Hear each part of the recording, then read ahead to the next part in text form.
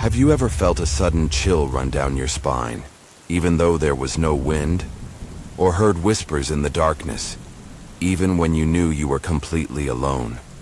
Welcome to 28 Horror Stories Under the Moonlight, where nightmares don't just live in your sleep, they lurk in every corner of your reality. This chilling collection takes you on terrifying journeys, from desolate forests echoing with ghostly songs, to crumbling old houses haunted by shadows that never leave. Each story is a doorway to unsolved mysteries, where people come face to face with beings not of this world. Beings that know your name, watch your every move, and wait patiently for you to make a mistake. Prepare yourself, because what you're about to hear is not for the faint of heart.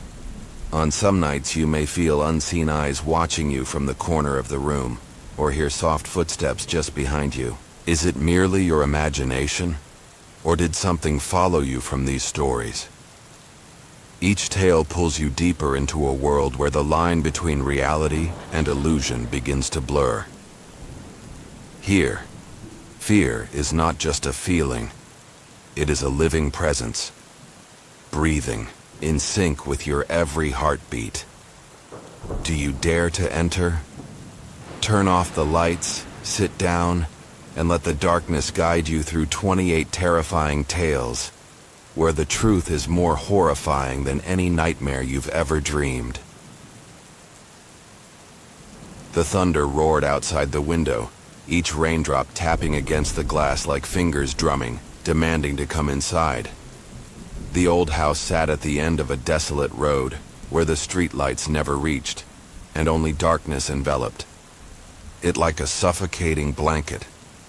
My family, just me and my father, had lived here since my mother died in a strange accident that no one could explain, and since then, unusual noises began to emerge.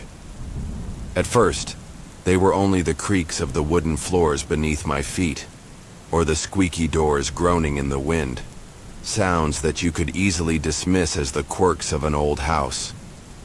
But then, they became more distinct, like footsteps gently walking up the stairs at night, or whispers unintelligible from the shadowy corners. I remember back when I was in high school, about 6 years ago, my father and I would come home at the same time if I didn't have cheerleading practice.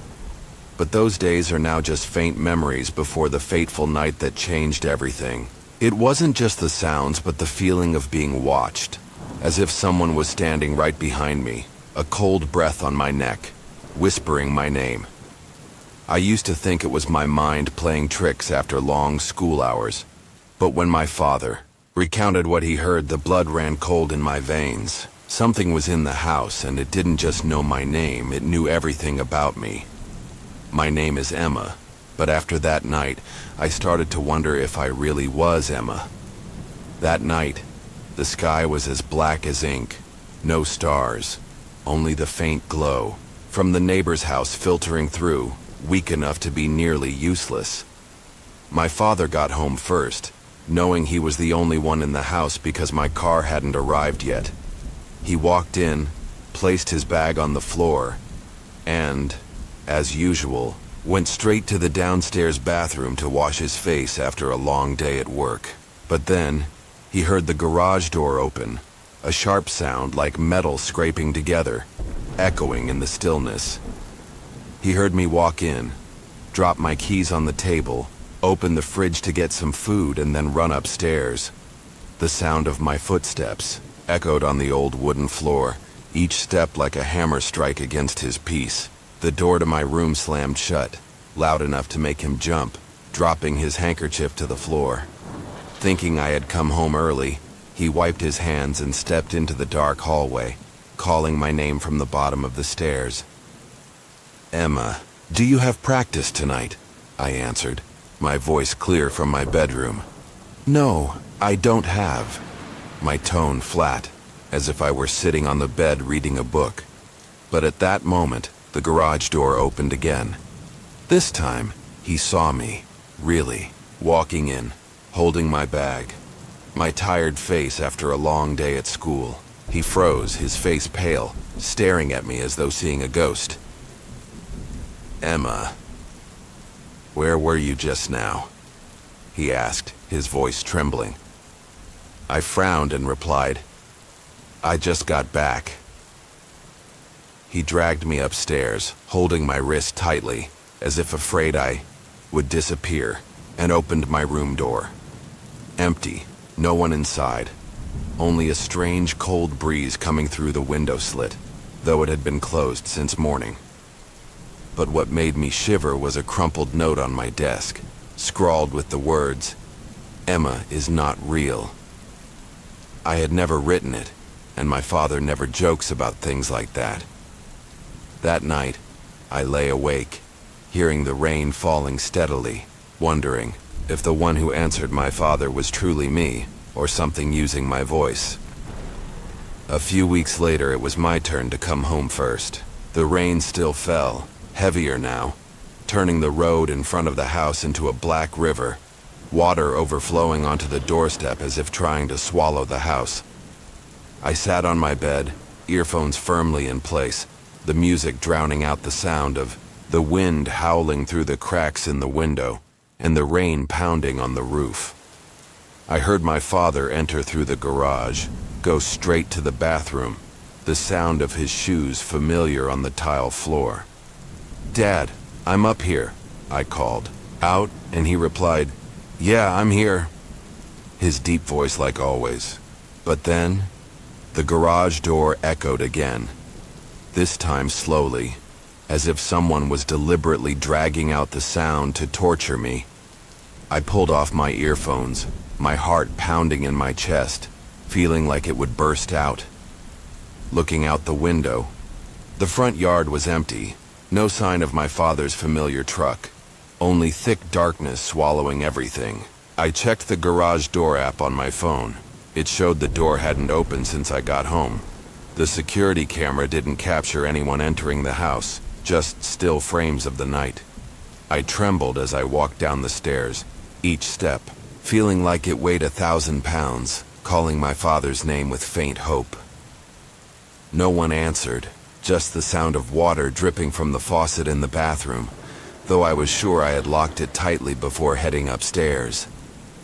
I opened the bathroom door, steam rising in the air despite no one having turned on the hot water, and on the mirror, a scrawled message appeared in the fog. "You are not Emma," I screamed, stepped back, and dropped my phone onto the cracked tile floor. A soft laugh echoed from somewhere in the house. Not my father's voice, but that of a child, sharp and distorted, as if it came from somewhere not belonging to this world. I ran upstairs, locked the door, but the laughter still seeped through the crack beneath the door, as if it were sitting right next to me, watching me. My phone vibrated among the shards, a text from my father's number. "Don't trust it," I called back, my hands trembling so much I could barely dial the number, but only the endless ringing answered. I hugged the pillow, eyes glued to the door, terrified it would open at any moment, and I would see something that shouldn't exist. The next morning my father came home, his face weary, eyes sunken as if he had just gone through a terrifying night. But he knew nothing about the text from the night before. I told him everything, from the laughter to the message on the mirror, my voice trembling uncontrollably, but he just remained silent, his eyes full of worry, as if hiding something. We went up to my room, opened the door. Empty, no one inside. But on the wall, fresh scratches appeared, deep like nails scraping into the wood, forming the word Emma in huge letters, as if someone had tried to carve it with all their anger. My father pulled me out of the room, his hand cold as ice, his voice hoarse, saying, "We need to investigate this house, Emma. Something's not right."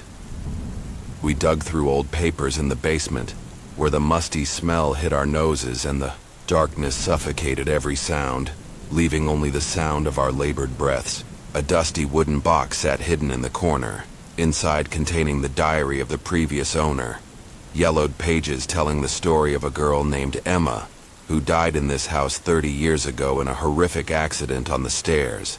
She fell from the second floor, her head hitting the floor hard, and no one knew why she screamed before she fell. But what chilled me was the photo in the diary, a girl with a face exactly like mine, from the long brown hair to the faint smile, only the eyes were different, hollow and black like two bottomless pits. The diary mentioned that Emma did not die alone. She brought with her something from the other side, something that always called her name in the dark, something that never left the house. That night, I couldn't sleep. The knocking on the door came at midnight, slow and steady, like a deathly rhythm. I didn't dare open the door, but the figure stood there, tall and still, whispering, "Emma, come back to me." My father slept soundly in the next room, hearing nothing, but I knew it didn't want me. It wanted the real Emma. And I started to wonder if I was really me, or just a shadow of someone who died long ago, trapped in this house. We decided to leave the house the next week, unable to bear any more sleepless nights and that invisible fear.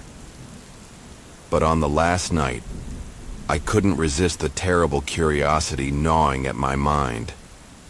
I needed to know the truth, to face it. When my father was asleep, his steady breathing from the next room, I snuck down to the basement, holding the small mirror my mother left behind, an old object with a tarnished silver frame that my mother used to say could see what no one else could. The diary mentioned that Emma had looked into the mirror to talk to the thing, the one that had pulled her down the fateful stairs. I sat in the darkness of the basement, the smell of damp earth and rotting wood surrounding. He placed the mirror before me and whispered, "Emma, who are you?" There was no answer, only a cold breath on my neck as if someone was standing right behind me, but I didn't dare turn around. I feared that if I did, I would see something I shouldn't. Then, in the mirror, I saw it, not my reflection, but hers, with black eyes and a twisted smile, sharp teeth as if wanting to tear the space between us apart. The security camera didn't record anyone entering the house, and the garage door app confirmed no one had opened it. But she stepped out of the mirror, her footsteps soundless, her bony hands reaching toward me, her long, sharp nails glinting under the dim light of the flashlight I carried. "I've been waiting for you for so long, Emma." Her voice echoed, like hundreds of whispers layering over each other, piercing straight into my head, making me want to scream, but my throat was tight as if choked. I dropped the mirror, the glass shattered on the cold stone floor, but she didn't stop. She got closer, her icy breath now blowing straight into my face, carrying the stench of death. I screamed, ran up the stairs, tripping on the decaying steps, locked the door behind me, my heart pounding so hard it felt like it would burst. But when I looked down, the mirror was there, on my desk, intact, no crack, as if it had never fallen. We left the next morning, never looking back at the house, but I never told my father what I saw in the mirror. Not just her, but me, standing behind her, with eyes as dark as night, wearing the same smile, as if I had become part of her. I wonder if I'm not Emma, then who am I? And if I am her, what has been living inside me all these years, waiting for the moment to pull me back to it? The sound of the wind howling through the cold streets whispered a warning I didn't want to hear. I dragged my feet, my stomach empty after my last meal at McDonald's, a cheap burger that didn't satisfy my hunger. 17 years. No home, no friends, just me and my backpack that held my entire life. My mom had found a temporary place to stay with her new boyfriend, but I didn't want to intrude. I had grown used to the streets, sleeping under awnings and in unnoticed corners. But tonight, the cold was cutting through my skin, and the mosquitoes were like little demons biting relentlessly. I needed a safer place, a more hidden one. I tried a few familiar spots. The park corner was too bright. The alley behind the bakery was suffocatingly hot. Nowhere was right. Too hot, too bright, or too many mosquitoes. Finally, I remembered a place, a house under construction that I had passed by. It was tucked behind some trees, almost finished, with the front door tightly closed and the windows sealed shut. No mosquitoes, no light coming in. Perfect.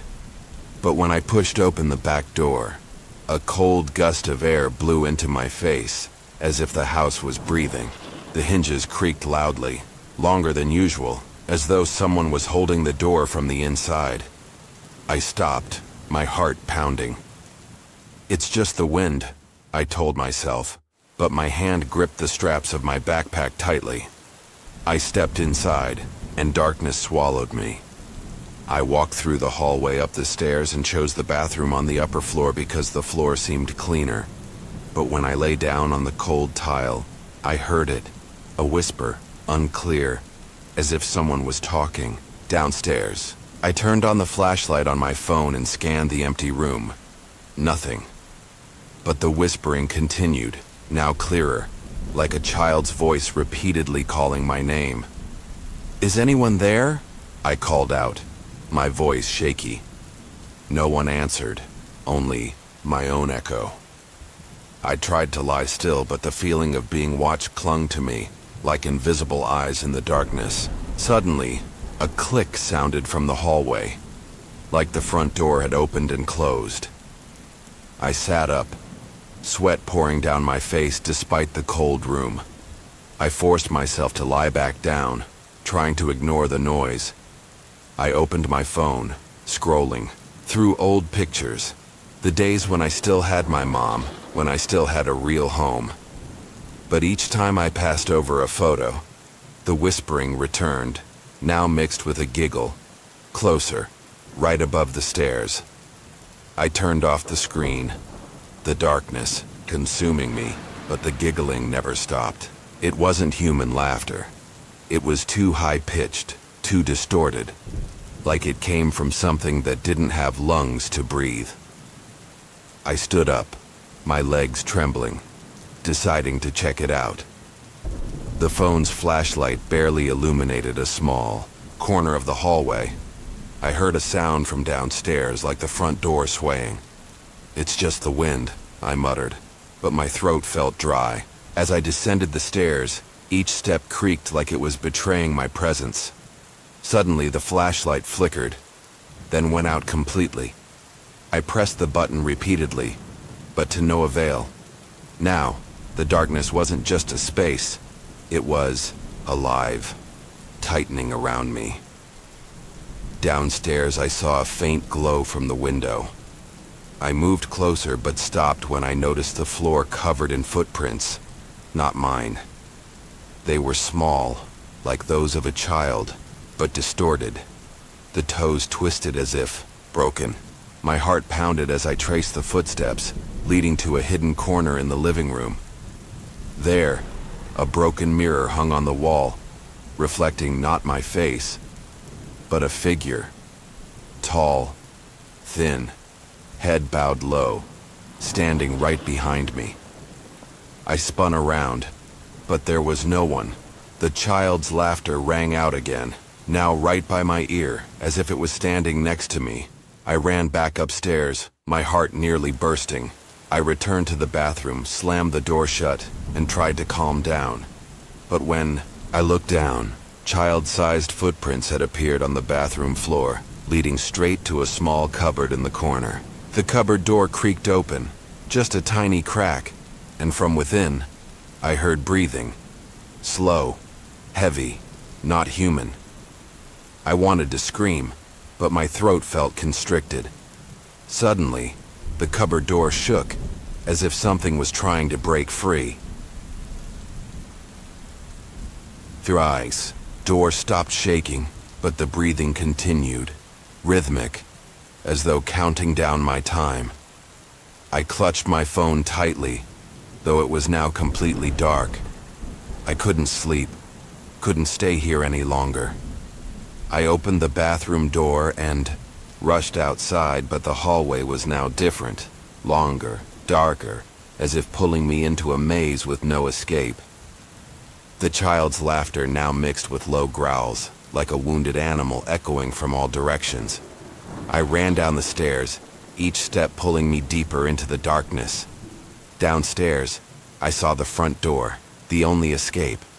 But when I touched the doorknob, it was ice cold, as if made of ice. The door wouldn't budge. I pulled at it, banging on it, but it felt like it was sealed shut.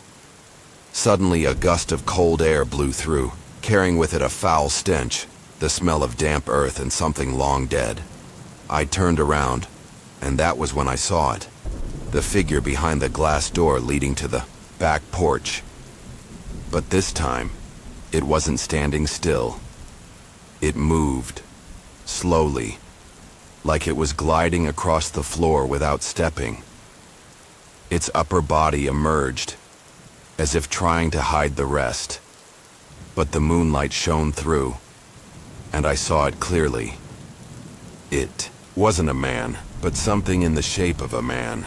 Its skin was gray, torn apart as if peeled off in strips. Its eyes had no pupils, just two deep black sockets, sucking in all the light. It tilted its head, looking at me, and its mouth, if it could even be called a mouth, twisted into a grotesque smile, revealing sharp gleaming teeth like razors. I backed away, my back hitting the wall. I thought it was just another homeless person, but it didn't move like a person. It raised its hand, its unnaturally long fingers tapping on the glass. Knock, knock, knock, each sound hitting my head. Suddenly the glass shattered, shards flying everywhere. But it stood there, unharmed. The screaming was now clearer, like dozens of voices blending together, calling my name, beckoning me closer. I screamed, running back into the house, but the floor beneath me shook, as if the house itself was alive and wanted to swallow me whole. I dashed upstairs, not daring to look back. The screaming followed, now closer, as if it was crawling up the stairs right behind me. I slammed into the bathroom, locked the door and barricaded it with anything I could find. A broken chair, a rotten piece of wood. But the tapping came again. Knock, knock, knock. Not from the door, but from the walls, the ceiling, from everywhere. I grabbed my bike, deciding to leave the house. But when I opened the window, the moonlight poured in, and I saw it. Not just one figure, but dozens, standing in a circle around the house, their black eyes glimmering like lanterns in the dark. I jumped through the window, landing on the ground, my bike tumbling beside me. I pedaled like mad, but the road ahead twisted, as if bent by an invisible force. The screaming now was a horrific chorus, blending with the howling wind and the child's laughter. I looked back, and they were chasing me, not running, but sliding like weightless shadows. Their heads tilted, mouths wide open, as if they wanted to swallow the entire world. Suddenly, the bike slid on a patch of black, foul liquid. I fell hard, the bike flying out of my reach. I crawled to my feet, my hands covered in the substance. It was warm, like blood, but reeked of death. A cold hand touched my shoulder. I turned, and it stood there, close enough for me to feel its breath. Not breath, but a cold gust like from a grave. "Stay," it whispered, its voice not one, but dozens layered on top of each other. I screamed, shoving it away, and ran into the nearby forest. The branches scraped my face, but I didn't stop. The screaming faded, but I still heard the sliding. Footsteps. No, not footsteps, but the sound of something that didn't need to touch the ground. I tripped, crashing to the ground, and when I looked up, I saw a faint light in the distance. A gas station. I stumbled toward it, praying for someone. Anyone. But when I got closer, the gas station was empty, the lights flickering, and on. The glass door, I saw handprints, dozens of small handprints like those of children, but distorted, as if drawn in black liquid. I stood in front of the gas station, breathless, my heart pounding in my chest. The handprints on the glass glowed under the neon light, as if they were moving, beckoning me. I turned to look at the road. The darkness was still thick, but there was no more screaming, no more laughter. Only the silence, heavy and suffocating, as if the world itself was holding its breath. I pushed the door open, but it was locked tight. Inside, the shelves were empty, but I saw an old radio on the counter, emitting a faint static, as if someone was trying to speak but couldn't. I pounded on the door, shouting, but no one answered. I couldn't sleep all night, my mind spinning, with the question, what was that thing? What did it want from me? Or was it just showing itself like a warning? I sat on the curb, clutching my head, trying to remember the face of that thing, but the harder I tried, the less sure I was if it even had a face. Only those black eyes, deep and endless, as if they wanted to pull me in. Suddenly, the radio in the gas station blared to life, playing a child's song, the voice distorted, repeating, "Stay, stay, don't go too far." I jumped to my feet, backing away, and that was when I saw it. Not at the gas station, but in the darkness beyond, where the forest began. A tall figure, wearing a coat, standing still, watching me. But this time, it wasn't alone.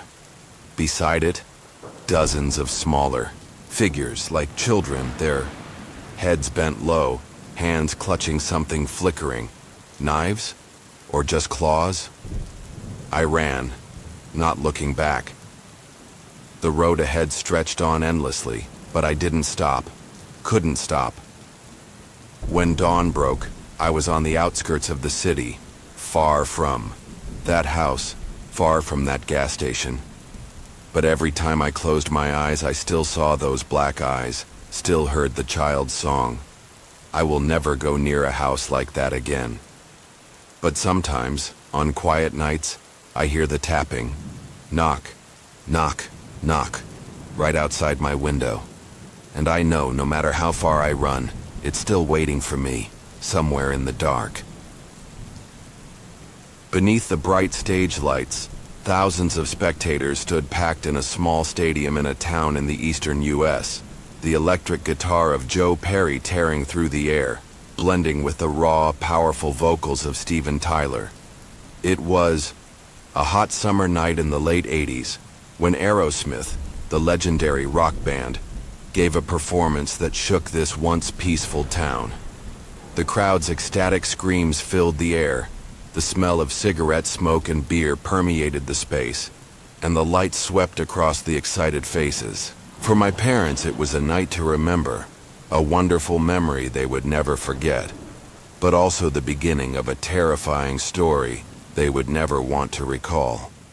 My parents have told this story to me numerous times throughout my life, and every time they tell it, I can hear the change in their voices, from the joy when mentioning the concert to the fear that creeps in when the story turns to what happened afterward. I, now 30 years old, grew up with this story as a family legend. A story I once thought was just an exaggeration to scare me into going to bed on time. My parents, then in their early 20s, were die-hard fans of Aerosmith. They met at one of the band's concerts a few years before, when my dad, a tall, skinny guy with long, messy hair, accidentally spilled beer on my mom's shirt while dancing to Sweet Emotion. From then on, their love for music bonded them, and that concert was a special occasion to celebrate their love. They had planned it for weeks, saving money from their part-time jobs. My dad worked at a mechanic's shop, while my mom helped out at a small bakery. They drove my grandfather's old 1972 Chevy Impala, a gift from my granddad, from their hometown more than 50 miles away to the stadium.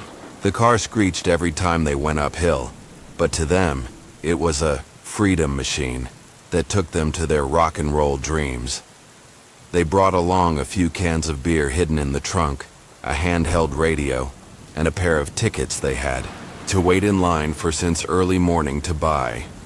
When they arrived, they joined the crowd, shouting along to every song, dancing under the stage lights, and feeling the rhythm of the music flow into their very cells. The concert lasted almost 3 hours, and when Dream On played like a heartfelt farewell, the crowd erupted in applause and whistles. My dad said he held my mom tightly and shouted, "This is the best night of my life." My mom laughed, her curly hair messy from sweat, and replied, "It's far from over." They left the stage with their ears ringing from the sound, their hearts still pounding with adrenaline, and a sense of euphoria that was hard to put into words. But when the crowd surged into the parking lot, jammed with honking cars and dust, they decided not to go home right away. They wanted to extend the moment, enjoy a little freedom before returning to the responsibilities of daily life. It was around 1 a.m. when they started driving back, and instead of joining the traffic jam on the highway, my dad suggested taking a quiet back road, a shortcut he'd heard about from a friend at the mechanic shop. "It's quicker, fewer cars, and the scenery's better," he said to my mom, who had reclined in the passenger seat, her eyes drooping from tiredness, but still nodding in agreement. This road cut through endless cornfields and a sparse forest, where the town's light couldn't reach. The moonless night sky was only dotted with a few faint stars behind thick clouds, casting everything in a blanket of darkness, like a veil hiding secrets. The Chevy rolled down the narrow, bumpy road, the wheels crunching over gravel. On either side, tall corn stalks swayed in the wind, making a rustling sound like constant whispering, as if the fields themselves were alive and talking to one another. My mom turned on the radio, hoping to hear an Aerosmith song to keep the vibe going.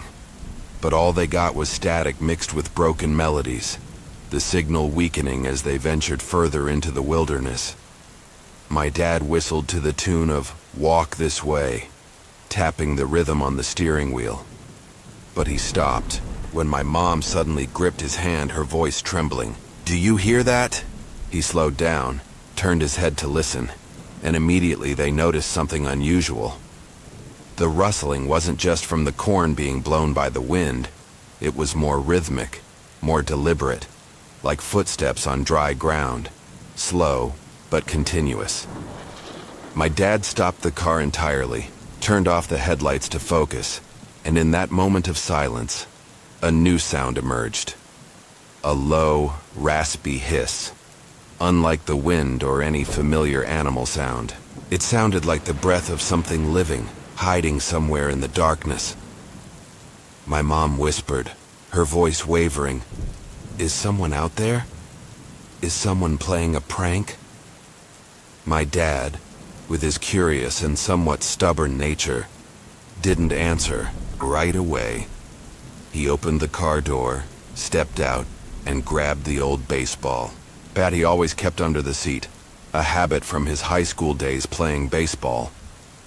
He turned on the flashlight he grabbed from the trunk, a worn-out one with weak light, and shined it into the cornfield beside the road.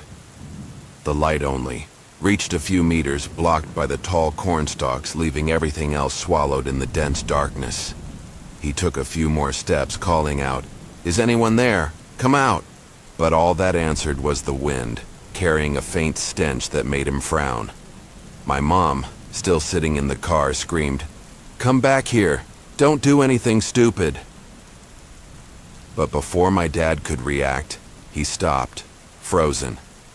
Then they saw it, a pair of glowing eyes staring at them from the cornfield, glowing like two small flames in the dark night, not blinking, not moving, just staring with an unsettling focus.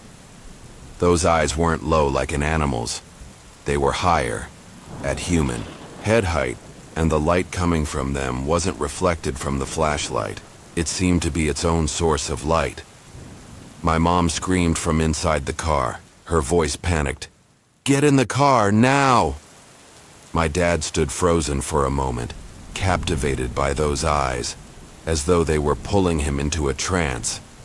He later told me that in that instant, he felt a cold chill run down his spine. Not from the wind, but from something invisible. Present right in front of him, the hissing grew louder, closer, and then they heard the sound of cornstalks snapping. Not from the wind, but from something moving through them, advancing toward them. My mom banged on the car door, shouting again, and this time, my dad snapped out of it.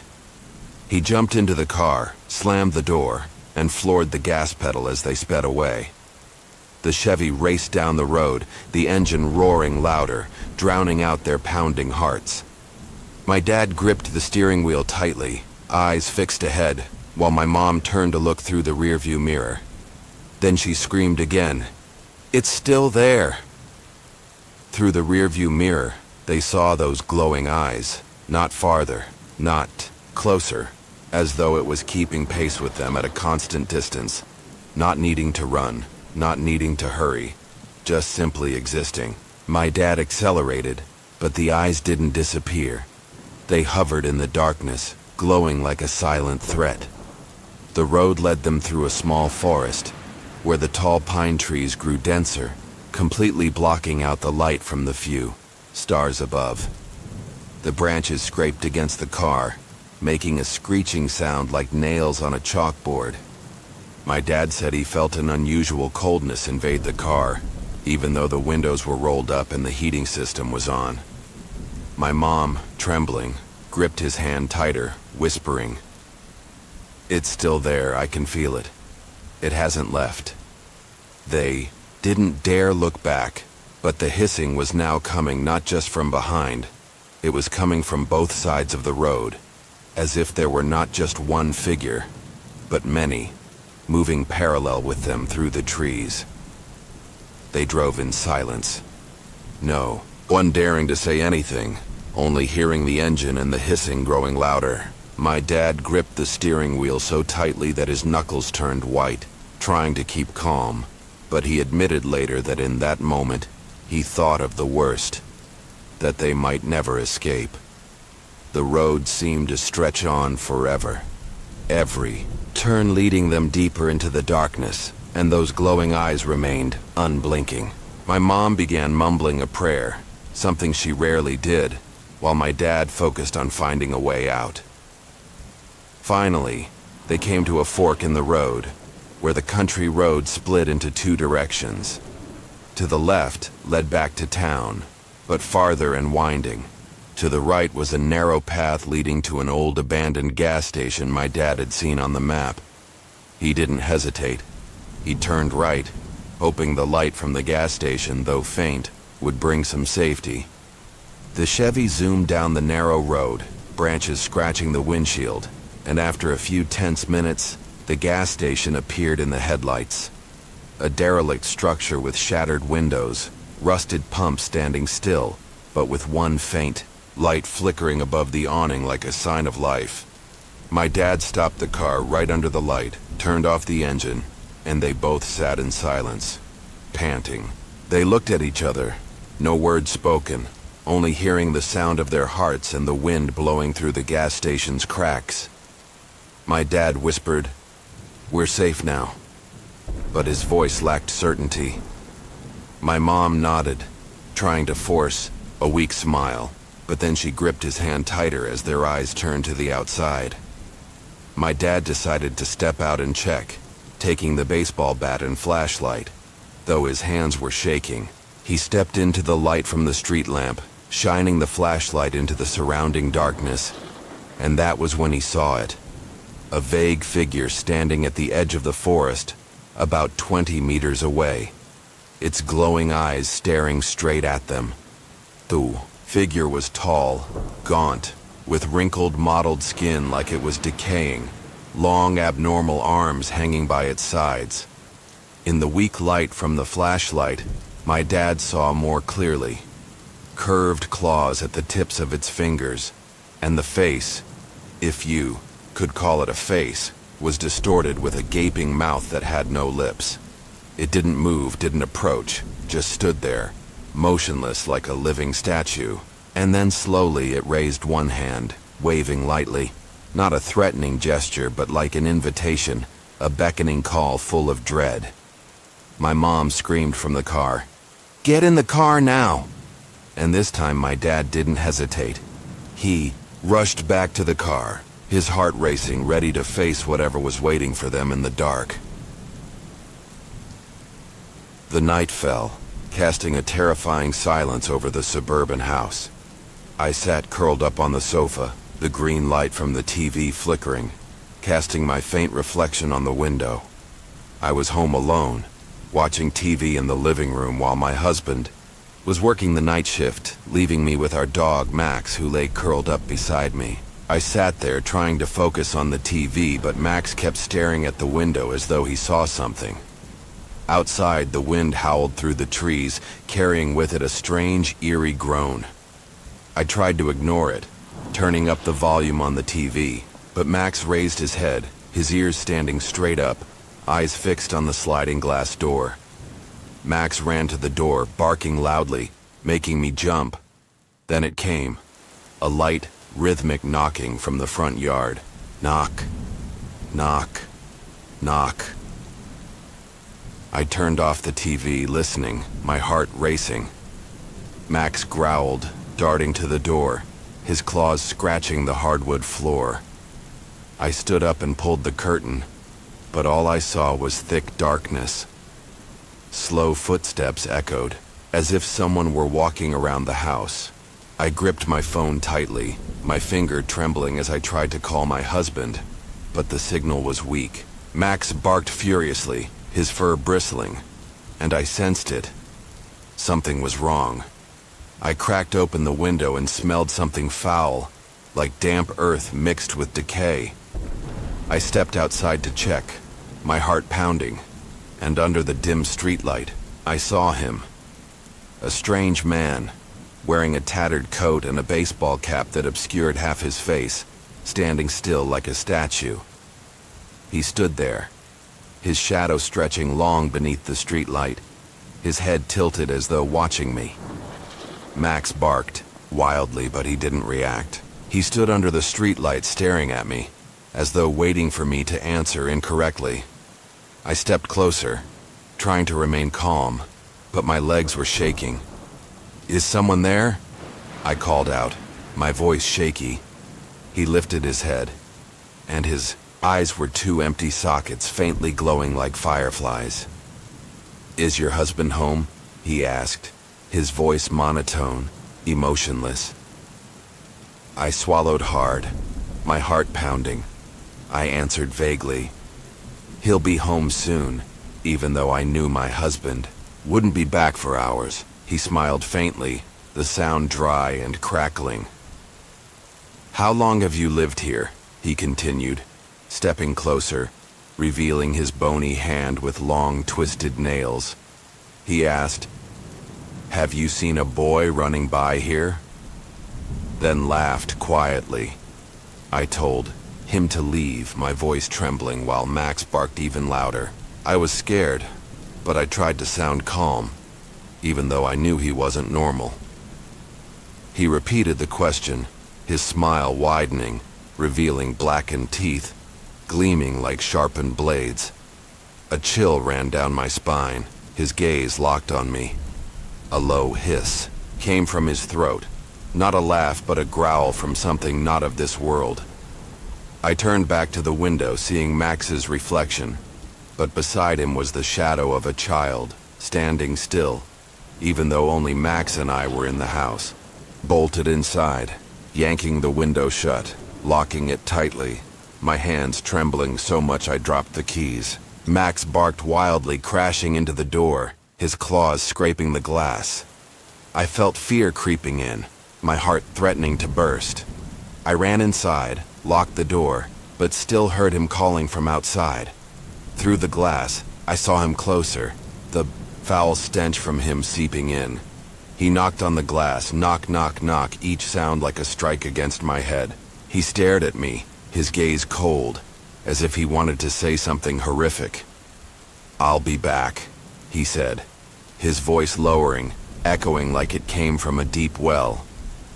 Then he turned and walked away, his footsteps making no sound. When he disappeared, under the streetlight, I heard singing, a distorted children's song. The boy runs, the boy hides.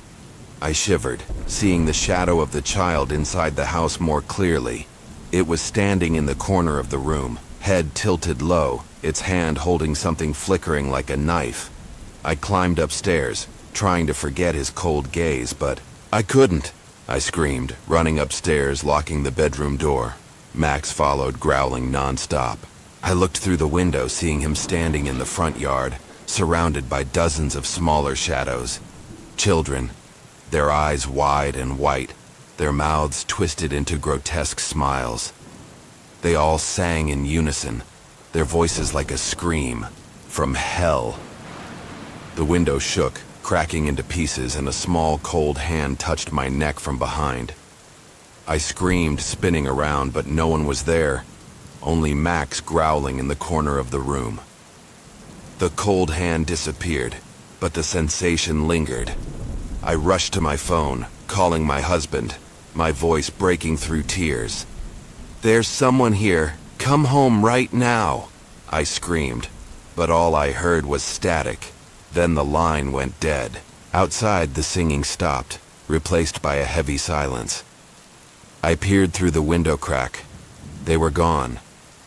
But in the front yard, under the moonlight, I saw footprints, dozens of small footprints, twisted as if they were broken, leading from the yard into the house.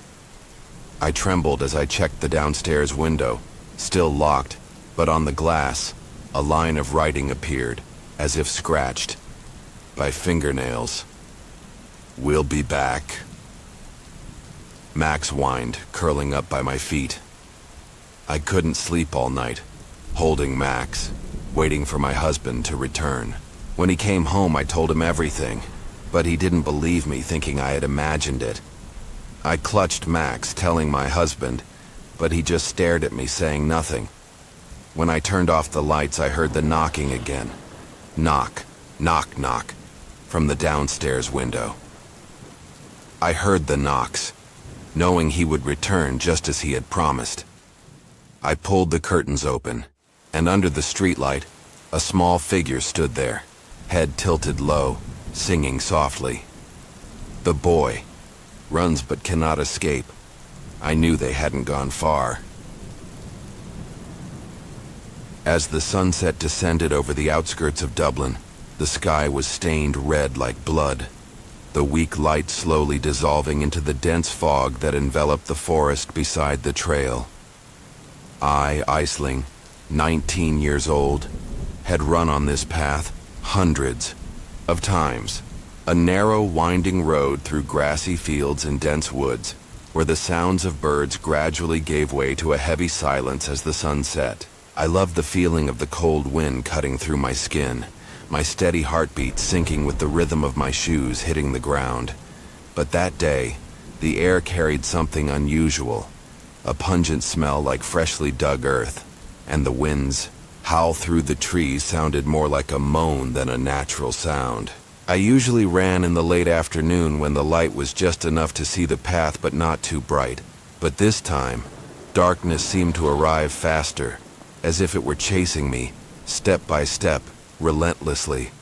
I put on my headphones, the music drowned out everything. But it couldn't soothe the growing sense of unease in my chest, a feeling like someone or something was watching me from afar, from the hidden corners of the forest. The forest beside the path stood motionless, the tall, thin trees like frozen figures, their branches intertwined like a giant spider's web. I couldn't help but think of the stories my grandmother used to tell when I was young. Of lost souls in the forest, beings who never left, always searching for the living to replace them, pulling them into eternal darkness. I scoffed, telling myself it was just childish stories. But my smile faded as I realized my heartbeat was no longer steady. It was beating with fear.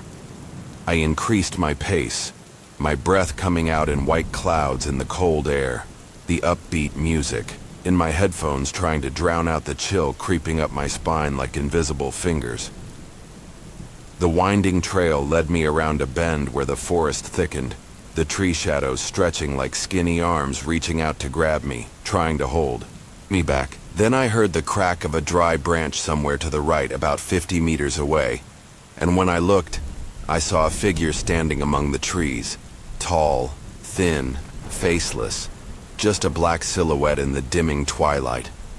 My heart raced, the rhythm disordered, but I told myself it was just another walker, perhaps someone from the nearby village taking a late stroll. I blinked, trying to reassure myself, but when I looked back, the figure was gone, as if it had never been there, dissolved into the darkness between the trees like a mirage. I turned back to look again, to be sure, but saw nothing, just the empty trail behind me. I stopped for a second, my breath heavy, staring into the gap between the trees. No footprints in the damp earth, no movement in the branches, only the deathly silence that enveloped everything. Then a cold wind suddenly blew through, carrying with it a strange whistling sound, as if someone was whispering between the leaves, calling my name in a voice that belonged to none of the people I knew. I shook my head, telling myself I was imagining things, trying to laugh it off. But when I looked back at the path, I heard it again, the sound of a branch snapping, closer now, clearer, as if whatever it was had moved without taking a step, silently closing the distance between us. I started running faster, my feet pounding the ground, the music in my headphones now just meaningless noise that couldn't drown out the frantic beating of my heart, like a drum roaring in my chest. The forest to my right now resembled a solid black wall, the trees standing close together, blocking out the last light from the crimson sky. I felt like someone was following me, a heavy sensation pressing down on my shoulders, and then I heard footsteps behind me, uneven, sometimes fast, sometimes slow, like it was trying to catch up to me. I ran faster toward home, trying not to think about it anymore, but the fear still clung to me. I glanced back, my eyes scanning the trail, but it was empty, only the mist drifting slowly like ghostly shadows, twisting in the wind. I screamed, in my head, "Run, Aisling, don't stop!" But with each step it felt like time was stretching, as if space was warping around me, turning the familiar path into an endless maze. The footsteps suddenly stopped, and I almost breathed a sigh of relief. But then they were replaced by the sound of breathing, low, raspy, like a predator stalking its prey, coming from somewhere in the forest, closer than I had thought. I pulled the headphones out, leaving behind the eerie silence, and then I heard it more clearly. Not just one, but multiple breaths, blending together, surrounding me from every direction like an invisible circle. I turned my head again, my heart nearly stopping, and for a brief moment I saw them. Not one figure, but many, lurking between the trees, their white eyes gleaming in the dark. No eyelids, no pupils, just two cold, glowing spots staring straight at me. I screamed, but my scream was swallowed by the forest, no sound escaping. My house was only a few hundred meters away, the yellow light from the windows spilling out like a lighthouse guiding me through the thick mist. But that distance now felt like an entire ocean.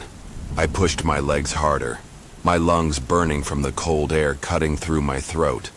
But the breathing never stopped, now so close that I felt the cold breath on my neck, like an invisible hand touching my skin. I raced across the last field, the tall grass whipping at my legs as if trying to hold me back, each step feeling like it was pulling me deeper into the earth. When I reached the front door, I nearly crashed into the old wooden door, my hands trembling as I fumbled for the key, my fingers slipping several times before the key fit into the lock. I stepped inside, slammed the door shut, and bolted it tightly, my breath ragged as if I were about to faint, my body cold and sweating. I checked the front and back doors, locking everything, my heart still pounding with fear, my hands shaking, so much that I dropped the keys on the floor. But when I looked through the small glass pane on the door, I saw them.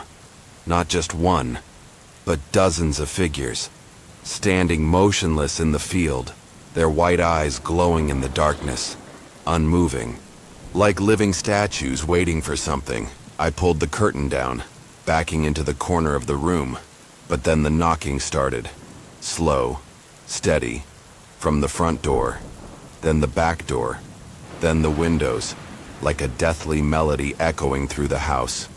I screamed, ran to my room, turned on the light to find safety in the glow. But when I looked at the wall, my reflection wasn't the only one. There was a second shadow, tall and thin, standing right behind me. Even though the room was empty, the knocking stopped, and a hoarse voice echoed from under the bed. "Aisling, I've found you." I froze, not daring to look down, only hearing my heart thumping in my chest like it was about to explode. I didn't dare move, my body frozen in terror, my feet as if rooted to the cold floor. The voice under the bed stopped, but the silence was more terrifying, heavy, suffocating, like the air before a massive storm. I made it home safely, but throughout that night the feeling of fear still lingered, as if something was waiting for me out there. Slowly I stepped out of my room, my hands gripping my phone, my fingers trembling as I dialed my mom's number, but it just kept ringing endlessly, as if the world outside had vanished. I ran down the stairs ready to rush outside to seek help, but when I reached the door handle it was ice cold, and the door wouldn't budge even though I had unlocked it, as if an invisible force had it held shut. I turned back, and in the hallway mirror, I saw it, not my reflection, but a tall, thin figure, its white eyes staring at me, its distorted smile revealing sharp teeth. "I've waited for you for so long, Aisling," the voice echoed, not from the mirror but from inside my head, like a needle piercing through my brain. I screamed, dropping the phone to the floor, and when I bent down to pick it up, I saw a piece of paper under the floor, scrawled in red ink. "You are mine." I backed away, tripping on the stairs, my heart thundering as if it would burst. That night I couldn't sleep, just curled up in the corner of my room, hugging my knees, my eyes glued to the door, terrified that it would open at any moment. But the next morning when my mom came home, she walked in with a pale face, looking at me and asking, "Aisling, why did you write Chiara's name on the wall?" I followed her gaze. On the living room wall, the word Chiara was deeply carved, bright red like blood, each letter trembling as if written in pain. My sister Chiara had died 10 years ago in an accident in that very forest, and I had never told anyone that I always heard her calling my name every time I ran past that trail. The night was pitch black, with no moon, only the sound of the wind howling through the trees in the backyard.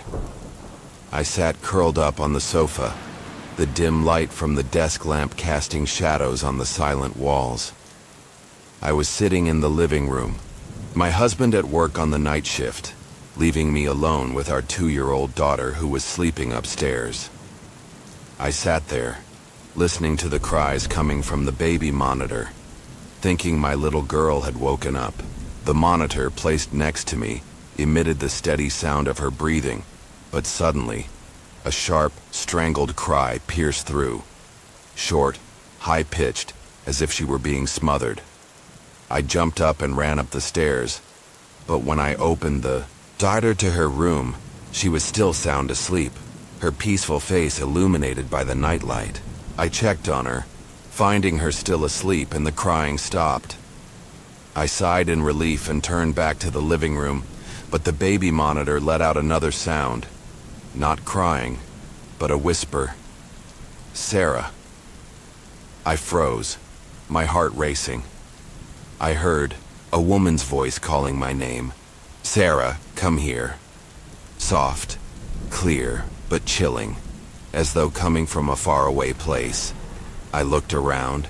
The windows were closed and no one was in the house. The whisper came again, louder now, from the direction of the backyard.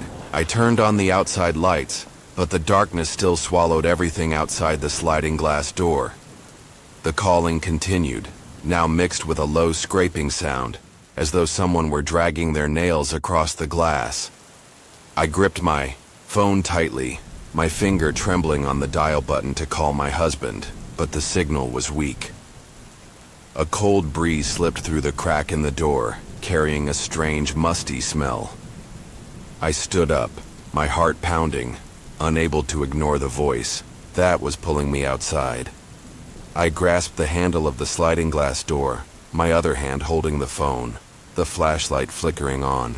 I thought it might be the neighbor, maybe Mrs. Linda calling me about something, though it was late.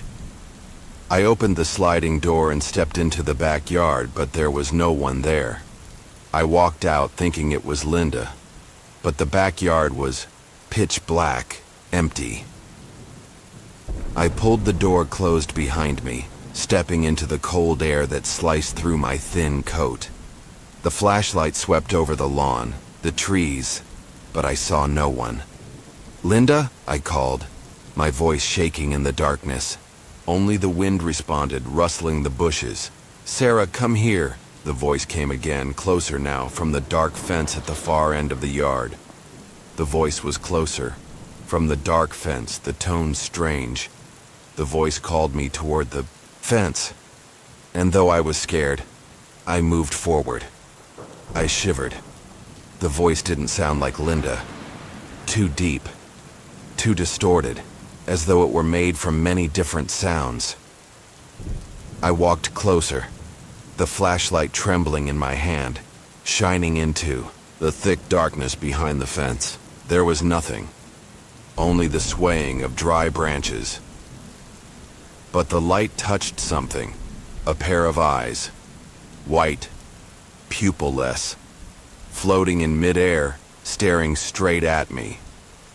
I screamed and stumbled back, but the calling continued.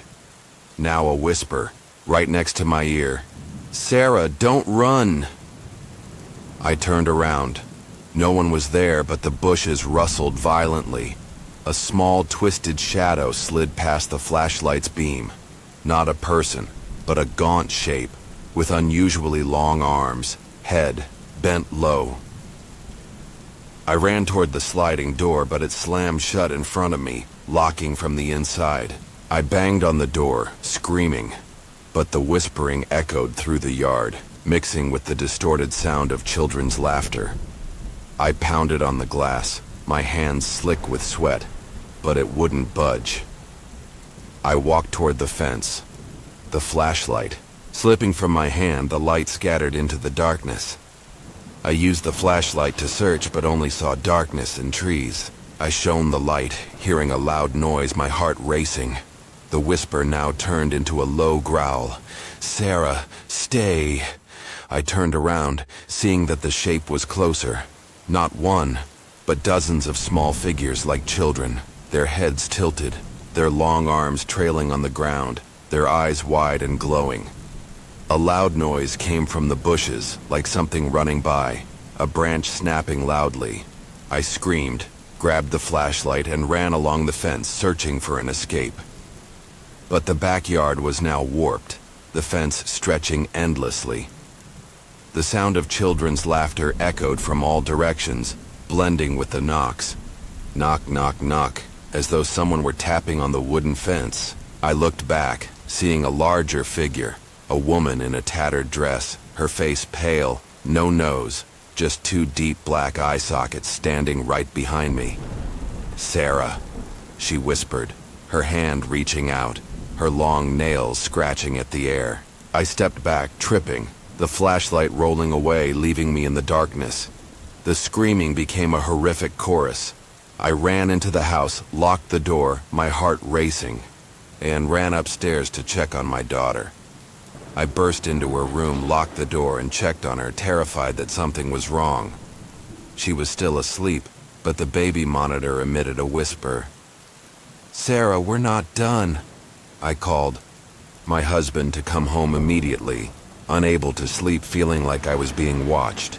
I hugged my daughter, screamed into the phone for my husband, but all I heard was static. I held my daughter tightly, curled up in the bedroom, my eyes fixed on the baby monitor. I ran into the house, locked the door, but the whispering from the monitor continued, now mixed with scratching sounds. I checked on my daughter, keeping my eyes glued to her. I locked the door, held her, hearing the whispering from the monitor. I turned it off, but the sound wouldn't stop, turning into the distorted song of children. "Sarah, come here." I pulled the curtain back, looking out into the backyard. The darkness thick, but under the dim light, I saw footprints. Dozens of small, twisted footprints, leading from the fence to the sliding glass door. I called my husband, my voice trembling. "There's something here. Come home now." He promised to return soon, but each minute felt like an hour. My husband came home, checked the backyard, but found nothing unusual. He didn't believe me, but I knew something was out there. I checked the sliding door, still locked, but on the glass, a line of writing appeared. "We're waiting." I shuddered, holding my daughter tighter, the feeling of being watched lingering. I couldn't sleep, the feeling of being followed, as though someone was calling my name. When I turned off the lights, I heard the soft knocking. Knock, knock, knock from the glass downstairs. I ran out onto the balcony, looking down into the backyard, seeing the woman's figure standing under the fence, her black eyes gleaming, surrounded by small figures, their hands holding something gleaming like knives. The voice echoed one last time. "Sarah, we'll be back." I screamed, but when my husband rushed out, they had vanished, leaving me with a fear that would never end. It was a cold winter evening in Chicago, the wind howling through narrow streets, seeping through the window of my fifth-floor apartment, creating sounds that resembled the moans of a lost soul. I live alone in this apartment in Chicago, and I've often heard knocking at the door in the middle of the night, but there's never anyone outside in the hallway. I, Daniel, have lived alone in this small apartment for 2 years, used to the city noises, the distant car horns, people shouting on the street at night, the dripping water from the old shower in the bathroom. But that night, when the clock struck midnight, everything was eerily silent, as if the world outside had stopped breathing, leaving just me and this apartment in an endless void. I lay on the couch, the blue light from the TV flickering on the wall, casting distorted shadows that I tried to ignore to avoid thinking. I usually stay up late, keeping the TV on as a way to distract myself from loneliness. But this time, the silence weighed on me, as though someone was standing in the corner of the room, watching every breath I took, waiting for the slightest mistake. I turned off the TV, intending to go to bed to escape into sleep, but at that moment a sound rang out, not from the street, not from the neighboring apartment, but from my own front door. It wasn't the sound of wind or pipes rattling in the walls. It was knocking, slow, steady, as if someone was testing whether I would dare answer. I stood still, my heart racing in my chest, telling myself it was just a hallucination from exhaustion. But deep down, I knew. Something wanted my attention, and it wouldn't stop until I responded. I slowly walked toward the door, the wooden floor creaking beneath my feet, each step stretching time in the dim apartment. The light from the hallway outside casting faint streaks through the gap in the door. The knocking continued, steady, 3 knocks at a time like a deathly rhythm. Thump, thump, thump, then stopped, only to start again as soon as I thought it had ended, almost as if it was mocking me. I leaned my eye against the peephole, my hand trembling as I reached for the lock, but outside the hallway there was only darkness, no one in sight, no sound except the wind whistling through the crack like a sigh.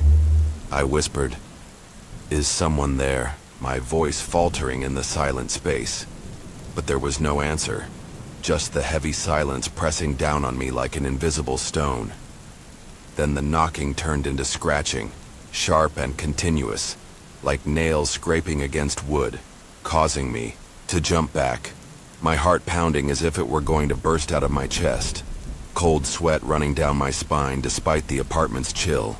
I switched on the hallway light, the pale yellow glow spilling out through the gap, but nothing. No fingerprints, no scratches, just the smooth door, as if nothing had touched it, as if everything had happened in my mind. I told myself it could be a mouse in the wall or the wind shaking the door frame. But when I turned back to the couch, the scratching rang out again. This time not from the door, but from somewhere deeper inside the apartment, as if whatever it was had already gotten in without me knowing, and it was moving closer. I stood frozen in the living room, the flickering light from the ceiling like a short circuit, casting distorted shadows on the wall that looked like people, but not quite, like mannequins stretched out in a nightmare. The scratching now echoed from the direction of the bedroom, where my old wardrobe leaned against the wall, its wooden door scarred from the previous owner, covered with scratches I had never really paid attention to. I stepped forward, gripping a small flashlight tightly, each step feeling like walking on thin ice, ready to crack beneath me, my breath coming in short puffs of white smoke in the cold air. I heard a whisper from inside the wardrobe, calling my name. Daniel. Daniel. Low. Hoarse, as though someone was trying not to let me discover them. My heart almost stopped, cold sweat running down my spine, but I still opened the wardrobe door, the flashlight beam sweeping over every corner, just clothes hanging in disarray, dusty shoeboxes, no person, no sign of life.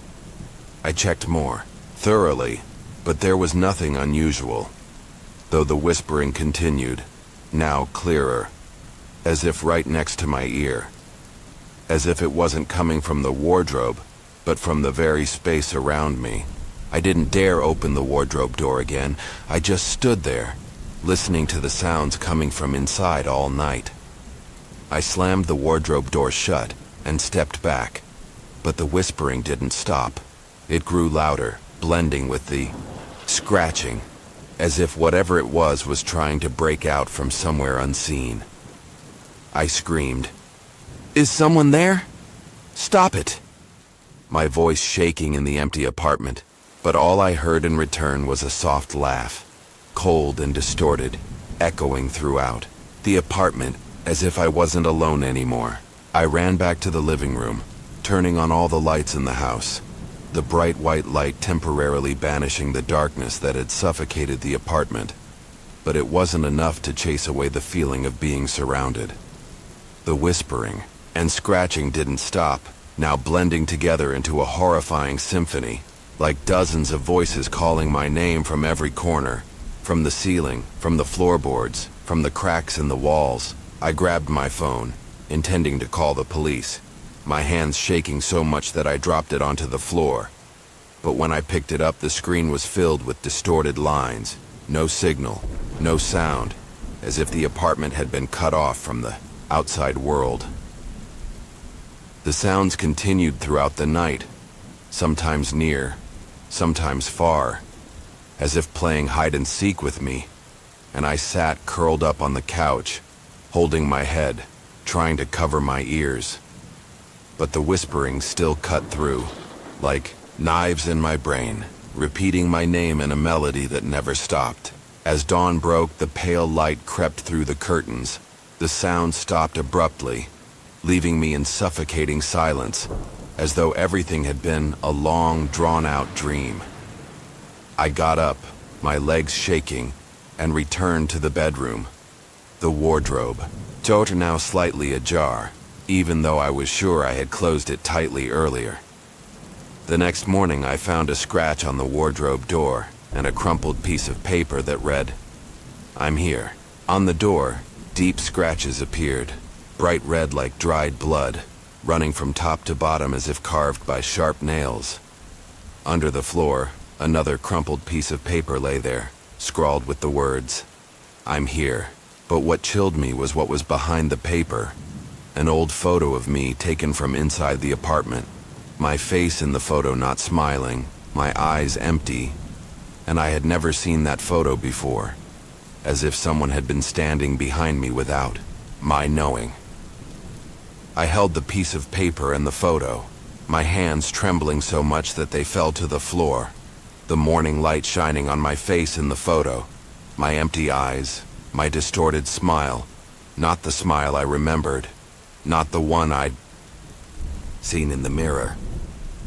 I ran out of the apartment, barefoot, not looking back, just wanting to escape, my bare feet slapping the cold stairs, my breath coming in ragged puffs of white smoke. But when I reached the stairs, the knocking started again. From above, from the very apartment I had just left, slow and steady, as if calling me back. I ran out into the street, the cold wind biting my skin, but the whispering still followed, calling my name from afar. "Daniel, come back," low and hoarse, as if echoing from a place that didn't exist. I arrived at a friend's house banging on the door in a panic, telling them everything with a trembling voice. But when I opened my bag to show the photo as proof, it wasn't there. Instead, there was another piece of paper, written in black ink, "Running is useless." That night at my friend's house I lay in bed, trying to sleep to forget everything. But then the scratching started. Not from the door, not from the wardrobe, but from under the bed I was lying on. I switched on the light, looked down, nothing, just the empty darkness. But when I looked up, the mirror on the wall reflected not me, but the face in the photo, its white eyes staring straight at me, whispering in my voice, "I am you." I screamed, running out of the room, but the whispering still echoed in my head, never stopping. The late night, the fifth-floor apartment was engulfed in silence, only the sound of the wind howling through the cracks of the old window. I lay on the bed, drifting in and out of sleep, when a strange sound pulled me awake. A low screech, like someone scraping their nails on the wall. I opened my eyes and listened, but the sound stopped, replaced by heavy silence. Then it came. While I was asleep, I heard a knock on the door, 3 clear knocks. Knock, knock, knock, coming from the front door. I sat up, my heart racing, thinking it was the neighbor knocking at this late hour. I got out of bed, turned. On the hallway light, the pale yellow light casting shadows on the mottled walls. The doorknob was cold as I turned it, but when the door opened, the hallway was empty. No one in sight, only the sound of wind drifting from the distant stairs. I frowned and closed the door, but as soon as I turned around, the knocking came again, this time faster, louder, like someone was banging their hands on the wood. I turned back, checking through the peephole, but outside was still just an empty, dark space. The knocking continued, now regular like a heartbeat. Knock, knock, knock. I clenched my fists, a cold chill running down my spine. The air in the room suddenly felt heavy, as though someone was breathing right behind my neck. I turned on the main light, scanning the apartment, but there was nothing unusual.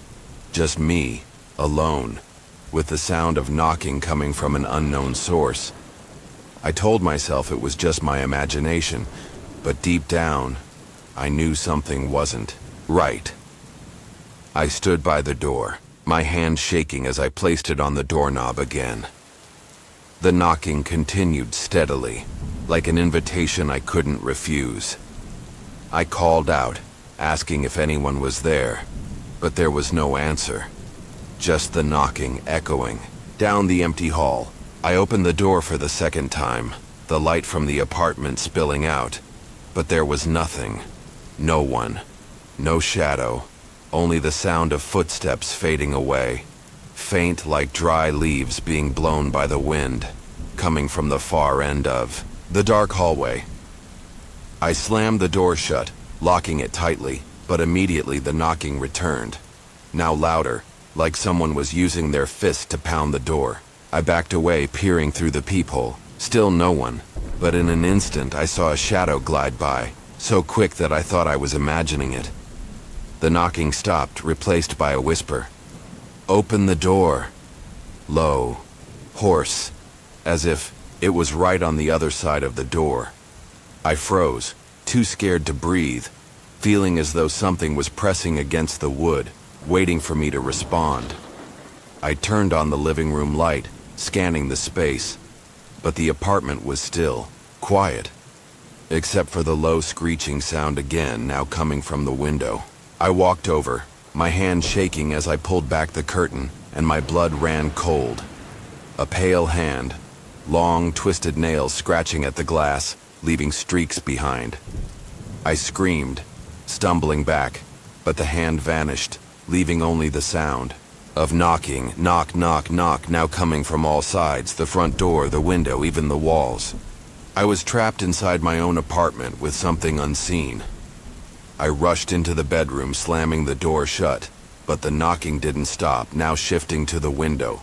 Knock, knock, knock, steady, cold. I locked the door, trying to sleep again. But I couldn't, because the knocking was now right behind me. From the window frame of the 5th floor, where there was no balcony or ledge to stand on, I clutched the blanket tightly, my heart pounding, trying to ignore it. But the knocking grew louder, like someone using both hands to pound the glass. I jumped up, pulled back the curtain, and froze in terror. I pulled the curtain back and saw a figure standing outside the bedroom window. A tall, gaunt shape wearing tattered clothes, suspended in midair, 5 stories above the ground. Its face was pale, no eyes, no nose, just a wide, gaping mouth, black and void, as if it wanted to devour the light. I screamed, rushing to the light switch, turning on the lights, and the figure vanished, but the window shook, cracking into pieces as if someone had struck it from the outside. I stepped back, falling to the floor, hearing the whisper, "Open the door. Open the door." Now coming from every corner of the room, like dozens of voices speaking in unison. I ran into the living room, checking the front door, still locked, but the doorknob turned slightly, as though someone was trying to open it from the outside. Footsteps echoed again, not from the hallway, but from the ceiling, as if someone was crawling above me. I screamed, banging my hands on the wall, but the knocking only grew louder, now coming from the floor, as though something was rising up from beneath. I huddled in the corner of the room, holding my head, trying to block out the echoing knocks in my ears. I screamed, turned on the lights. The figure disappeared. But the whispering didn't stop, now mixed with the sound of scratching, like nails scraping across the wooden floor. I rushed to my phone, calling the police, but all I heard was static. Then a hoarse voice whispered through the receiver, "Open the door." I dropped the phone, looking around. The front door was still locked, the window silent, but the air was thick, as if something was standing right behind me. I pulled the curtain back once more. No figure. But on the glass a line of writing appeared, as if scratched with fingernails. "I'm here." I shuddered, running to the kitchen, grabbing a knife, but my hands were shaking so much that I dropped it. The footsteps echoed again, now coming from the wardrobe in the bedroom. Slow, heavy, as if someone was stepping out. I opened the wardrobe door, but there was nothing. But a cold breeze hit my face, carrying the smell of decay, as if it came from a long-dead corpse. I sat down on the floor, clutching my head, too scared to sleep, too scared to turn off the lights. By morning, The knocking stopped, but I found handprints. Dozens of small, twisted prints on the walls, the ceiling, and even under the bed. I left the next day, but on the first night in my new place, I heard it again. Knock, knock, knock, from the front door. I pulled the curtain back, and under the streetlight the figure stood there suspended, mouth open wide, whispering my name. I knew.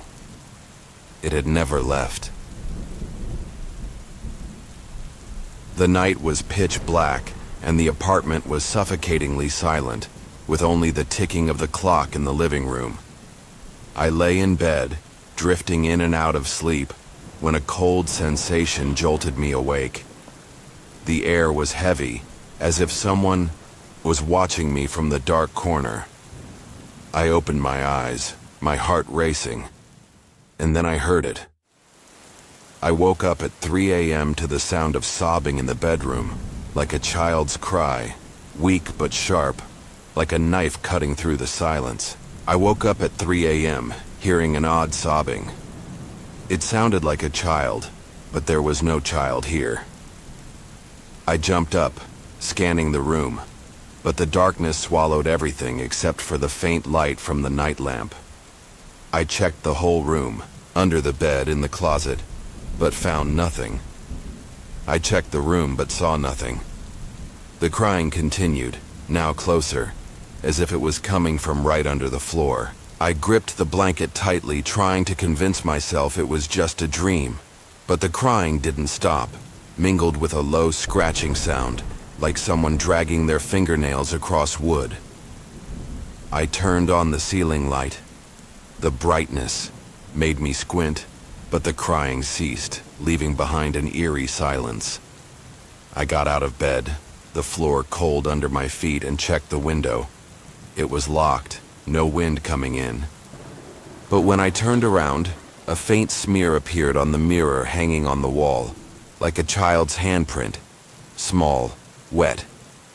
I quickly wiped it away, but it stayed, clearer now, as if it had been imprinted from inside the glass. My heart was racing, feeling as if something was moving in the room, lurking just out of sight. I stood in front of the mirror, trembling as I wiped the smear, but it didn't disappear, only faded and reappeared, like it was etched into the glass. The air in the room was freezing, my breath forming mist. The crying stopped, but then a sharp scream echoed, tearing through the darkness as if from right beside my bed. The crying stopped. The scream sounded as if it came from inside the room. The scream came from within the room, and I fearfully turned on the light to check. I turned on the light, my heart racing, but saw no one. The room was empty. I turned on the light, checked, but the room was empty. There was no one at all.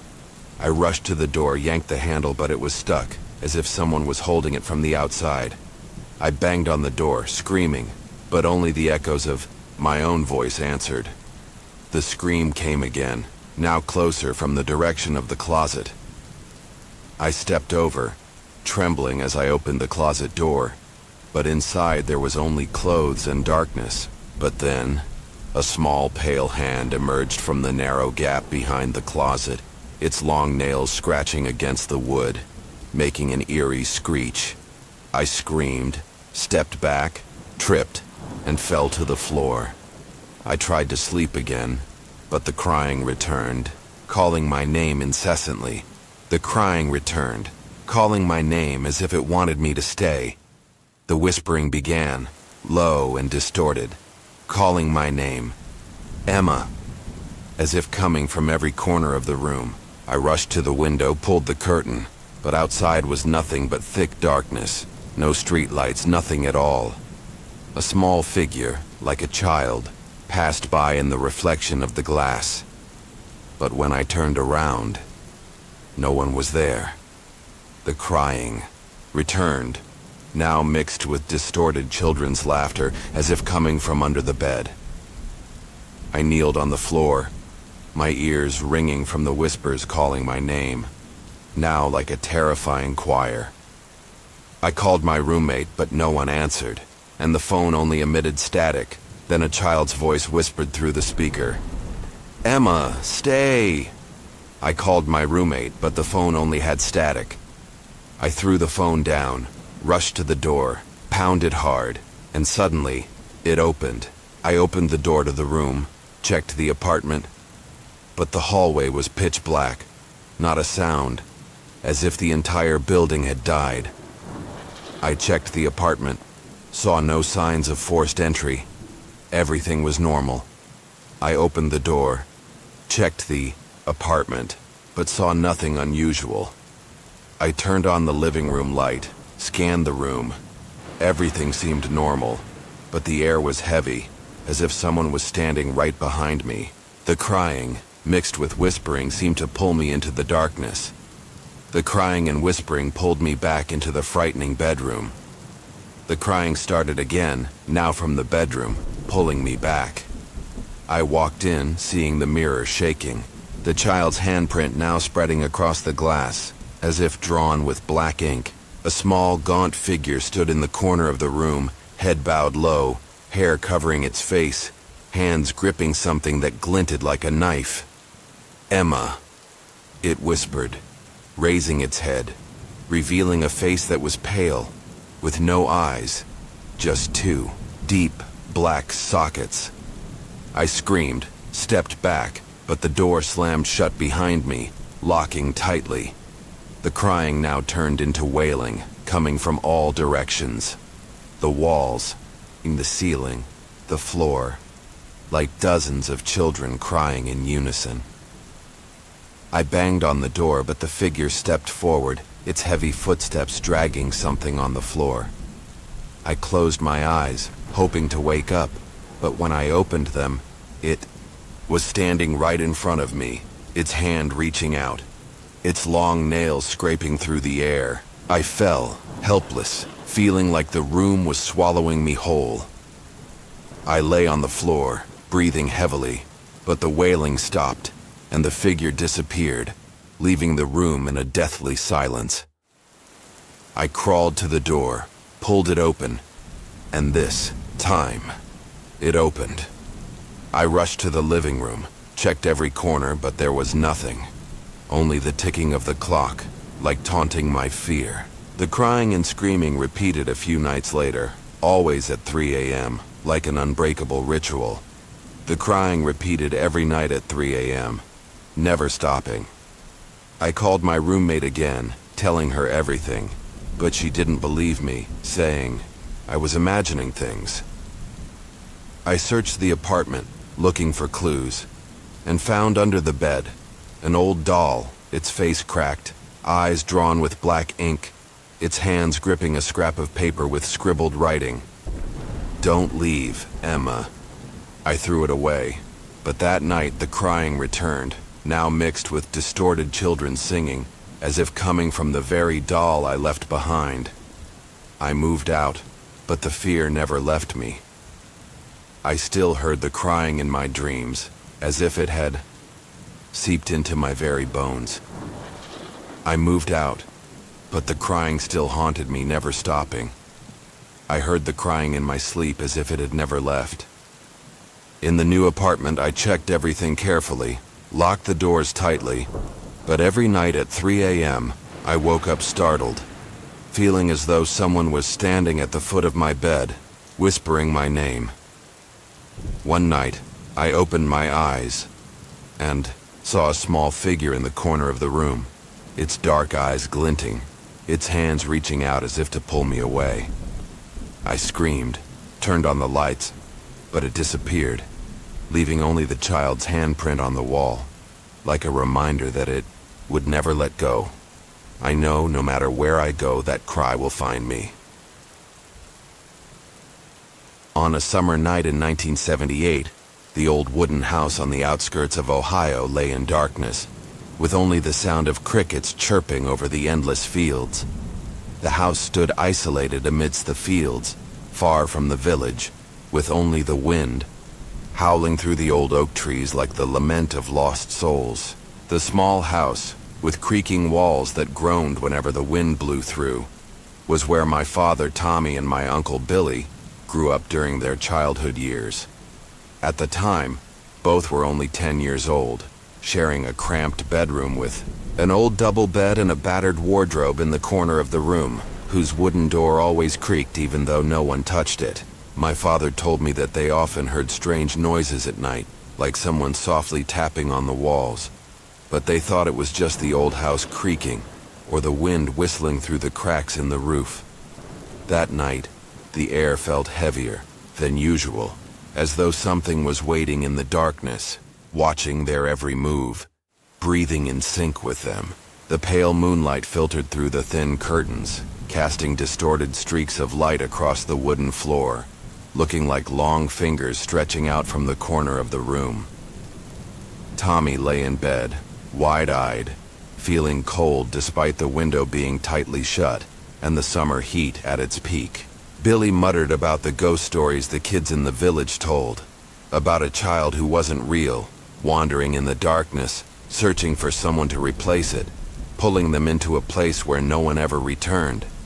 Tommy told him to stop talking nonsense, but his voice trembled, and both of them could feel the unease creeping up their spines like an invisible spider. Tommy and Billy lay still on the bed, their steady breathing trying to mask the growing fear in their chests. The crickets outside suddenly stopped, leaving behind a suffocating silence, like an invisible blanket pressing down on the small room. Then it began, a soft, dry tapping sound coming from the wardrobe in the corner of the room, as if someone was testing whether they would dare to respond. They heard the tapping from the wardrobe, irregular, like someone tapping with their fingernails, each beat striking their hearts like a hammer, making their breath quicken. Tommy gripped the blanket tightly, whispering through clenched teeth, "Billy, can you hear it?" Billy nodded, his eyes wide like two coins, trying to appear brave, but his hands were trembling uncontrollably. The tapping stopped for a moment, then came again, closer, clearer, as if something inside the wardrobe was moving, rubbing against the battered wooden door. They stared at the wardrobe, the moonlight casting a faint streak of light on the door, forming a distorted face with no eyes, no mouth, as if it were smiling at them. Billy whispered, his voice faltering, "Maybe it's just a mouse, right?" But both of them knew no mouse would tap like that. Regular, deliberate, like an invitation from a place that should not exist. Tommy took a deep breath, deciding to face it before fear consumed them, and slowly got out of bed, his bare feet cold on the chilly wooden floor, each step leading him to a place from which there would be no return. Tommy stood in front of the wardrobe, his hand tightly gripping the door handle, his breath coming in short gasps, as though his chest might explode, his heart pounding like drums in his head. Billy shrank back on the bed, clutching the blanket so tightly that his knuckles turned white, his eyes fixed on the wardrobe door that was shaking slightly, as if someone, or something, was pushing from the inside, trying to break free. Tommy whispered, "I'll count to 3, then I'll open it." But his voice trembled and Billy simply nodded, too scared to speak, afraid that a scream might escape. 1, 2, 3. Tommy yanked the door open, and a rush of icy air poured out, as if the wardrobe was a gateway to a place that did not belong in this room, not in this world. In the darkness, they saw a child, small, with messy black hair, eyes completely black, no whites, just staring at them, silent. Tommy froze, the flashlight in his hand falling to the floor, the light rolling, casting onto the child's face. Expressionless, unblinking, like a living statue carved from darkness. Billy whispered, his voice breaking, It's not real, right?" But the child tilted its head, and a soft hiss echoed, like wind sweeping through a deep, cold, empty cave. They felt the room shrink, the space suffocating, and the black eyes seemed to pull in all the light, drawing them into an endless void where there was only darkness and deadly silence. The room seemed to grow darker, as if the moon itself was afraid and retreating. Tommy and Billy could not move, as if the black eyes of the child had locked them to the floor, turning them into motionless statues. The space around them seemed to vibrate, the wooden floor creaking as if it were about to crack open, and the hissing grew louder, like dozens of voices whispering at once, unintelligible but full of menace, like recounting a story no one wanted to hear. They screamed, their voices echoing through the house, and their parents rushed into the room, flipping on the lights. But the light could not dispel the cold that enveloped them, as if it came from somewhere deeper, darker, not of this world. When the light shone, the child was gone, as if it had never been there, leaving only the wardrobe door wide open, clothes scattered across the floor as if someone had tossed them around in a fit of rage. Tommy's father, John, checked the whole room, his voice a mix of anger and concern. "What mischief are you kids up to again?" But Tommy just shook his head, his eyes still glued to the wardrobe, where a pungent, musty smell like damp earth was rising, making him want to vomit. They told their parents, but no one believed them, thinking it was just the imagination of children. Billy cried, stammering as he recounted it, but their mother just held him, whispering that it was just a nightmare, that there was nothing in the wardrobe.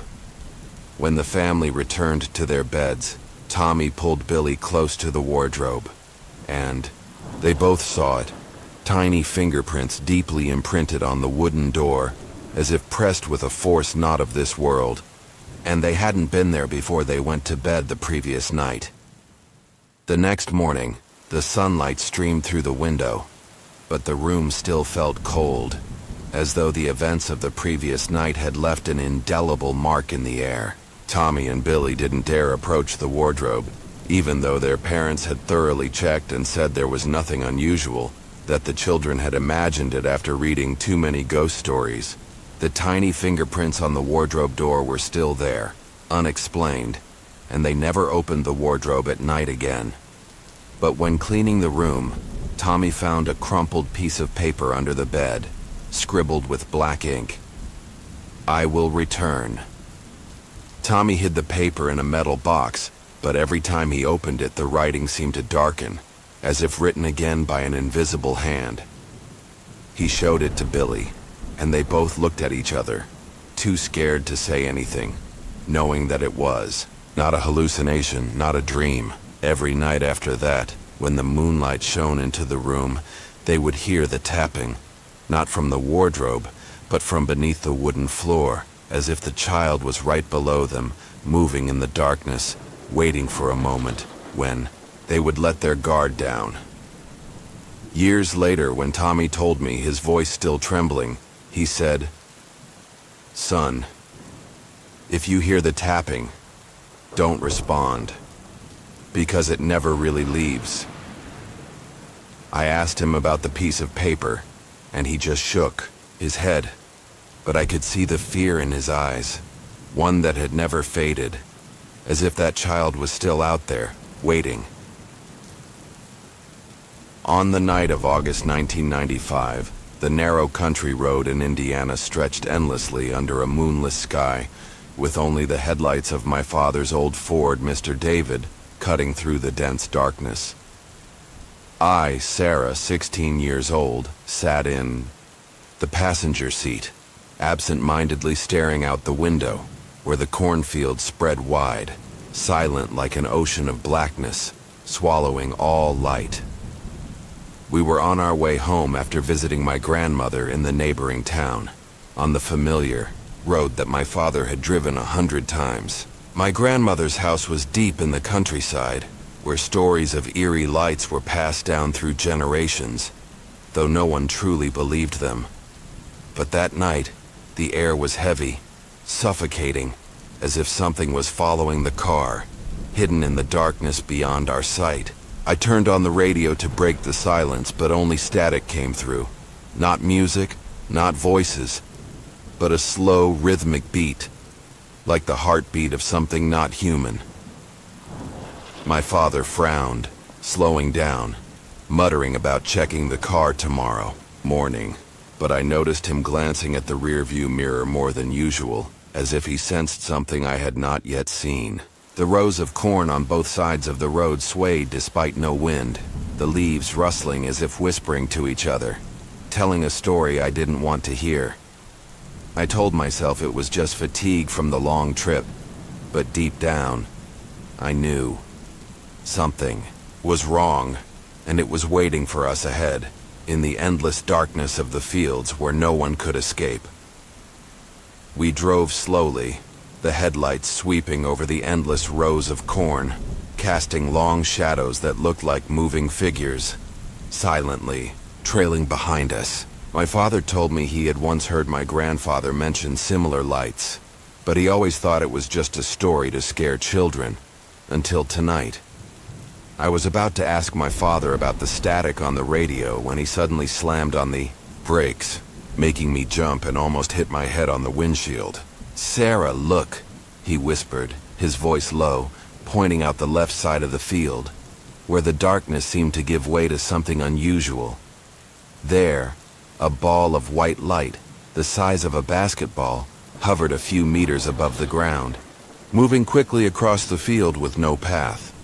It didn't flicker, didn't waver, just glided smoothly, as if guided by an invisible will, a purpose I could not comprehend. I held my breath, feeling the hairs on my neck stand up, not because the light was beautiful, it truly was, like a star fallen to earth, but because of its wrongness, as if it didn't belong here. There was no sound, no engine hum, no wind, just the deadly silence surrounding the ball of light, making everything around it feel unreal. My father gripped the steering wheel tightly, his eyes fixed on the light, whispering, "There's no road there, Sarah. There's nothing." I watched as it floated past the cornstalks without disturbing them, as if it didn't touch this world. Then suddenly the light stopped, hovering in the middle of the field, as if looking back at us, and I felt a coldness creep into the car, like an invisible hand touching my skin. The light still hovered, motionless, about 100 meters from our car, glowing like a small sun in the dark field, illuminating everything but not bringing any sense of safety.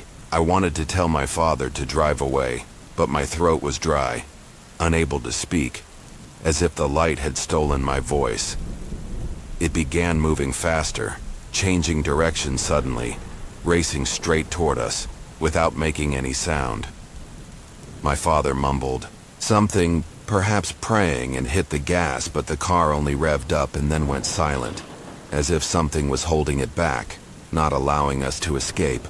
The light now came closer, larger, no longer the size of a basketball, but like a huge, blinding circle, so bright that I had to shield my eyes to avoid being blinded. It didn't radiate heat, but I felt a chill shoot through the car windows, as if it was sucking the life out of everything around it, turning the air into ice. I glanced at my father. His face was pale, his breath visible as white mist, even though it was August and warm outside, as if winter had poured into the car. "Sarah, don't look at it," he said, his voice trembling, but I couldn't tear my eyes away. In the light, I saw, or thought I saw, vague shapes like contorted human figures moving inside, but they vanished when I blinked, leaving behind an indescribable, horrifying feeling.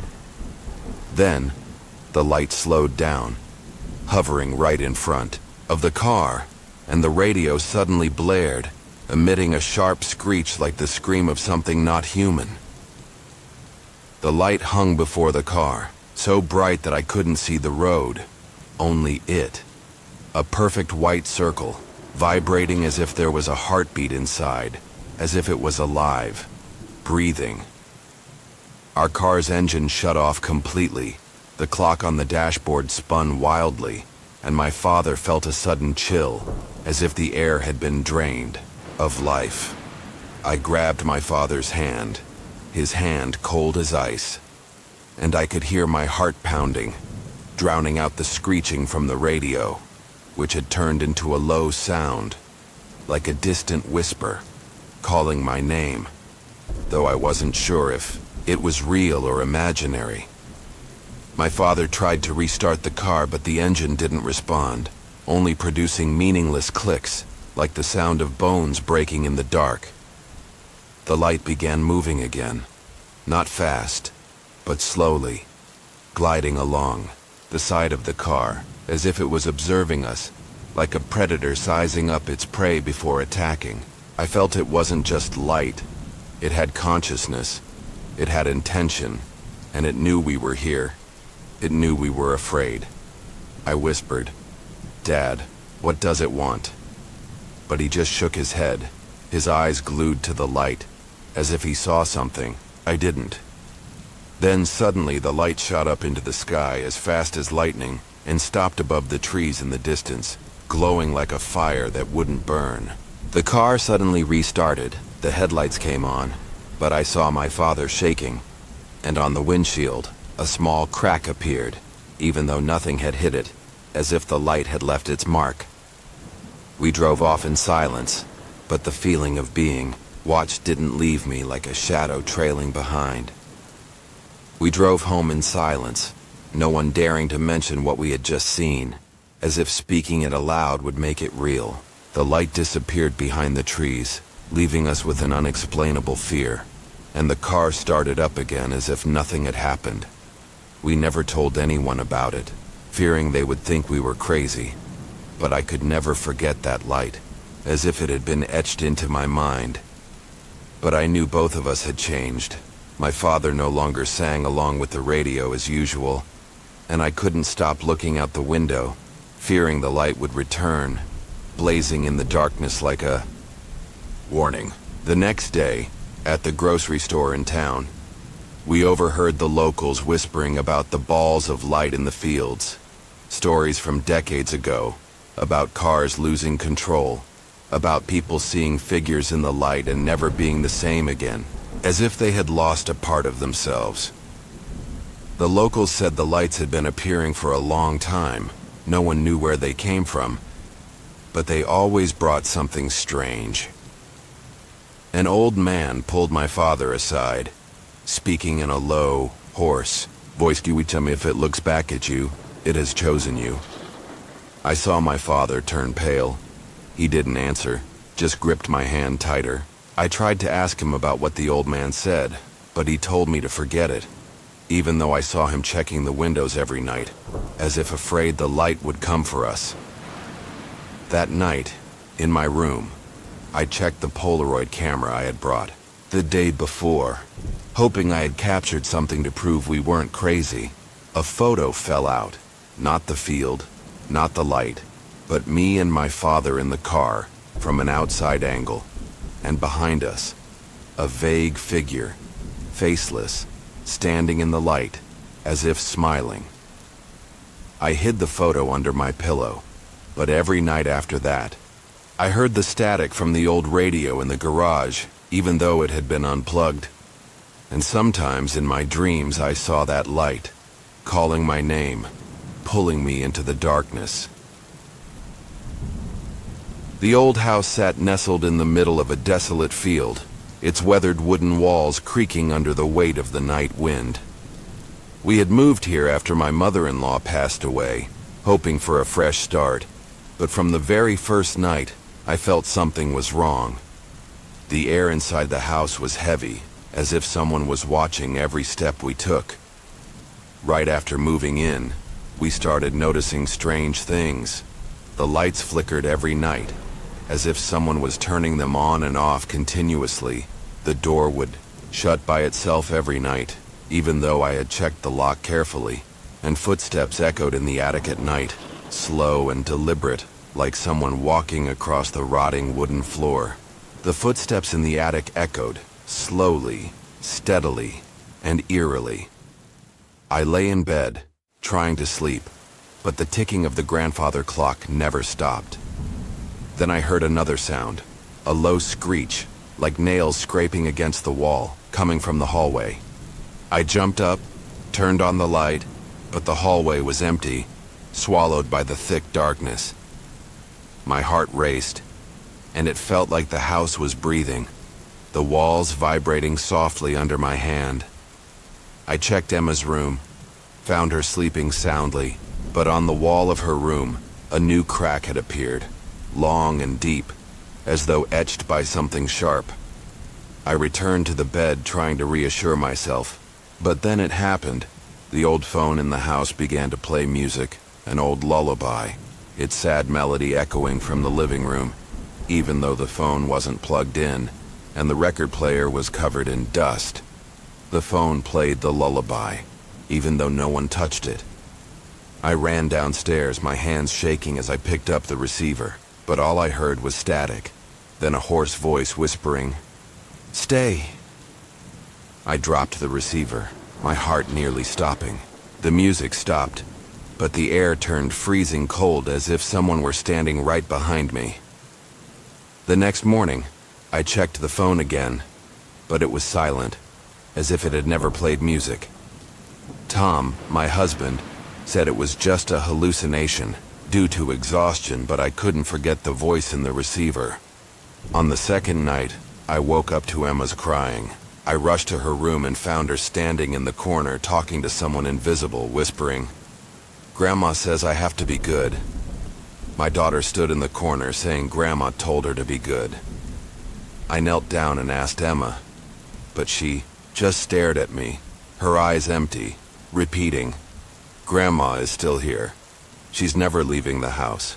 I hugged Emma, my heart pounding, trying to reassure her, but the room was icy cold, as if something was lurking.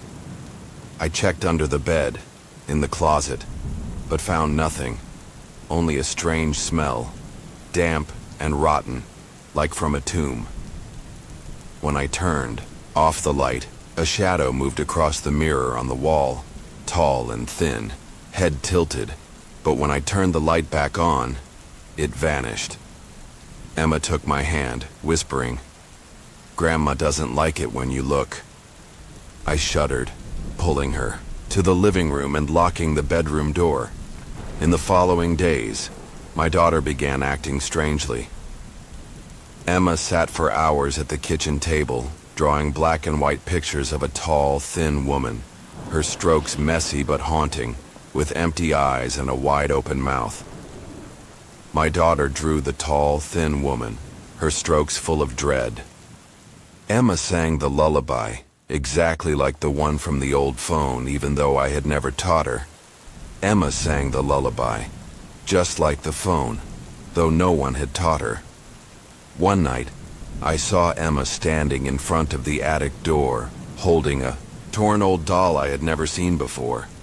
"Grandma gave it to me," Emma said, her eyes not blinking, as if controlled. I grabbed the doll, threw it in the trash, but the next morning it was back on Emma's bed, clean, as if it had never been thrown away. I couldn't sleep, my mind swirling with images of Emma and the doll. Tom still didn't believe me, saying, I was just worrying too much, but I could feel the house was changing us.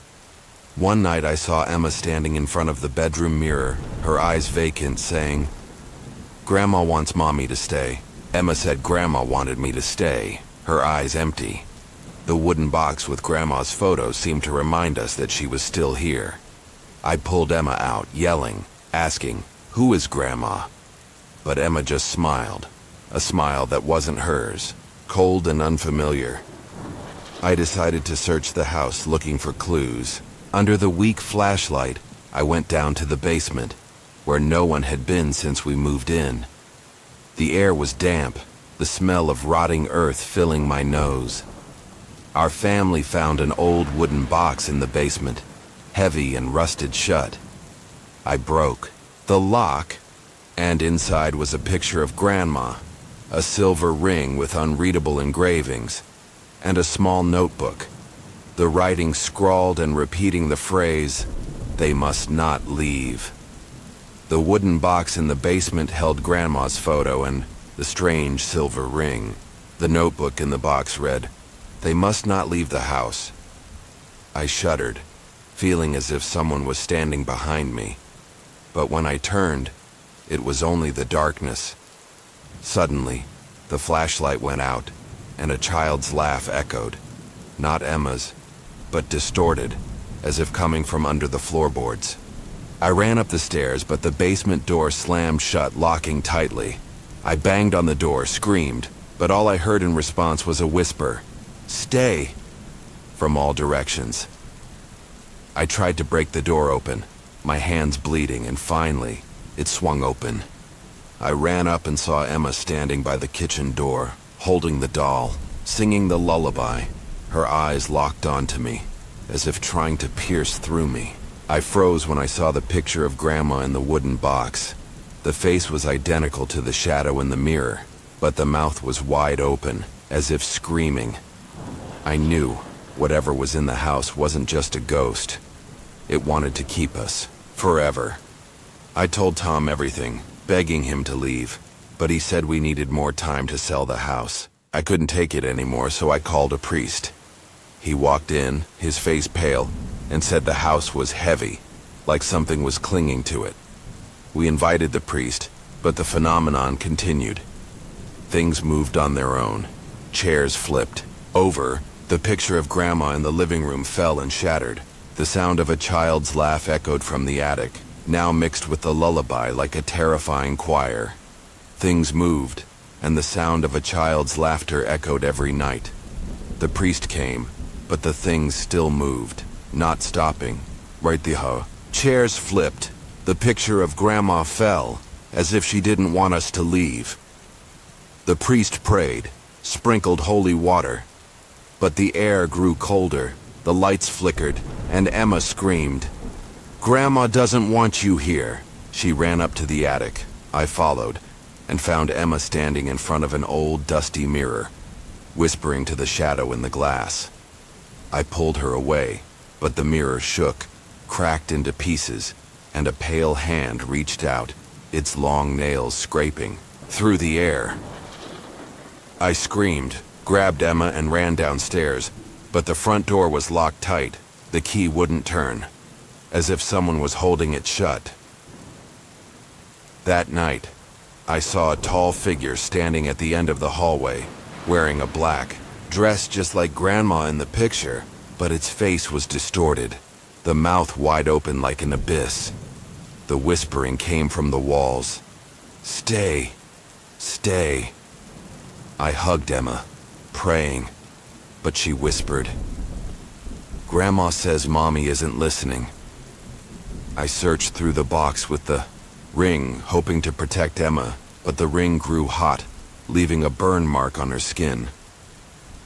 The priest left, telling us we had to face it ourselves.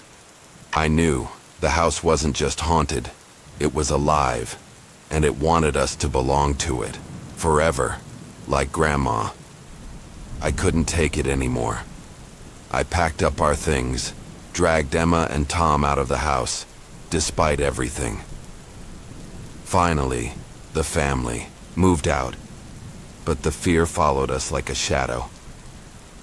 In our new apartment, I checked every corner, locked the doors tightly, but every night, I woke up startled, feeling as if someone was standing at the foot of my bed.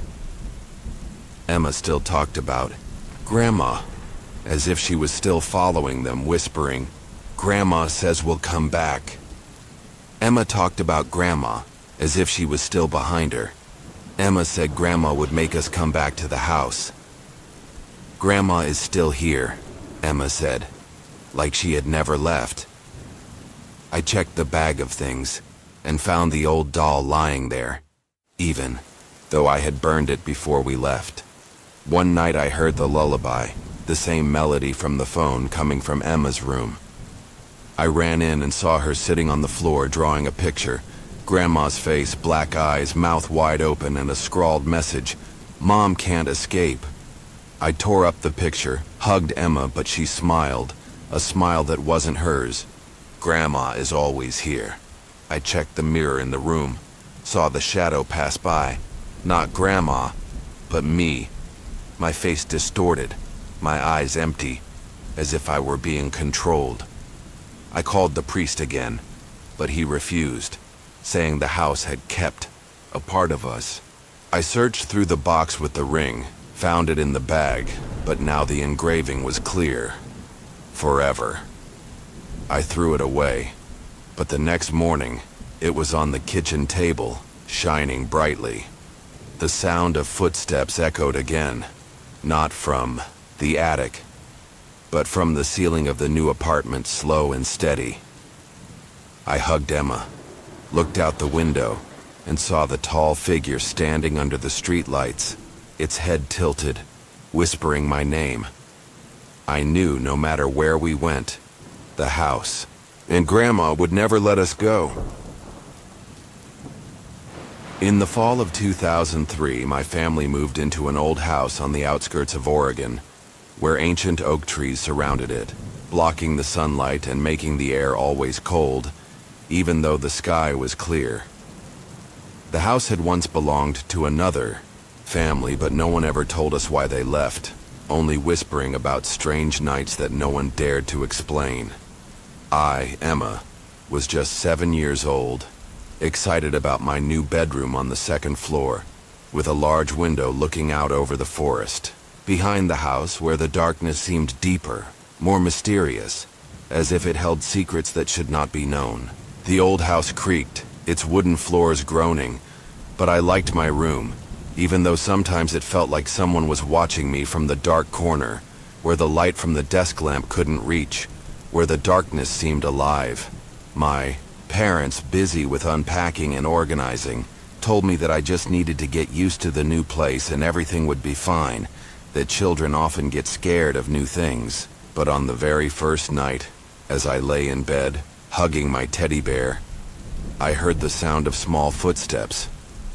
Not from the hallway, not from my parents' room, but from within my own room, as if someone was walking around the bed, softly, but deliberately, as if they wanted me to recognize their presence. I turned on the desk lamp, my heart pounding, but there was no one, only my shadow on the wall, distorted by the faint light, as if it wasn't me, but something else pretending to be me.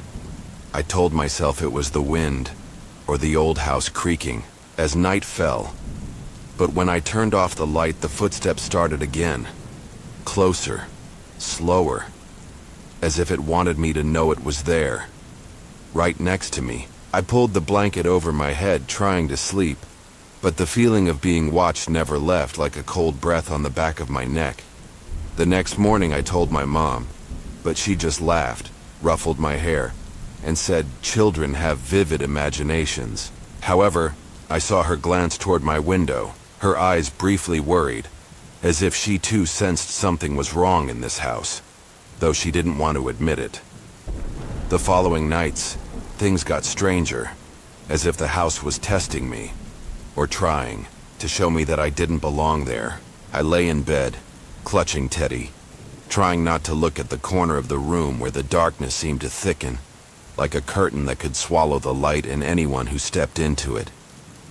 Then, the desk lamp suddenly turned on, even though I hadn't touched it, and a few seconds later it turned off, leaving me in the dark, startling me, my breath erratic, my heart pounding as if it might burst from my chest. I screamed, calling for my mom. But when she ran in, the light was back on, as if nothing had happened, and she told me I must have been dreaming, that I needed to get a good night's sleep so I wouldn't imagine things. But I knew I wasn't dreaming. I saw Teddy's shadow on the wall, larger than usual, even though he was in my arms. No one else had moved him to make the shadow. I started keeping a journal, writing down every time the light flickered, hoping to find a pattern. But the pages kept disappearing from the notebook, as if someone didn't want me to record it. The next night, I woke up to a clattering sound coming from the toy box in the corner of the room. My old doll, which had been in the corner of the box, was now sitting on my desk, its glassy eyes glinting as if it were looking at me, even though no light was shining on it to reflect. I trembled, threw the doll back into the box, locked it tight, and prayed it was just a hallucination from fatigue. But the next morning, the doll was back on the desk, standing upright, as if someone had carefully placed it there, like a challenge. I told my dad, but he just laughed, saying I must have been sleepwalking, that kids like to play tricks on themselves to scare themselves. However, I began to notice, every time the light flickered, the air in the room grew colder, as if winter had come early, in the middle of fall, and sometimes I would hear whispers, indistinct, like someone trying to speak from behind the window, calling me in a voice that didn't belong to any human. I pulled the curtain shut, but the feeling of being followed still clung to me, like a shadow that never left, always behind me, waiting for me to turn around. One night, I woke up at midnight, my heart racing, not knowing why, as if someone had just called my name in a dream, leaving a cold, sharp feeling. The room was pitch dark, only the dim light from the alarm clock, glowing red like a small eye watching me. Then I saw it. A pale blue light, floating just outside the window, not blinking, just drifting like a small ball, glowing then fading, like the breath of something unreal, something not from this world. I sat up, hugging Teddy, my eyes fixed on the light, too scared to blink, afraid it would disappear, or worse, come closer and pull me away. It wasn't like street lights or moonlight. It was alive, as if it had consciousness, and I felt it staring back at me, through the glass, through me, as if it knew all my thoughts. I wanted to call my mom, but my throat was dry. And when the light came closer, the window glass rattled as if someone was gently tapping on it regularly, like an invitation into a place where no one returns. I told my mom the next morning, but she said it was just a dream, though I saw her look out the window, and she admitted she had seen the blue light once, then quickly changed the subject, as if afraid that talking about it would make it real, would invite it back. My parents didn't believe me, but I saw my mom checking the window every night, as if afraid the light would return. I tried to take a photo of the light with my toy camera, but when I developed the film, there was only darkness, as if it didn't want to be recorded, didn't want to leave a trace. The next night, the light returned, brighter, closer, and I heard the whisper more clearly. "Emma, come here." Low, raspy, like from deep in the forest, where no light could reach, where there was only darkness and whispers. I pulled the blanket over my head, praying it would disappear. But the light was still there, shining through the curtains, casting distorted streaks of light on the wall, like a hand reaching for me, wanting to pull me outside into its world. I couldn't sleep, just lay still, waiting for dawn. But the feeling that the light knew my name made me shiver, as if it had chosen me long ago and would never give up. I couldn't take it anymore. The fear was consuming me, making me too afraid to close my eyes. One night, when the blue light appeared again, brighter than ever, like a cold flame burning outside the window, I decided I had to do something to end it, even if only to prove I wasn't crazy. I got up, my legs trembling, walked to the window, clutching Teddy like the only charm I had, as if it could protect me from whatever was waiting. The light hung just outside the glass, so close I could see swirling streaks of light inside, like smoke trapped in an invisible vortex, like souls trapped. I tried to scream, but no sound came out, and the blue light seemed to grow larger, as if it wanted to swallow me, pull me into the place it came from, where there was no other light but it. The desk lamp flickered on, then off repeatedly, like a panicked heartbeat, and the doll on the desk fell to the floor with a dry, cracking sound, like bones snapping in silence. I turned around, seeing my shadow on the wall, but there was another shadow, smaller, standing right behind me, though no one was in the room. No sound but my own heartbeat. I ran out of the room, banging on my parents' door, crying uncontrollably, begging them to help me escape from it. They ran after me back to the room, but the light was gone. leaving only the curtains swaying as if someone had touched them, leaving a cold breath in the air. My dad checked the window, muttering about wind or branches, but my mom stayed silent, her face pale as if she had seen something she didn't dare speak about. I found an old book in the basement about lights that led people into the forest, where they never returned, but I didn't dare read it all, fearing the pages would summon the light. The next morning I searched the room for clues, and under a loose floorboard, I found an old drawing, crumpled, of a blue light with small shadows inside struggling, and a scrawled note, "Don't open the door." I hid the drawing under my mattress, but the light didn't stop returning every night, and I knew it wouldn't stop until I did what it wanted, or fought back. I didn't tell my parents about the drawing, fearing they wouldn't believe me, or worse, that it would anger the light, pulling my entire family into its darkness, a place no one could escape. I hid it under my pillow, but every night the blue light still appeared, and I felt it grow stronger, as if it knew I had discovered its secret, as if it was punishing me for daring to dig deeper. I didn't dare sleep, afraid the light would get closer, and every night I saw it grow brighter, as if it was trying to tell me something. One night, I woke up on the sofa finding Teddy under the window, even though I had left it on the desk several feet away, as if someone had placed it there to lure me closer. I ran to grab it, and through the glass I saw the blue light, but this time in the light there was a face, faint like mine, but with empty eyes, smiling unnaturally, like a puppet controlled by an invisible hand. I screamed, and my parents rushed in, but the light was gone, leaving only darkness and the sound of my own heart pounding. I tried to burn the scrap of paper, but it wouldn't catch fire, and the next morning, it appeared again under my pillow, as if it had never been touched, as if it were mocking me. They took me to see a doctor, thinking I was stressed from the move, but I knew the truth. The light wasn't a hallucination, it was real, and it wanted me. Only me. We left the house a few months later, hoping to leave it all behind. But before we left, I returned to the room and found the drawing was gone, replaced by a new note, written in black ink. "You are mine." Even now, though I live in a new place, sometimes I see the blue light outside the window, floating, waiting, and the whispers still echo, as if it never left, just waiting for me to open the door to enter its world, where I will never escape.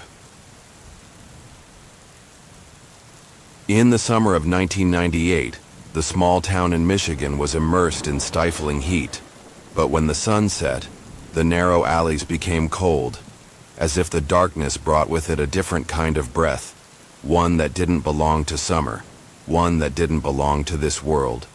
I, Jake, 14 years old, and my cousin Tommy, 15 years old, were at our grandmother's house, where time seemed to slow down, and the long days passed with our usual childhood mischief. Our grandmother used to tell strange stories about the town, about people seeing figures in the alleys. But we thought she was just trying to scare us, just telling stories to make the kids go to bed early. We often took shortcuts through the alley behind the house to get to the store, even though the adults told us to stay away because it was dark and eerie, as if it held a secret that no one dared speak of, a secret whispered in the darkness. That night, after dinner, with grandmother's stories about the past, we decided to go out to get ice cream, choosing the alley to save time, even though I felt uneasy, like an unspoken warning echoed in my head. The alley was long and narrow, with only one old streetlight flickering like it was about to go out, casting a pale yellow light on the walls, stained with moss and cracks like scars. The sound of our footsteps echoed, blending with the chirping insects from the nearby fields. But something felt wrong. The air was heavy, as if someone was breathing right behind us, watching every step, every breath. Tommy, always pretending To be brave, joked that the alley was probably haunted, but his voice faltered as the light ahead grew dimmer, as if it was being swallowed by the darkness. I glanced over my shoulder and saw our shadows on the wall, but there seemed to be another shadow, smaller, not belonging to any of us. I told myself it was just my imagination, that the light was playing tricks on my eyes. But as we walked deeper into the alley, the feeling of being watched gripped me, like a cold hand tightening around my throat, not letting go, not allowing me to turn around. We slowed down, the street light ahead flickering, as if it too was afraid of something hiding in the alley's darkness, as if it knew something we hadn't seen. Tommy walked ahead, hands in his pockets, trying to act calm, but I could see his shoulders tense as if preparing for a sudden blow. Then I saw it, a small figure standing motionless under the streetlight, about 20 meters away, like a living statue, not belonging to this place. There, a boy about 10 years old, standing still under the streetlight, holding a gleaming kitchen knife, his eyes wide open, staring straight ahead, not blinking. I tried to make out his face, but it was blurry, as if the darkness was covering it, even though the light was shining directly on him, as if the light couldn't touch him. I grabbed Tommy's hand and whispered through clenched teeth, "Do you see that?" He nodded, his face paling, but still walked forward, as if trying to prove he wasn't scared, though I could see his hand shaking slightly, just like mine. The boy didn't move, didn't speak, just stood there, the knife in his hand gleaming every time the light flickered, like a sharp warning, like a promise of blood. The air around us grew colder, even though it was summer, and I felt a chill running down my spine, as if something was draining the warmth from my body, from the whole world. Tommy stopped, a few meters away from the boy, and whispered, He's not normal, Jake." I looked into the boy's eyes. They didn't reflect the light, just two deep black pits, as if leading into a place without light, without life, only endless darkness and things that should not exist. Then, slowly, the boy tilted his head, and I heard the sound of metal scraping against stone, like a knife being sharpened, steady, deliberate, like a promise of something horrifying about to happen. We stood frozen, not daring to move forward, not daring to turn around, as if any movement would break the fragile silence between us and the boy, would invite something worse, something waiting in the darkness. I thought about the scary stories Tommy used to tell, but this time, nothing was imaginary. The boy was real, and he saw us, knew we were there. Tommy, his voice trembling, called louder, "Hey, kid, what are you doing here?" But the boy didn't answer, didn't blink, no expression. Instead, he slowly turned his head to follow us, even though we hadn't moved, and I felt a chill, as if the warmth was being pulled from me, as if the boy was drawing my life through that gaze, pulling me into the place he came from. The knife in his hand glinted, not because of the light, but as if it was self-illuminating, cold and sharp, as if it could cut through the air, cut through us if we dared to move. I whispered, almost begging, "Tommy, let's go." But he shook his head, his eyes fixed on the boy as if hypnotized by that soulless gaze, as if pulled into a nightmare. Then the boy stepped forward, not fast but slowly, each step making a dry scraping sound on the stone, as if he wasn't really touching the ground, just gliding like a ghost, like a memory that shouldn't be awakened. I felt my heart pounding, my blood freezing in my veins, and the air in the alley became thick, like a nightmare I couldn't wake up from. The streetlight flickered violently, then went out completely, leaving us in the dark, with only the gleam of the knife guiding us, like a cold flame, like a deadly invitation. I heard Tommy's breath, rapid and panicked, and another sound, a faint laugh, not from the boy, but from somewhere in the alley, from the walls, from the darkness, as if we weren't just three people here, but more, more than we could see. The fear exploded inside me, like a cold fire burning away all reason, making me think of nothing but escaping that alley, escaping the boy's gaze. I grabbed Tommy's hand, screamed, "Run!" and pulled him out of the alley, not daring to look back, afraid that the boy's gaze would lock me in place, would keep me forever in the darkness. We ran as fast as we could, our hearts pounding.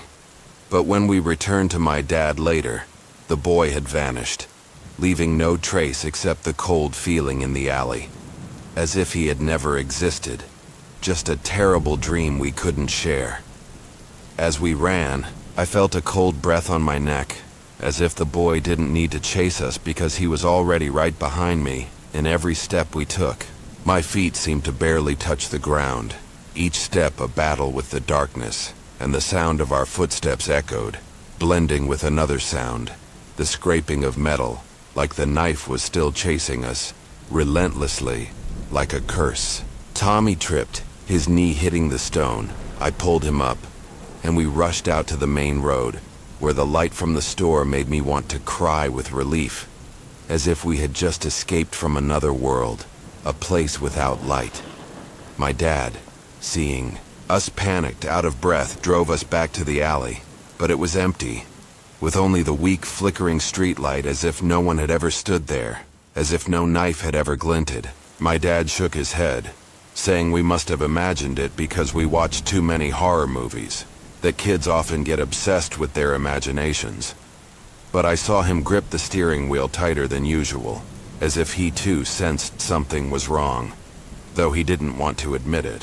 When we got home, I looked at myself in the mirror, my face pale, drained of color, and on Tommy's hand, a small scratch, as if the knife's blade had lightly grazed him, even though he swore he hadn't touched anything, hadn't felt any pain. That alley was still there, quietly, like an invitation. But we never went through it again, never dared to tempt fate a second time. We never told anyone about that night, fearing they would laugh at us, fearing we would have to relive that moment through our words, but the memory of the boy never left, like a shadow following us from behind, like a scar that would never heal. We never spoke of it again, afraid of being thought insane, but I could never forget the boy's gaze, like it knew something about us. The next day we heard the locals whispering about a boy who went missing years ago, who had lived near the alley, and no one knew what happened to him. Only that he used to play in the alley, and one night he didn't come back, like he was swallowed by the darkness. The locals said the boy had once carried a knife in the alley, and after he went missing, the streetlight never flickered the same way again, as if his spirit still lingered there, still holding that knife. Tommy became quiet, no longer joking about ghosts or horror stories, and I saw him staring out the window as if afraid the boy would appear, standing under the streetlight outside, holding the knife, staring at us. I later researched the town and found out that the alley had been the site of many disappearances, but no one dared speak of it, as if afraid that speaking would call it back. A week later, when cleaning the room, I found a piece of paper under Tommy's bed scrawled with the words, "Don't go back to the alley." It wasn't in his handwriting, it wasn't mine, but the ink was sharp, as if written with a knife, like it had been carved into the paper by a cold blade. I burned the paper in the backyard, but the burnt smell seemed to carry a whisper, like the faint laugh in the alley that night, hidden in the wind, never fading away. We left the town at the end of the summer, returning to the city. But every time I pass a dark alley, I feel a cold chill, as if the boy's gaze is still watching, never leaving, never letting us forget. Recently, Tommy called me, his voice trembling, saying he saw a small figure in the bathroom mirror, holding the knife, standing still, not blinking, like that night in the alley. I told him not to think too much, that it was just stress. But last night in a dream, I saw the boy, not in the alley, but right behind me, whispering, "Now it's your turn." I woke up, my heart pounding, and found a new scratch on my hand, exactly like Tommy's, as if the boy was still there, waiting, and would never stop until we belonged to him. In the winter of 2005, my family moved into an old farmhouse in Vermont, where the endless fields of white snow stretched out, and the cold wind sliced through the old windows, carrying a whistling sound like a whisper from afar, from a place no one should go. The house had once belonged to another family, but the neighbors whispered that they had left because of sleepless nights, because of the things they had seen in the dark, although no one dared to explain clearly.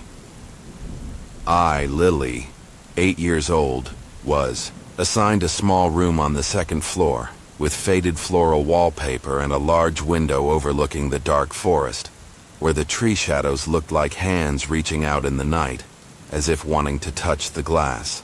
The house creaked every night, and I felt like someone was standing outside the window, though I saw nothing but darkness, only the thick night swallowing every bit of light, as if it were waiting for me. My parents, tired from the move from the city, told me to just get used to the new place, that kids are afraid of silly things like tree shadows or the wind. But I saw that they were uncomfortable too. But on the very first night, as I lay in bed, hugging my stuffed rabbit, Mopsy, I heard a soft tapping, not from the door, not from the hallway, but from within the walls, as if someone was trying to find a way out, tapping to let me know they were there, waiting for me to respond. I turned on the nightlight and looked around, but the room was empty. Only my shadow on the wall, shifting as though stretched by an invisible hand, as if it wasn't completely me, but something else, pretending to be. I told myself it was the pipes or the wind passing through the cracks in the old house. But when I turned off the light, the tapping started again, slowly, steadily, like a heartbeat from the other side of the wall, from a place that shouldn't exist. I pulled the blanket over my head, my heart pounding, trying to sleep, but the feeling of being watched stuck to me, as if the room didn't want me to be there, as if it had belonged to someone else for a long time. The next morning, I told my dad, but he laughed, saying I watched too many cartoons, that my imagination was running wild.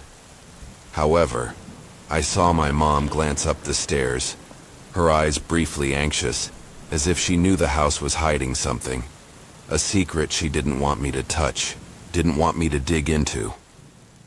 The following nights, the room became a strange place, as if it had a mind of its own, testing me, seeing how long I would last before running away, before admitting I didn't belong here. I lay in bed, hugging Mopsy tightly, my eyes fixed on the ceiling, trying not to think about the tapping the night before. But the fear still crept in, like a shadow slipping through the cracks, never leaving. Then the nightlight suddenly turned on, even though I hadn't touched it, and a few seconds later it turned off, leaving me in the dark, making me jump, my breath erratic, my heart pounding like it might break through my chest. I screamed, calling for my mom. But when she ran in, the light was on as usual, like it was mocking me, as if it knew I was powerless against its game. Mom told me I must have been dreaming, that I needed to sleep early, but I saw her check the light switch, her eyes briefly hesitant as if she too suspected something. I started writing down every time the light flickered, but my notebook kept opening to blank pages, as if someone was erasing them, as if the house didn't want me to keep any evidence. The next night, I woke up to a rustling sound from the toy shelf in the corner of the room. My old teddy bear, which had been at the bottom of the shelf, was now sitting on the desk, its button eyes sparkling as if it were looking at me, even though no light was shining on it to make it shine, as if it was glowing on its own for me to see. I trembled, pushed the teddy bear back into the box, locked it tightly, and prayed it was just a hallucination from fear. But the next morning, it was there again, sitting upright on the desk, as if someone had carefully placed it there, like a silent challenge. a reminder that I didn't control this place. I told my dad, but he said I must have been sleepwalking, that toys couldn't move by themselves, that my imagination was controlling me. But I began to notice, every time the light flickered, the air grew colder, as if winter had slipped into the room in the middle of the night, and sometimes I heard whispers, faint, as if someone was calling my name from far away, from the window, from the deepest shadows. I pulled the curtains shut, trying to sleep, but the feeling that the room was alive, watching me, kept me from closing my eyes, kept me from stopping shaking, kept me from thinking I was being hunted. One night, I woke up at midnight, not knowing why, just feeling a sharp cold running through me, as if someone had just opened the window, or worse, just entered the room standing right next to me. The room was pitch dark, only the faint light from the alarm clock glowing red like a small eye watching me. Then I saw it, a pale blue light, hovering outside the window, not blinking, just drifting like a small ball, glowing then, fading, like the breath of something not from this world, not from natural light. I sat up, hugging Mopsy, my eyes fixed on the light, my heart pounding as if it would break through my chest. It wasn't like a street light or moonlight. It moved slowly as if searching, and I felt it knew I was watching, knew I was afraid, knew every thought in my head. I wanted to call my parents, but my voice was stuck in my throat. And when the light came closer, the window glass rattled, as if someone was gently tapping from the outside, softly but deliberately, like an invitation into a place where no one returns. The next morning I told my mom, but she said it was just a dream, though she admitted she had once seen the blue light, then quickly changed the subject, as if afraid talking more would make it real, would invite it to come back. My parents didn't believe me, but I saw my mom check the window every night, as if she feared the light would return. I tried to draw the light, but every drawing was torn, left on the table like a warning from the darkness, as if it didn't want me to keep it on paper. The next night the light returned, brighter, closer, and I heard a voice. "Lily, open the door." Low, indistinct, like from deep in the forest, where the darkness swallows everything, where no one should go. I pulled the blanket over my head, praying it would disappear. But the light shone through the curtain, casting distorted shapes on the wall, like figures dancing, reaching for me, wanting to pull me out. I lay still, waiting for dawn, but the feeling that the light was calling me made me shiver, as if it had known my name long ago, as if it had chosen me before I even came here. I couldn't continue pretending everything was normal, as if the light and the noises were just tricks of my imagination, as if I could ignore the growing fear inside me. One night, when the blue light appeared again, shining brightly like a cold flame burning outside the window, I decided I had to do something, even though fear was choking me, making my hands and feet tremble like leaves in the wind. I stood up, my legs shaking, walked to the window, holding Mopsy tightly like a protective charm, as if it could keep me safe from whatever was waiting outside. The light hovered just outside the glass, so close I could see swirling streaks of light inside, like a storm trapped in an invisible vortex, like souls trapped, struggling to escape. I tried to scream, but no sound came out, and the blue light seemed to grow larger, as if it wanted to pull me into it, as if it wanted to swallow me into the place it came from, where there was no other light but it. The nightlight flickered on and off repeatedly, like a panicked heartbeat, and the teddy bear on the desk fell to the floor with a dry, cracking sound, like a warning, like the sound of bones breaking. I turned around, seeing my shadow on the wall, but there was another shadow, smaller, standing right behind me, though the room was empty. No one else, no sound but my own heartbeat. I ran out of the room, banging on my parents' door, crying uncontrollably, begging them to save me from it. They ran after me, but the light was gone, leaving only the curtains swaying, as if someone had just left, leaving a cold breath in the air. My dad checked the window, muttering about wind or branches tapping against the glass, but my mom stayed silent, her eyes on the floor, as if she had seen something she didn't dare speak of, like she was hiding a secret, just like me. I found an old piece of paper in the toy box, written that the light had once called someone else's name, but they never came back, as if the house had swallowed them. The next morning, I searched under the loose floorboard, found an old drawing, crumpled, of the blue light with small figures inside, as if they were struggling, trapped forever, and a scrawled note, "Don't let it in." I hid the drawing, but the light kept returning every night, as if it knew I had seen its secret, as if it was angry that I dared to resist, dared to keep it out. I didn't dare tell my parents about the drawing, fearing they wouldn't believe me, or worse, the light would do something worse, would pull my whole family into its darkness, a place no one could escape from. I hid it under the mattress, but every night the blue light still returned, stronger, as if it knew I was keeping its secret, as if it was punishing me for discovering it, for daring to look into it. I didn't dare sleep, afraid the light would get closer, and every night I saw it grow brighter, as if it was trying to tell me something. I tried to sleep in the living room, hoping to escape that room, but the whispers followed me, echoing from every corner of the house, calling my name endlessly, like a haunting song that would never end, like an unbreakable curse. One night, I woke up on the sofa, finding Mopsy under the window, even though I had left it on the chair several meters away, as if someone had placed it there to lure me closer. I ran to grab it, and through the glass I saw the blue light, but this time in the light there was a face like mine, but with black, empty eyes, not smiling, like a distorted version of myself, like a shadow that was alive. I screamed, and my parents rushed in, but the light was gone, leaving only darkness and the sound of my own heart pounding. I tried to draw the face in the light, but the pencil broke, and the next morning, I saw my own sketch on the wall, as if the light had finished it for me.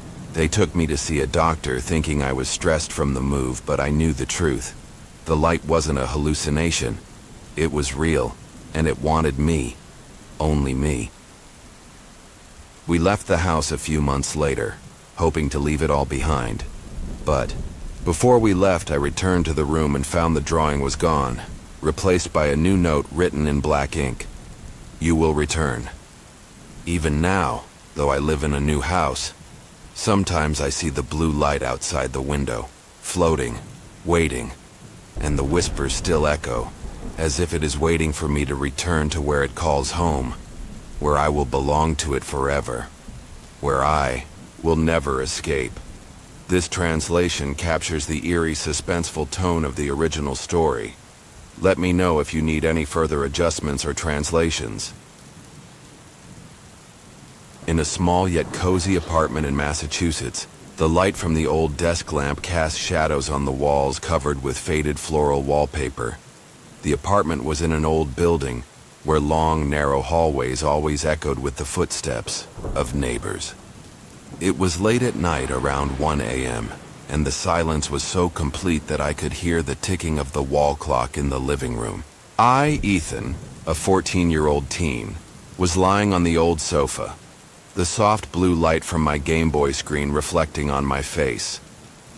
I was playing Pokemon Emerald, trying to farm items from the Zigzagoon, something I had been doing for hours to forget the loneliness of being here. My grandmother, a kind but slightly eccentric woman, had gone to bed early.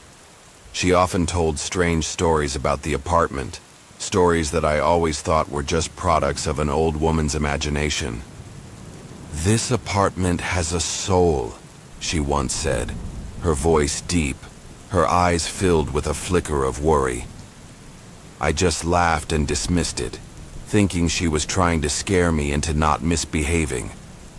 But tonight, as I lay here alone, I started to feel that something wasn't right.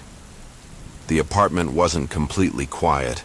Occasionally I heard the wind howling through the cracks in the window, or the creaking of the old wooden floor whenever I shifted. But then, a strange feeling overwhelmed me, as if someone was watching me from a hidden corner of the room. I looked up, glanced around, but saw nothing but the dim darkness around the desk lamp. I must be imagining it, I told myself, trying to focus on the game. But that feeling didn't go away. It grew stronger, like an invisible pressure weighing down on my chest. Suddenly I heard a strange sound, a faint whisper, as if someone was speaking from very far away. The sound came from the ceiling, right above me. I stopped playing, muted the sound of my Game Boy, and listened. The whisper became clearer, but I couldn't understand what it was saying. It sounded like a man's voice, deep and steady, without stopping. I felt a chill run down my spine, but I tried to reassure myself. It's probably the neighbors upstairs, I thought, although deep down I knew that the apartment above had been empty for a long time. I decided to think of something, to test whether I was imagining things. I thought of the word dog, the dog I used to have when I was younger. Immediately the whisper changed. Dog, dog, dog. It repeated the word, one syllable, at a time, as if it were reading my mind. My heart began to race and sweat started to form on my brow. I tried thinking of another word. Blue. The whisper immediately shifted to blue, blue, blue. I couldn't believe my ears. This couldn't be real. The whisper grew louder, as if it was moving from the ceiling, closer to me. I felt the presence of something in the room. Something invisible, but threatening. I turned, the volume on my Game Boy all the way up, trying to drown out that terrifying sound with the background music from Battle Frontier. But it was useless. The whisper cut through everything, clear and unrelenting. I pulled the blanket over my head, hoping that if I didn't see it, it would go away. But the whisper kept going, now so close that I felt as if it was whispering right in my ear. I began thinking of even more terrifying things, and the whisper repeated those exact thoughts. What is that? What is that? It repeated when I wondered what this was. It's right next to me. It's right next to me. It continued when I realized how close it was. I felt like I was being suffocated by fear. The room seemed darker, the light from the desk lamp dimming as if a shadow was covering it. Suddenly I heard another sound, the creak of the bedroom door to my grandmother's room. I turned my head to look, but the door was still closed. However, I could swear I saw a tall, vague figure standing just behind the door. The figure didn't move, but I could feel its gaze, a cold, penetrating stare as if it was looking straight into my mind. I couldn't take it anymore. I jumped up, threw the blanket aside and screamed, "Stop! Leave me alone!" The whisper stopped for a moment, but then it returned, this time with an angrier tone. "Stop! Stop! Stop!" It repeated my words. I felt like I was losing control. I didn't know what to do, but I knew I couldn't let this continue. I decided to face it. I clenched my fist, took a deep breath, and threw a strong punch into the air, right where I felt the whisper was coming from. My punch didn't hit anything, but the whisper immediately stopped. The room became silent, only my heavy breathing and the ticking of the clock remaining. I looked around but saw nothing but darkness. The figure behind the door had vanished, and the light from the desk lamp returned to normal. I sank back down onto the sofa, sweat soaking my shirt. I didn't know what had just happened, but it felt like I had just escaped something very dangerous. I didn't dare turn off the light or go to sleep. I sat there hugging my Game Boy, waiting for morning. The next morning, I told my grandmother everything. She looked at me with worried eyes but didn't say much. "This apartment, it has secrets you shouldn't know," she said simply, then turned away. I didn't ask any further, but I knew she was hiding something from me. In the days that followed, I didn't hear the whispers anymore, but I never felt comfortable in that apartment. Every time I entered the living room, I always felt like someone was watching me from behind. A week later, when I was cleaning up the apartment to prepare to leave, I found a small wooden box in my grandmother's wardrobe. Inside was an old photograph of a man with empty eyes, and on the back of the photo was a note. "Don't let it hear your thoughts." I never went back to that apartment again, but sometimes on quiet nights I still feel like there's a faint whisper somewhere in my mind, reminding me of that terrifying night. I, Jake, a 15-year-old boy living in a small town on the outskirts of Ohio, started my paper route last summer to earn some extra money for a new bicycle. The job was pretty simple. Every evening, I would ride my bike through the quiet neighborhood, tossing rolled-up newspapers onto the front yards of each house on my route. My neighborhood wasn't anything special. 2-story wooden houses lined up next to each other, with old oak trees stretching along the sidewalks. During the day, it seemed peaceful, but when night fell, everything became different. The streets were deserted, with only the dim light from a few old street lamps, and the sound of the wind rustling through the leaves, creating a chilly atmosphere.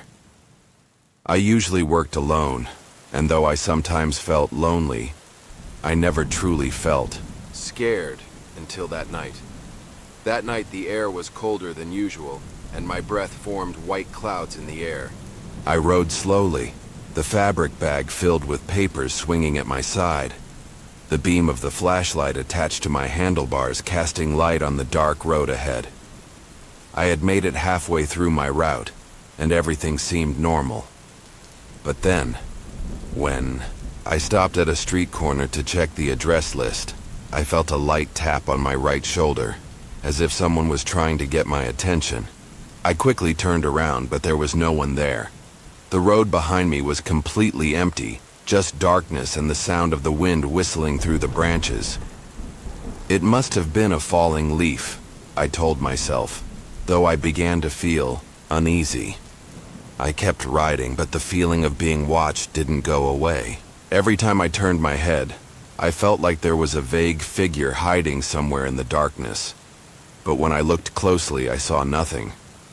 I tried to focus on my work, telling myself I was just imagining things. But the next event made it impossible to ignore. I stopped in front of a small wooden house at the end of the street, Mrs. Carter's house, a regular customer.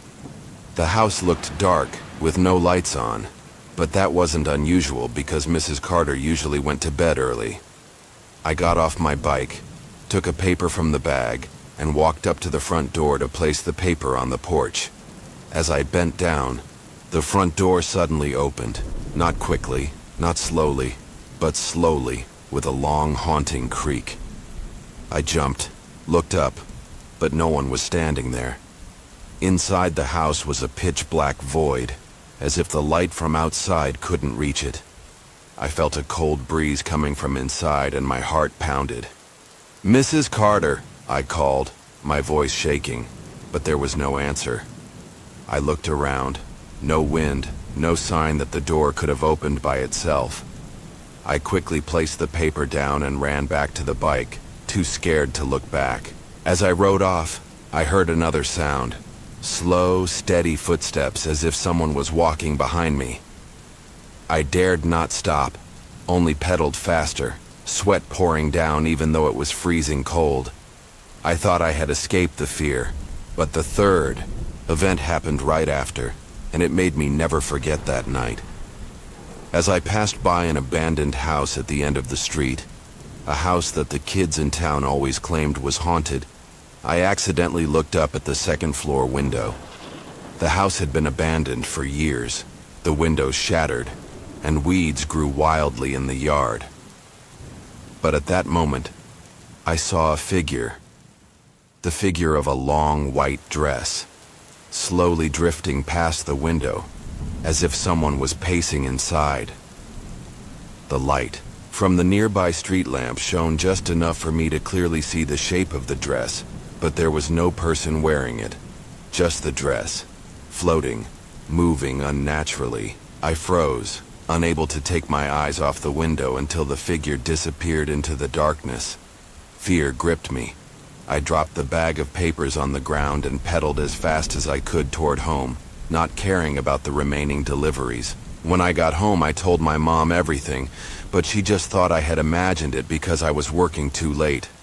I knew what I had seen was real, and I never went back to that route again. In the days that followed, I continued doing my paper route, but I chose a different path, far from that neighborhood. However, the memory of that night never left me. A week later, when I was riding my bike on the new route, I met Tommy, a fellow paper delivery boy. Tommy asked why I had quit the old route, and I told him the whole story. He stayed silent for a while, then said, "You know, I've seen something at that abandoned house too. One time I heard a woman's voice singing from the second floor, but when I looked up, there was no one." Tommy's words made me shiver. I began to wonder if that neighborhood truly hid a secret we weren't meant to know. A month later, I overheard a story from Mr. Harris, an old resident of the town. He told me that the abandoned house once belonged to a small family, but 20 years ago, the wife in the family had died mysteriously.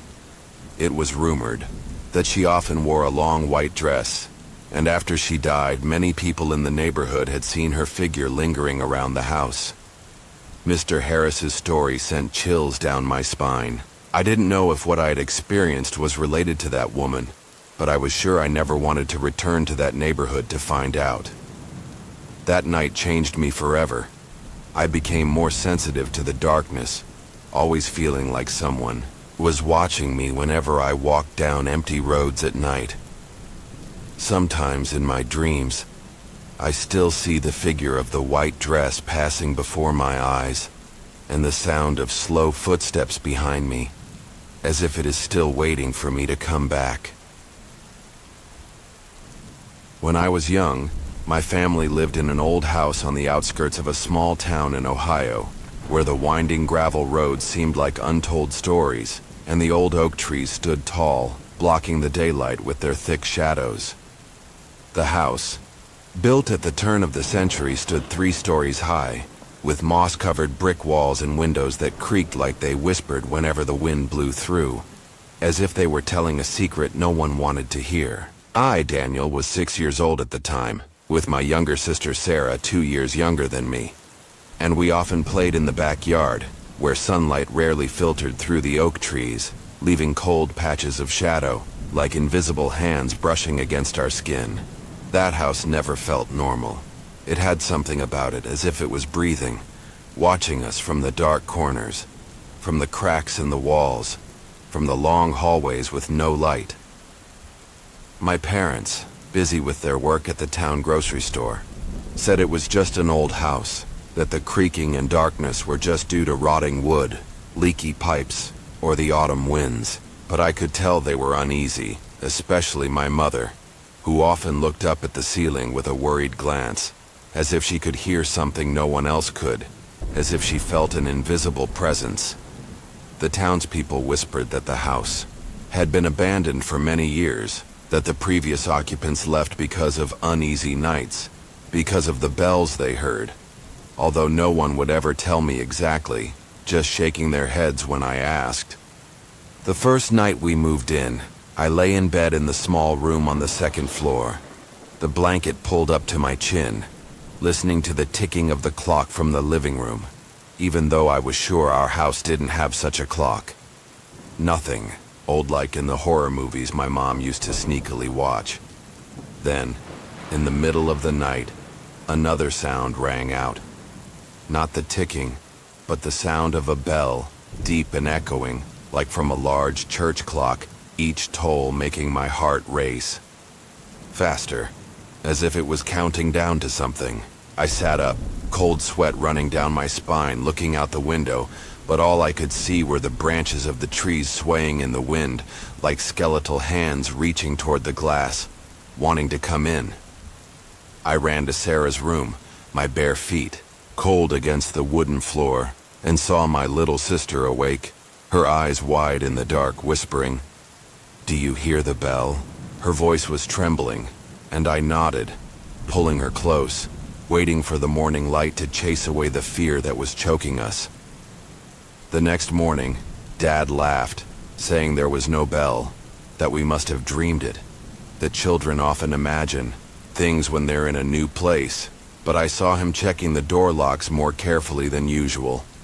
Mom didn't say anything, just looked up at the stairs with a hesitant glance, as if she had heard it too but didn't want to admit it. I found an old drawing in the closet in my room, of a large clock but without hands, as if time in this house had stopped, had become trapped. Sarah said she heard a child's laughter from the attic, but when I checked, there was only dust and an old wooden box, tightly locked, cold to the touch, as if it was holding something that shouldn't be opened. Mom began placing candles around the house, saying it was to brighten things up, but I saw her whisper something as she lit them, as if she was praying, as if asking for something not to come close. Dad, though always denying it, carried a small knife in his pocket, saying it was for fixing things, but I saw him often look out the window, as if waiting for someone, or something, to appear. The following weeks, I felt the house wasn't just old. It was alive, like a creature waiting, watching every step we took, every breath we made. Every time the bell rang, the air grew colder, as if winter was intruding in the middle of autumn, and the darkness seemed deeper, swallowing the light from every lamp, making the room dim like it was covered in fog. Sarah became quieter, no longer running around the yard, and she started sleeping with the light on, saying that the darkness in the room moved when she closed her eyes. I tried to be brave, as an older brother should, but every night when lying in bed I felt the house breathing, rhythmically, steadily, like it was waiting for me to fall asleep so it could do something I couldn't predict. One time I woke up and saw my door slightly open, though I was sure I had closed it tight. I stepped into the hallway, hearing faint whispers, like someone reading an old prayer, but when I turned on the light, there was only my shadow on the wall, and another smaller shadow, standing right behind me, even though no one was there. I screamed, ran back to my room, locked the door, my heart pounding, and the next morning, Mom asked if I was okay, her eyes full of worry, as if she knew I had seen something, but didn't want me to say it. My mom had heard the bell too, but she didn't dare speak of it, only telling us not to go into the basement at night, as if she knew something was waiting down there, in the cold darkness. That house, I began to understand, wasn't just where we lived. It was part of us, and it didn't want us to leave. The bell wasn't just a sound, it was a call, the heartbeat of the house, and every time it rang, I felt us being pulled deeper into its secret. I tried to ask the neighbors, but they only shook their heads, saying the house liked to keep secrets, and no one dared go near it, as if they knew something but were too afraid to speak. One night I woke up to hear the bell louder than ever, as if it was right in my room, right next to me, echoing in my head. I turned on the bedside lamp, but the darkness seemed to push the light back, making the room seem blurry, as if the space had been distorted. I shuddered, stepped out of bed, determined to find where the bell was coming from, but my feet felt frozen to the cold wooden floor, each step feeling like I was walking on thin ice. I ran downstairs thinking the sound came from the living room, but I only saw the wall clock. The kind with no bell, its hands still ticking normally, like it was mocking me, as if it was saying I wouldn't find anything. Mom, waking up from my footsteps, stood at the top of the stairs, her face pale, her nightgown fluttering in the wind coming from somewhere. She whispered, "You hear it, don't you?" Her voice wasn't a question, but an acknowledgement, and I nodded. The first time I felt like Mom didn't think I was imagining things, that she too was afraid, that she was just as helpless as me. We checked every corner, from the damp basement with its earthy smell, where the flashlight seemed weaker than usual, to the dusty attic full of cobwebs, where each step made a noise like someone was answering us. But there was no clock, no explanation for the bell, as if it was coming from the walls themselves, from the floor, from the air around us, from a place that didn't belong to this world. I tried to record the times the bell rang, writing it down in a small notebook, but the next morning the pages were blank, as if the house didn't want me to remember, didn't want me to have proof. Sarah found an old key under the carpet in the living room, but no lock in the house fit. And she said it was freezing cold like stone, as if it came from somewhere with no life. Mom started singing strange songs while cooking, her voice trembling, as if to drown out the bell.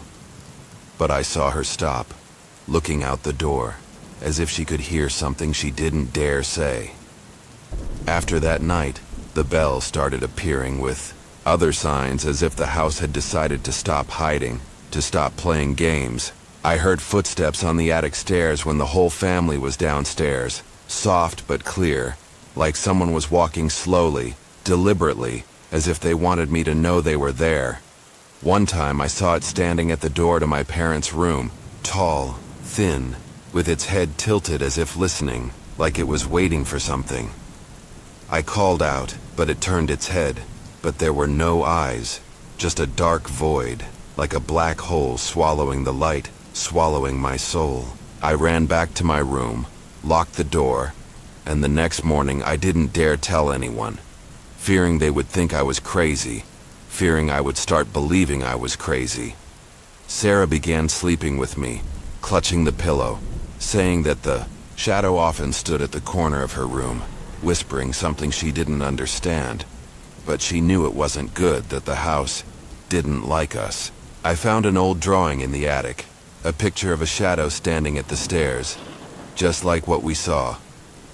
But the ink had faded, as if it had been here for a long, long time, as if it had been waiting for us. Mom, when she heard us tell the story, admitted she had seen the shadow in the kitchen, drifting past the window, but she said it was just a reflection, that her eyes were tired. But I saw her start leaving the lights on all night, and I saw her always look at the hallway mirror, as if she was afraid of seeing something that wasn't hers, wasn't ours. She hung charms around the house, saying it was an old custom, but I saw her tremble when she lit them, as if she feared they weren't strong enough, not enough to keep it away. Sarah said the shadow sometimes held a clock, but with no hands, and she heard the ticking when it stood near, though there was no clock anywhere, just the darkness and the cold. I heard my own whispers sometimes, not from the shadow, but from the walls, from the floor, as if the house was talking to me, inviting me in. One night, I woke up to hear the bell, louder than ever, as if it was right in my room, right by my ear, echoing inside my head. I turned on the desk lamp, but the darkness seemed to push the light back, making the room blurry, as if the space was being warped. I shivered, stepped out of bed, determined to find where the bell was coming from, but my feet were frozen to the cold wooden floor, each step like walking on thin ice. I ran downstairs, thinking it was coming from the living room, but I only saw the wall clock, the one with no bell, its hands still ticking as usual, as if mocking me, as if telling me I wouldn't find anything.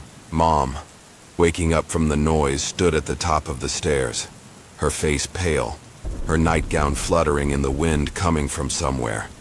She whispered, "You heard it too, didn't you?" Her voice wasn't a question, but an acknowledgement, and I nodded. The first time I felt like Mom didn't think I was imagining things, that she too was afraid, that she was just as helpless as me. In the summer when I was 20 years old, Emma, took a job dog-sitting for the Carter family, wealthy people who lived in a large mansion on the outskirts of Seattle. The 3-story house, with its tall glass windows and walnut wood interiors, was as beautiful as a painting, but it was under renovation, so dust covered everything, and scaffolding obscured half the facade. I arrived on a Friday afternoon, when the sunlight was fading, making the long hallways appear dim, as if they were hiding something. The family entrusted me with their golden retriever, Max, and told me to stay for the weekend, feed him, walk him, and make sure no one disturbed the construction crew. Max was friendly, wagging his tail constantly, but sometimes he would stare into the corner of the room, his ears drooping, as if seeing something I couldn't. I laughed, thinking he was just sensitive, but the atmosphere in the house felt heavy, as if someone was breathing right behind me. On the first night, I slept in the living room, hearing a light tapping from upstairs, like someone tapping their nails on the wood. But the crew had gone home, and I was alone with Max. I checked the door, locked it tightly, but the tapping continued, uneven, like an invitation. Max barked softly, his eyes glued to the staircase, and I held him, telling myself it was just an old house, just the wind. But my heart raced, knowing I wasn't truly alone. By the second day, things started to get strange. I was feeding Max in the kitchen, the fluorescent lights casting their glow on the cold stone floor, when I felt the air change, as if the room was narrowing. Max stopped eating, his fur standing up, staring down the hallway. I looked up and saw a strange man standing there, tall and thin, wearing an old coat. He wasn't a worker, just standing still, staring at me with unblinking eyes. My heart skipped a beat, and the food bowl almost fell. He didn't speak, didn't move, just stood there like a statue that could breathe. I grabbed Max by the collar, pulling him back, my voice trembling. "Who are you? How did you get in?" He tilted his head, his lips curling slightly, but he didn't answer, and the light seemed to dim around him, as if the darkness were swallowing him up. I turned away for a second to grab my phone, but when I looked back, he was gone, as if he had never been there, leaving only the empty hallway and the pounding of my heart. Max whined softly, rubbing against my leg, as if urging me to run. I checked the back door, the front door. Both were locked tightly, no sign of entry, but I knew I wasn't imagining things. The tapping from the night before echoed in my head, and I began to think that the man hadn't just been here today. He had been here before, waiting for me. I shakily called the construction crew, hoping they knew something, but my heart sank when the manager, sounding surprised, said, "There's no one like that in the team. We only have 4 people and the whole crew is off today." I told him about the man, describing the old coat, the thin face, but he interrupted, saying no one was allowed inside except for me. I locked myself in the living room, Max lying next to me, but every little sound, the creaking of wood, the wind outside, made me jump, as if he was near. I called the police, my voice shaky, reporting a break-in, but while waiting, I heard footsteps upstairs, slow, as if someone was walking down the hallway, stopping right above me. Max barked furiously, running to the door, but I held him back, afraid to open the door and face him. I peered through the crack, seeing something glide past the stairs, its shape unclear like black smoke. My phone vibrated. The police were on their way. But the footsteps stopped, replaced by tapping, this time from the door of the room, soft but steady, as if counting down. I held Max, whispering, "It's not real, it's not real." But I knew he was there, and he wasn't in a hurry.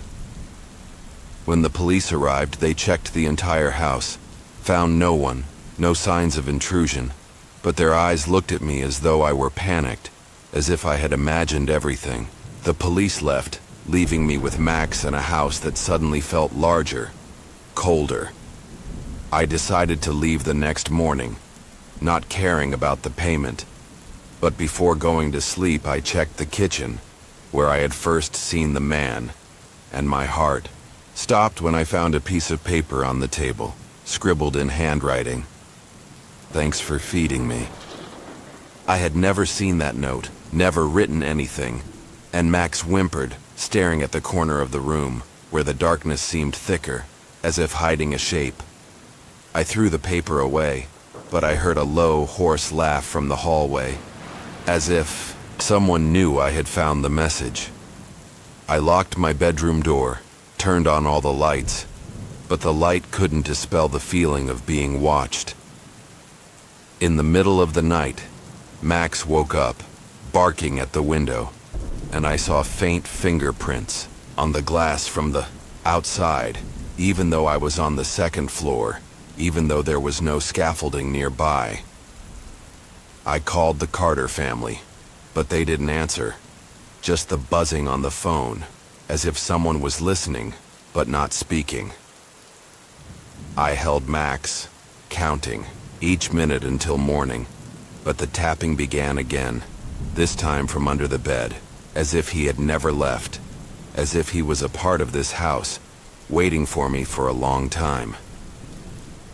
The next morning, I left the mansion without looking back, not caring about the late apology from the Carters, but the fear followed me home. That night, in my small apartment, I woke up to the neighbor's dog whining, and my heart froze when I saw a piece of paper on the kitchen table with the same scribbled writing, "Thanks for feeding me." No one had been in my apartment. No one knew I was here, but I could feel him, the faceless, nameless man somewhere near me. I moved out, changed my phone number, but sometimes, in the middle of the night, I hear the tapping, soft but steady, as if he is still searching for me. Recently, I received a photo from an unknown number showing Max in the Carter house kitchen, but behind him stood a figure, tall and thin, staring directly at the camera, and I knew, no matter how far I ran, he was still there, in the darkness, waiting for me to come back. In the summer of 2020, I, Nathan, worked for a logistics company in Albuquerque, New Mexico, specializing in delivering medical supplies to nearby cities. My job often took me down remote roads, where the city lights faded and the desert darkness took over, and the silence was sometimes so heavy that you felt like you were the last person on Earth. In October of 2020, I took on an urgent contract to deliver testing equipment to a hospital in Santa Fe, over 2 hours away from home via Highway 84, a lonely road that cuts through the Navajo reservation, known for its isolation and eerie stories that I always thought were just local myths. I wasn't superstitious, didn't believe in ghosts or spirits, but New Mexico had something about it, like an ancient breath hidden in the land, making you uneasy for no apparent reason. I left Albuquerque at sunset, when the red sun sank below the horizon, painting the desert in a fiery, blood-like canvas, beautiful but cold, like an unspoken warning. My old but reliable Chevy pickup rolled steadily down the road, the blues station on the radio occasionally interrupted by static due to weak signals.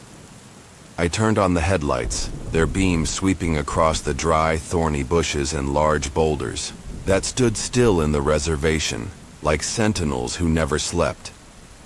This reservation stretched for miles, with no houses, no streetlights, only endless desert and the occasional ghostly tales from other drivers about lost figures, forgotten rituals and things that should never be awakened. I chuckled, thinking it was just how they killed time. But the air in the truck began to feel heavier, as if someone was sitting next to me, even though the passenger seat was empty. I had driven about 20 miles, the moonlight now clear and bright above, casting a silver ribbon of road winding through the red hills. I adjusted the rearview mirror, checked the gas gauge, and tried to stay alert by mentally reviewing the next day's schedule. Suddenly, a small skunk darted across the road, its eyes sparkling under the headlights, and I slowed down, not wanting to run over it. When I looked up again, my heart nearly stopped. In the middle of the road, about 30 feet away from my truck, stood a strange figure, tall, thin, faceless, like it wasn't human. It stood still, unmoving, as if carved from the darkness, but something was wrong.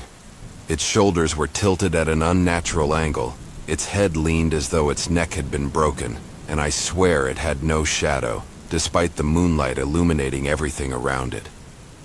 I honked, thinking it was a lost pedestrian or a drifter from somewhere, but there was no response, no wave, no step forward, just standing there, as if waiting for me, as if inviting me closer. I slowed down, got closer, and a cold chill ran down my spine, like I had stepped into a freezing room. The air conditioning in the truck turned off, but my breath formed fog, as if the temperature had suddenly dropped. As I was only a few meters away, the figure vanished, like it melted into the air, but my truck shook strangely, as if someone had pushed it from the outside. I slammed on the brakes, the steering wheel slipping in my sweaty hands, and the truck stopped in the middle of the road, the engine humming softly as though it were trembling. I looked around, the headlights scanning the desert, but there was nothing, only bushes and endless darkness.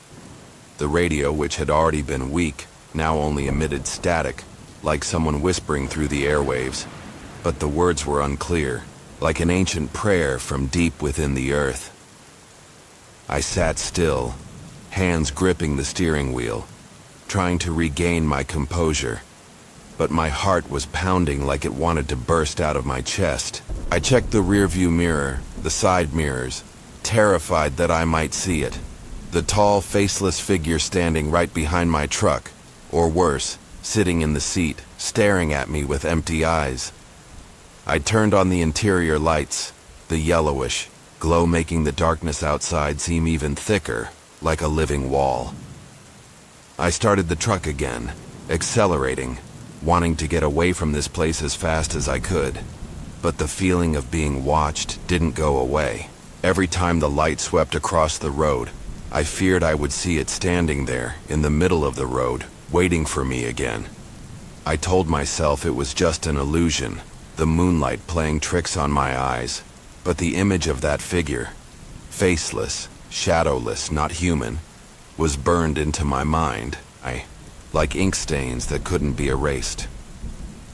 I drove a few more miles, trying to focus on the road, but every small sound, the tires rolling on the gravel, the wind beating against the window, made me flinch, as if it were signaling that something was about to happen.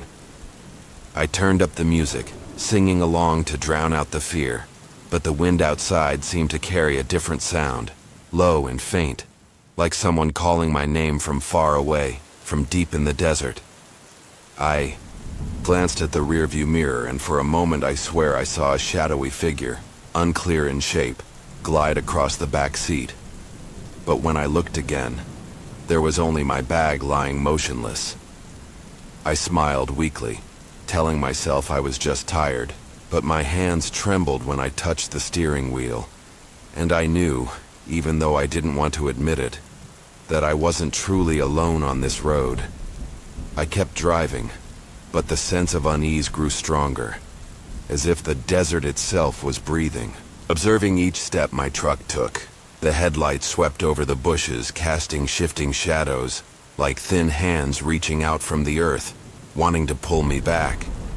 I checked the clock. It had only been 30 minutes, but it felt like hours, as if time on this road wasn't working normally. I remembered the stories I'd heard at the truckers' cafe about people seeing figures on Highway 84, about cars disappearing without a trace. But I brushed them off, not wanting my imagination to take over. However, every time the light swept across the road, I feared I would see it. The tall, thin figure, faceless, standing still like a curse, waiting for me to approach.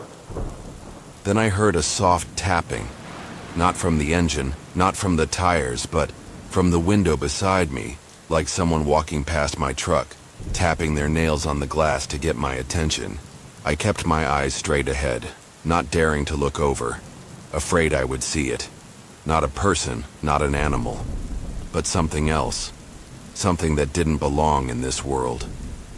The tapping continued, steady, like a rhythm, like a wordless song, and I felt the air inside the truck grow heavier, as if someone had just sat down in the passenger seat, even though I knew no one was there. I whispered, almost praying, "It's not real, it's not real." But the tapping didn't stop, and I felt a cold breath on my neck, like an invisible hand.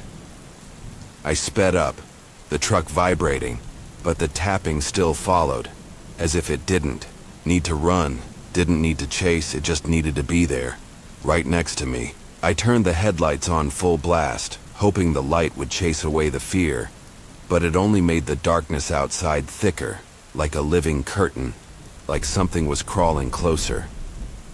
I checked the rearview mirror, and this time I didn't see the shadow, but I saw the windshield fog up like it was covered in a thin layer of mist. Even though the air conditioning was running at full blast, I wiped the windshield, but my hands were shaking so much I almost swerved off the road, and I realized the mist wasn't from the outside. It was inside the truck, like someone's breath, or something, sitting right behind me.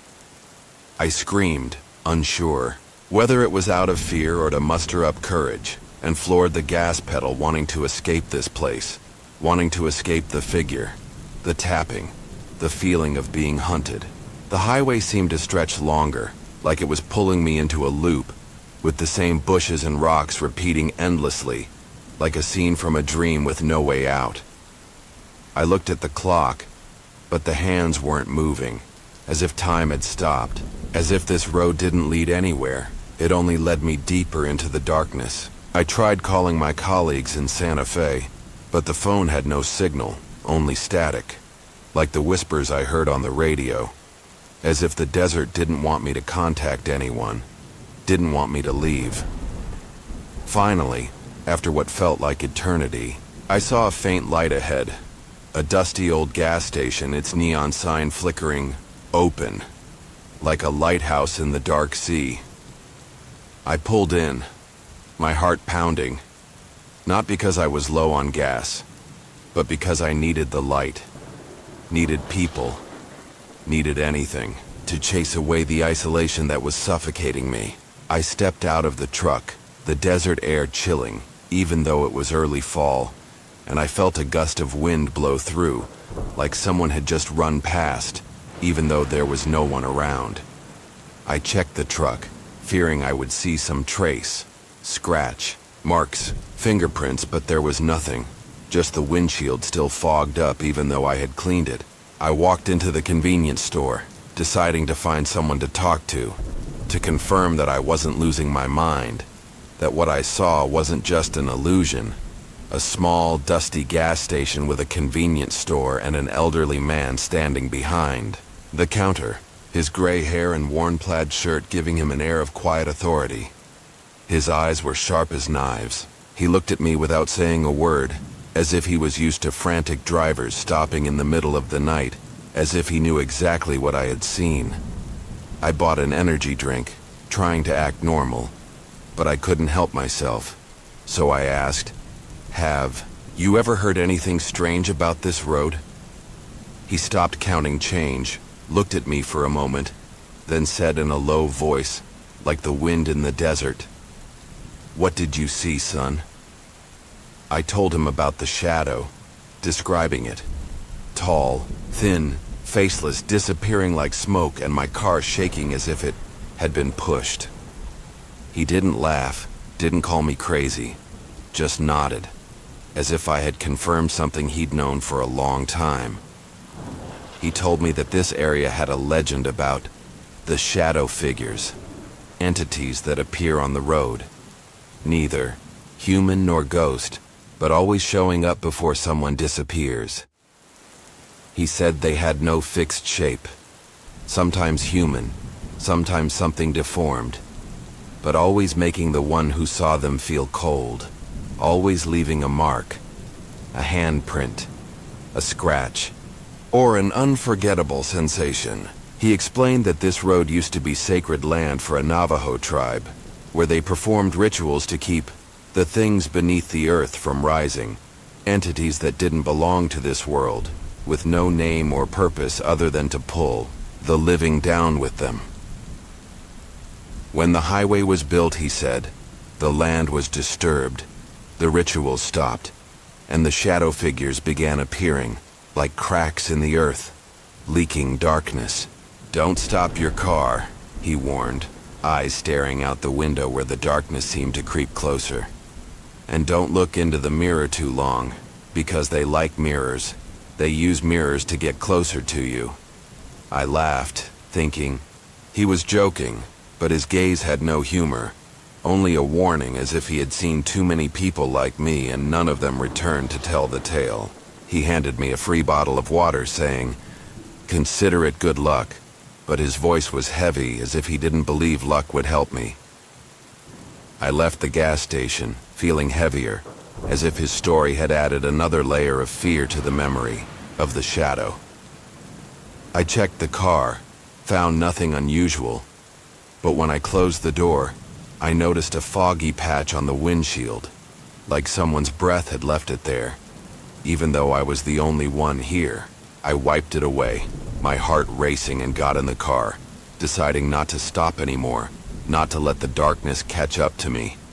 But as I drove, I heard a soft knock from the trunk, like someone tapping their nails on metal, and I had to use all my willpower not to look back, afraid I would see it standing right behind me, or lying in the trunk waiting for me to open it. I kept driving, the radio now only static, like a wordless prayer.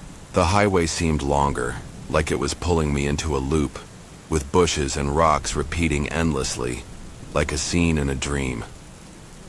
I turned on the lights inside the car, hoping the brightness would help keep me alert, but it only made the darkness outside thicker, like a living wall. I tried not to think about the old man's story, about the shadow figures, about the disturbed sacred land. But every time the light swept across the road, I feared I would see it. The tall, thin shadow, standing in the middle of the road, waiting for me.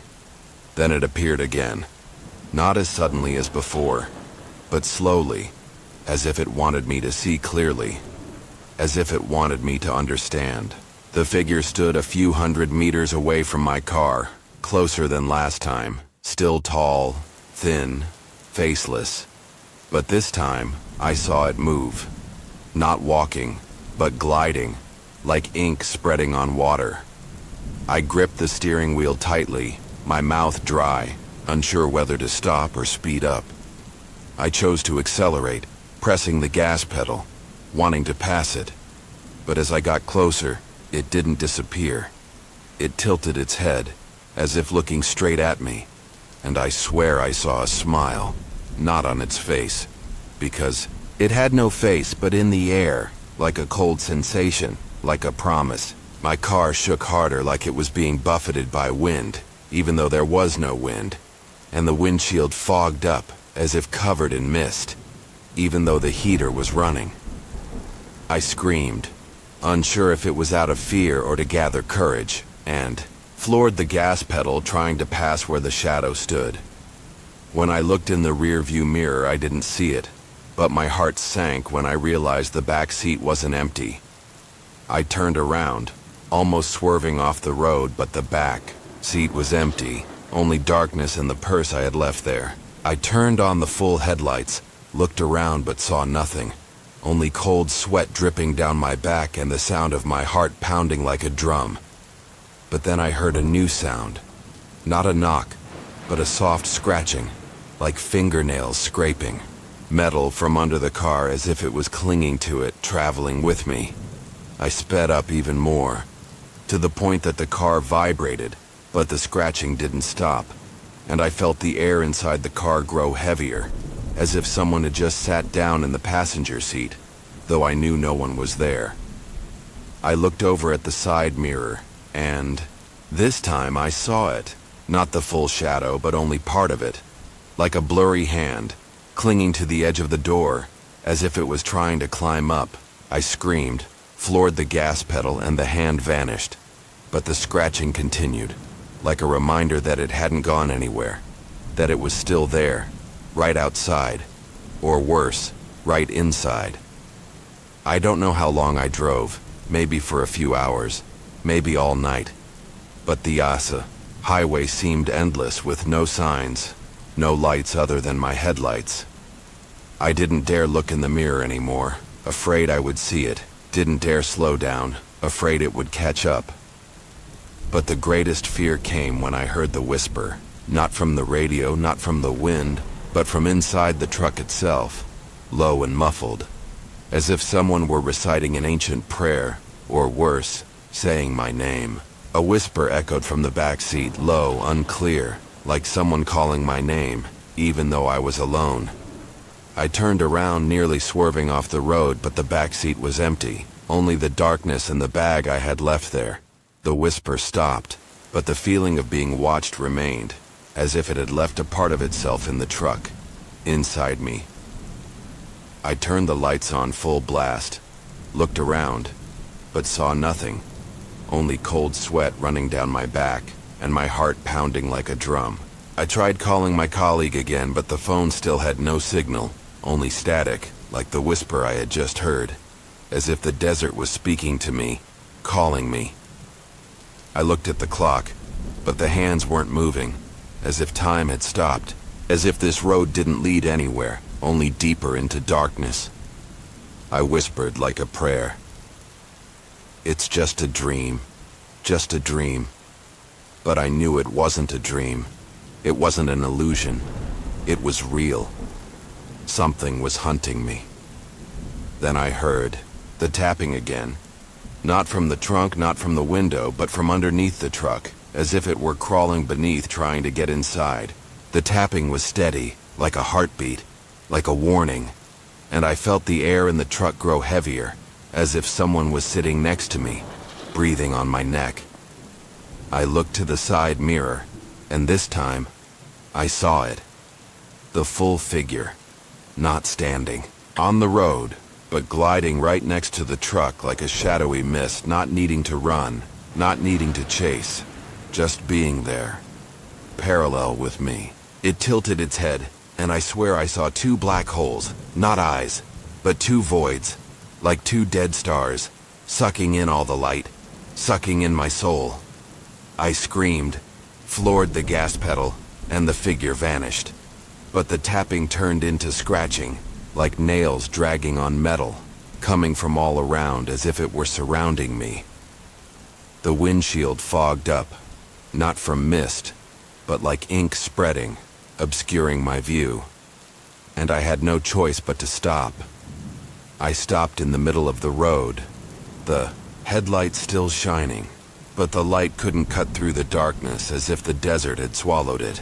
I sat still, hands shaking, listening as the scratching slowed down, then stopped completely, replaced by whispering, clearer, closer, like someone was sitting right behind me, reading my name, one word at a time. Nathan. I turned around, but no one was there, only the back seat empty and the thick darkness. I turned on the interior lights, checked every corner, but saw nothing.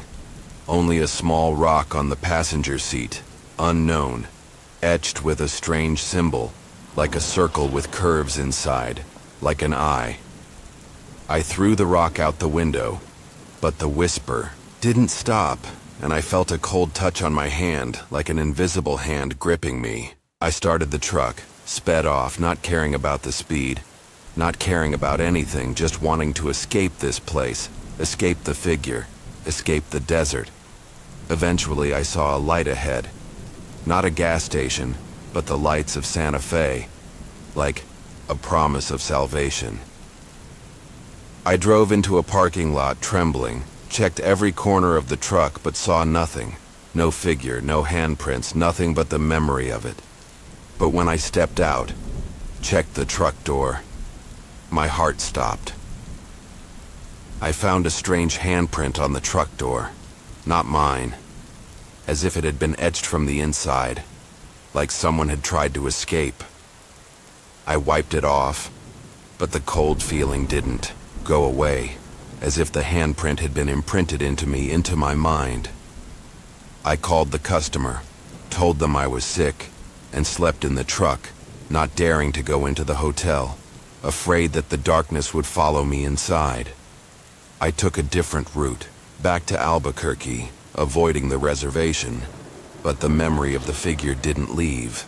Every night I dreamed of that road, of the figure getting closer, clearer, with 2 black holes in place of eyes. And I heard the whispers, not just my name, but words I didn't understand, like an ancient prayer. I told this story to a friend, and he found an old article about disappearances on Highway 84, never explained, never finding the bodies. One night I woke up, hearing a tapping outside my apartment window, even though I lived on the 7th floor. I didn't open the blinds, but I saw something pass across the glass, tall, thin, faceless. Recently I found another rock in my jacket pocket, identical to the one I had thrown away, with the same strange symbol, like an eye staring back at me. I don't drive at night anymore, but every time I look in the rearview mirror, I'm afraid I'll see it, sitting right behind me, whispering my name, waiting for me to return to that road. Last night, I looked into the bathroom mirror, and for a moment, I saw my reflection wasn't right. It was smiling, even though I wasn't smiling, and its eyes weren't mine, but 2 black holes like 2 dead stars. I smashed the mirror, but the whisper still echoed, from within the apartment, from the darkness, as if the figure had never left, as if it had become a part of me, waiting for me to return to the desert, where it's waiting. I'm Caleb, 27 years old, and I work at an auto repair shop on the outskirts of Concord, New Hampshire. My shifts often end late, and the road home leads me past barley fields and a small cemetery where the gray stone tombstones stand still under the moonlight, like sentinels who never leave their posts. This cemetery, located a few miles from town, dates back to the 18th century, with a rusted iron fence and old oak trees that block the light, casting shifting shadows, as if they are moving when you're not looking. I'm not afraid of ghosts, nor do I believe the stories my grandmother told me about wandering souls. But every time I drive past the cemetery at night, I feel an invisible pressure, like someone is watching from the fence, waiting for me to stop. That night, in November 2021, the air was freezing and thick fog covered the road, making the headlights of my sedan only illuminate a few meters ahead. I had just finished fixing a truck for a customer, tired and eager to get home, turn on the heater, and sleep. The radio played soft jazz, but the signal was weak, interrupted by static, as if someone were whispering through the waves. I slowed down as I approached the curve near the cemetery, where the road narrowed and the iron fence appeared through the fog like a wall separating the living from the dead. Then suddenly I heard a sound, not the wind, not the engine, but a faint cry, like someone calling for help, lost in the mist. I heard the weak cry from a white truck parked near the cemetery fence, the back door slightly ajar. My heart raced, my hands gripping the steering wheel. The truck, old and worn with peeling paint, was crookedly parked on the grassy shoulder, its lights off, as if abandoned. I stopped the car a few meters away, the headlights shining on the back door of the truck, where a narrow gap revealed the darkness inside like a mouth breathing. The cry echoed again, clearer this time, like a woman, her voice trembling. "Help! Help me!" I turned off the radio, straining my ears, but besides the cry, there was only the heavy silence of the cemetery, as if it were swallowing all other sounds. I opened the car door, the cold air biting into my skin, and the fog crawled up my legs like invisible hands. I called out, "Is anyone there?" My voice echoed, but there was no response, only the repeated cry, weaker, as if coming from deep inside the truck. I walked toward it, phone in hand, turning on the flashlight, but the light couldn't pierce the darkness inside the truck, as if it were being swallowed. I looked through the cemetery fence, seeing a shadow move between the gravestones, like an unclear shape. But when I blinked, it disappeared, leaving behind a chill. I told myself it was exhaustion, the moonlight playing tricks, but my heart was racing, like I knew I shouldn't be here. I shouldn't get closer to that truck. Stood in front of the truck, a few steps from the back door, the flashlight trembling in my hand. The cry for help repeated, as if coming from deep inside the truck, growing weaker, as if the person was losing strength. I called out again, "I hear you. Are you okay?"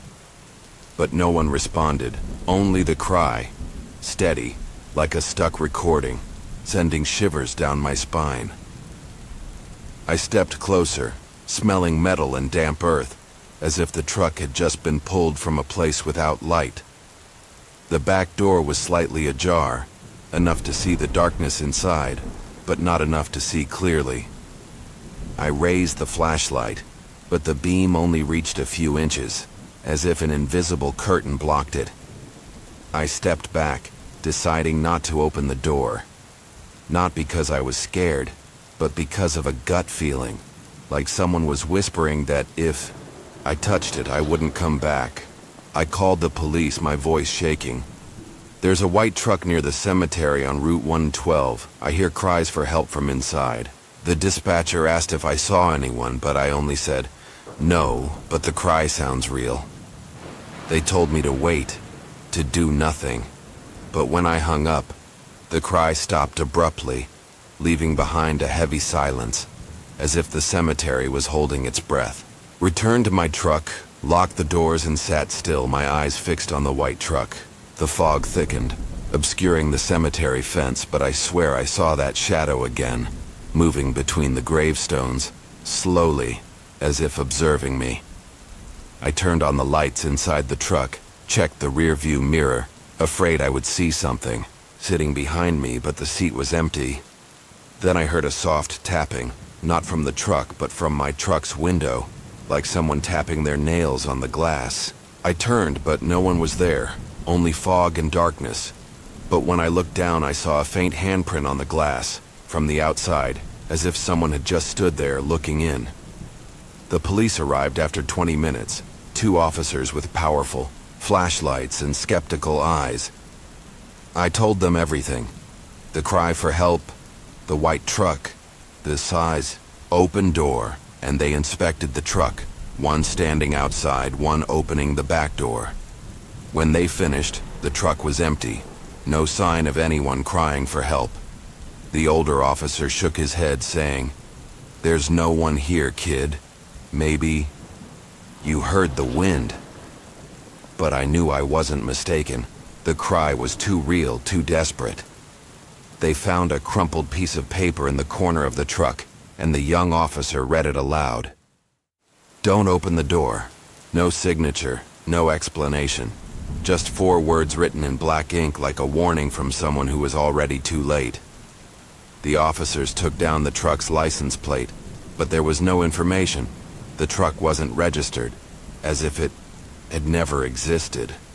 They told me to go home, saying they'd investigate, but their eyes showed they didn't believe me. Didn't believe the cry or the paper. I drove away, my heart heavy, glancing in the rearview mirror, seeing the white truck fading into the fog. But I swear the back door moved slightly, as if someone had just closed it, as if someone had just left. I arrived home, a small apartment on the edge of town, but I couldn't sleep. The cries for help echoed in my head, like a never-ending song, and every time I closed my eyes I saw the white truck, the back door slightly ajar, and the shadow in the cemetery, watching me from afar.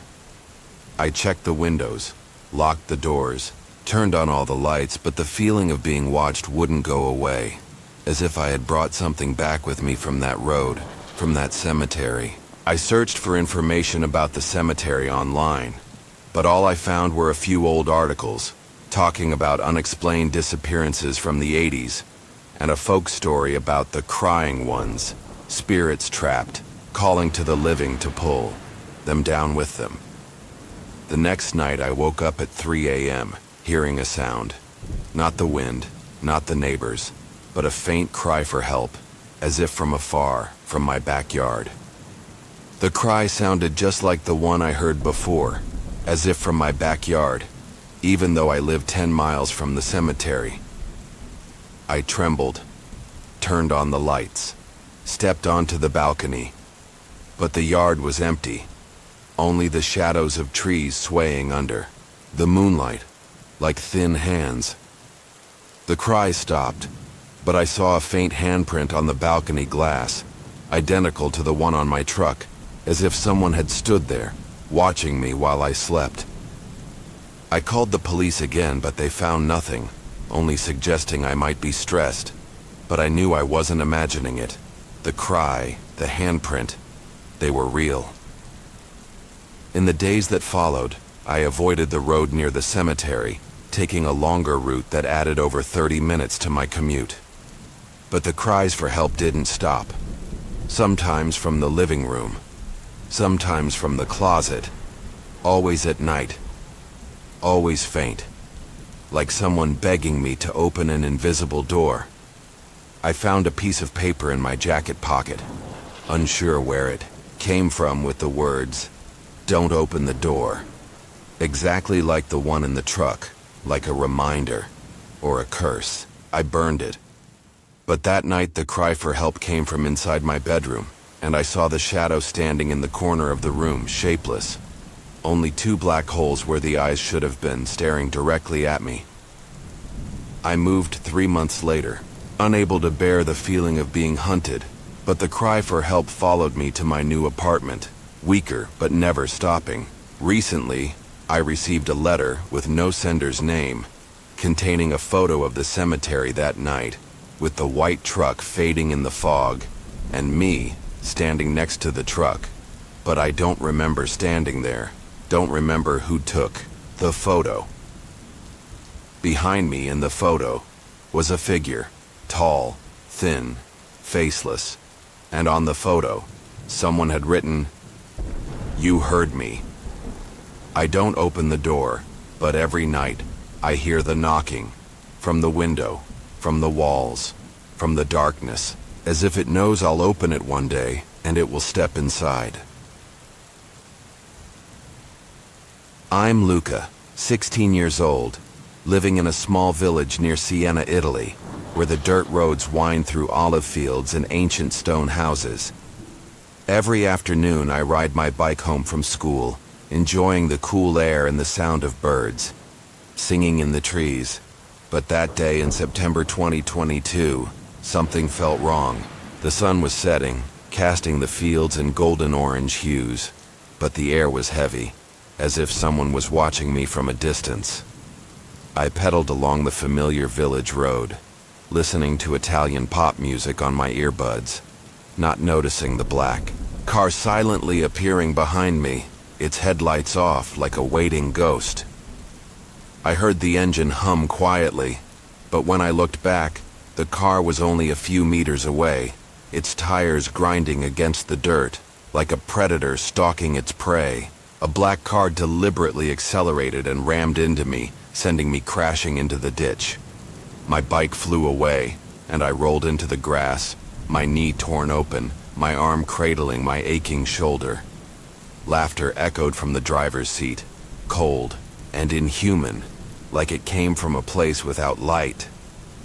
I looked up, trying to see through the windshield, but only saw a shadowy figure, unclear, like a blot of ink. The car didn't stop. It sped off, leaving dust and the sound of laughter lingering in my head. I lay there, my heart racing, blood flowing from my knee, but the fear was greater than the pain. I checked my bike. The front wheel was bent, unusable. I stood up, trembling, looking at the empty road. But the feeling of being watched didn't go away. Far off through the trees, I saw a figure standing still, tall and thin, like it was watching me. But when I blinked, it disappeared. I told myself it was my imagination, the shock. But that laughter, the sharp, emotionless sound, etched itself into me, like a warning that it would return. I dragged myself home, pulling the broken bike behind me, each step a battle against the fear. My mom panicked when she saw me, called a doctor, bandaged my knee and shoulder. I told her everything, the black car, the crash, the laughter, and she called the police. 2 officers came, took notes, but their looks were full of doubt, as if they thought I was making up a story to get attention. I was lightly injured, but the car didn't stop. It only left behind the laughter from the driver's seat. I described the car, a black sedan, tinted windows, no visible license plate, but they said there were no cameras on the village road, making it hard to trace. I stopped riding my bike, opting to walk or have my mom drive me, but the feeling of being watched didn't go away. Every afternoon when the sun set, I heard the engine hum distantly, as if the black car was circling the village, waiting for me to step outside. I avoided the village road, but one time, when passing through the fields, I saw it. The black car, parked under an oak tree, its windows pitch black like a trap. I ran home, my heart pounding, and from that point on, I didn't go outside after sunset, afraid that laughter would echo again. One night, I woke up at 2 in the morning, hearing a soft tapping on the window, like nails scratching the glass. I didn't open the blinds, but I saw a shadow pass by, tall, thin, faceless, like the figure I saw that day. I checked the door, turned on all the lights, but found a piece of paper under the rug, not knowing where it came from, with the words, "You can't escape." I burned it, but the tapping returned every night from the door, from the walls, as if someone was counting down. I asked my mom about Mr. Marco, and she said he passed away 2 years ago. His black car sold long ago. But I swear I saw it.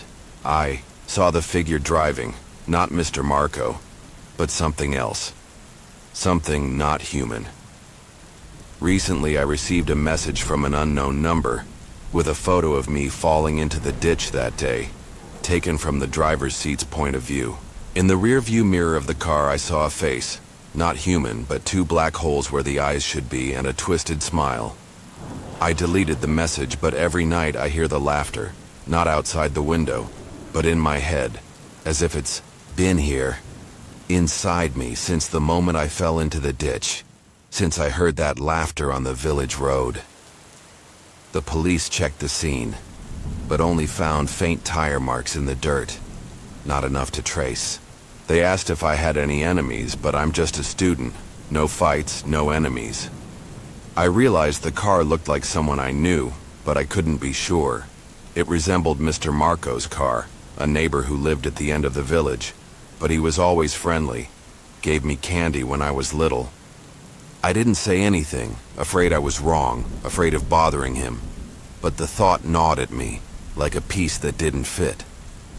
That night, I couldn't sleep, hearing the wind outside my window, afraid it was the sound of the engine.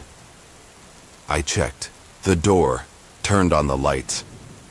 But the figure I saw on the road appeared in my mind. Tall, thin, faceless, or like it was standing right outside the garden. The next morning I found a faint handprint on the bedroom window from the outside, as if someone had looked in while I slept. I wiped it off, didn't tell anyone, but the fear grew stronger, like the black car wasn't just an accident, but the beginning of something worse. It wasn't the sunset or the familiar village road that unfolded this story, but a misty morning when the world seemed trapped in a dream with no clear edges. I'm Clara, 11 years old, living in a small town on the outskirts of Bristol, England, where cobblestone alleys lead through red brick houses and fields of golden barley. Every morning I walk to school, my backpack swaying behind me, humming softly to drown out the cold wind that blows through my ears. That day, in October 2023, the fog was thick, like a white curtain swallowing everything, turning the trees into ghostly shadows. I'm not afraid of fog, not afraid of the dark, but that morning I felt a chill that didn't belong to the weather, as if someone was following me, their steps merging with mine. I walked down the narrow alley, hearing my shoes click against the stones. But there was another sound. Not the wind, not birds, but the low, steady hum of an engine, like a beast breathing. I stopped, turned around, and through the fog, I saw it. A white truck, old and worn, parked at the end of the alley, its headlights faint, like eyes watching me through smoke. I kept walking, thinking it was just a lost delivery driver. But when I turned onto the next street, the truck was there again, a few dozen meters away, as if it knew where I was going. The truck moved slowly, maintaining a distance, but it always appeared on the roads I took, no matter how I changed my route. My heart began to race, not from exhaustion, but from a gut feeling. It wasn't by accident. It was following me. I tried to walk faster, turned into a small alley where the truck couldn't go. But when I looked back, the truck had stopped. At the alley entrance, its engine humming quietly like it was waiting for me to come back out. The fog seemed thicker around it, like an embrace hiding something inside. I ran, my backpack slapping against my back, and went to school without looking back. But the feeling of being watched didn't leave, like an invisible hand touching my neck. When I got to class, I looked through the window and saw a shadow. In the fog outside the school gate, its shape unclear, but I swear it tilted its head like it was remembering me. I told my teacher, but she said it was just the fog playing tricks on my eyes and told me not to worry. But I knew I wasn't imagining it. The truck, the engine, it wasn't a coincidence. I didn't dare tell my friends, afraid they'd laugh. But I started noticing small details. The sound of gravel scraping outside the alley when I was doing my homework. The faint light passing through the window at night, like the truck's headlights, even though no cars went down our alley. I sketched the truck in my notebook, trying to recall every detail. The peeling paint, the fogged up windows, and one strange thing. It had no rear view mirrors, as if it didn't need to look back, didn't need to worry about anyone chasing it. I told myself it was just a coincidence, just an old truck. But every time I stepped outside, I looked around, afraid I'd see it, afraid I'd hear the engine, afraid of the cold sensation running down my spine, like someone was standing right behind me, whispering my name. In the days that followed, I didn't walk directly home anymore, trying to take busier streets. But the white truck still appeared, like a ghost that never slept. Even when I changed my route, it was still there, moving slowly, keeping its distance like a patient hunter. One day I walked through the park where kids were playing ball, thinking it wouldn't dare come close. But when I left the park, the truck was parked under the oak tree, the driver's side window slightly open, and I saw him. One time I saw a man inside the truck, his face blurred, staring at me without blinking. His face was unclear, like it was covered by the fog, but his eyes, or rather, where his eyes should have been, were like two deep pits, swallowing all the light. I froze, unable to breathe, and he tilted his head, his lips curling, not smiling, but as if whispering without words.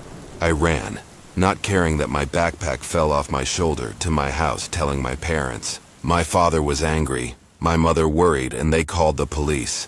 I described the truck, white, old, no clear license plate, and the man, but I couldn't describe his face, only the eyes, or rather, the emptiness of them.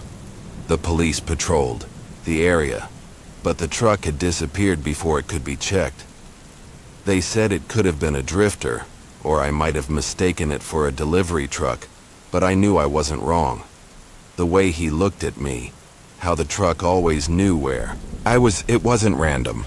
That night, I couldn't sleep, hearing the wind outside my window, afraid it was the sound of the engine, afraid he was standing outside the alley, looking in. The next morning, I found an odd mark on the driveway. Not a shoe print, but a streak of dirt, as if someone had dragged something heavy across the yard. I didn't tell my parents, afraid they'd think I was imagining things, but I began noticing strange details.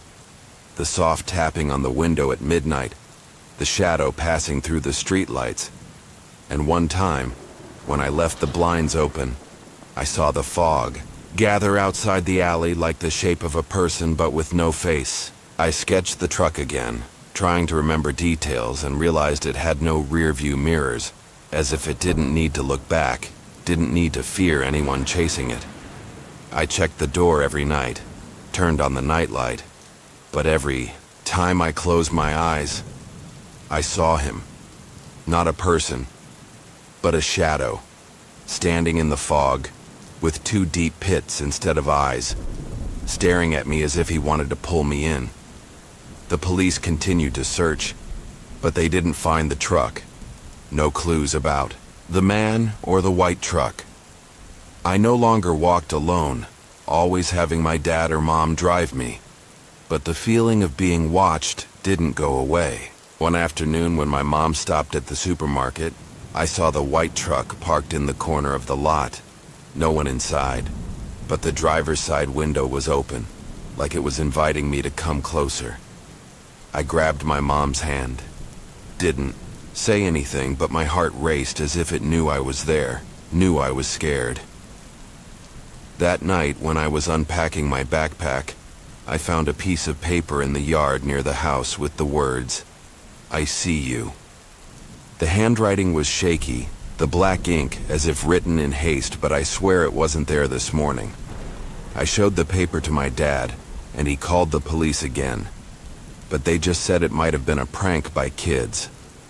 I didn't believe it. No one knew I saw the truck. No one knew what I was afraid of except him. I started dreaming of him, not the man, but a black shadow, faceless, standing in the fog, whispering, "I see you," in a voice that wasn't human. One night, I woke up hearing the engine outside the alley, low and steady, as if the truck was waiting. I didn't open the blinds, but I saw its shadow through the crack, the headlights faint, like eyes staring into my room.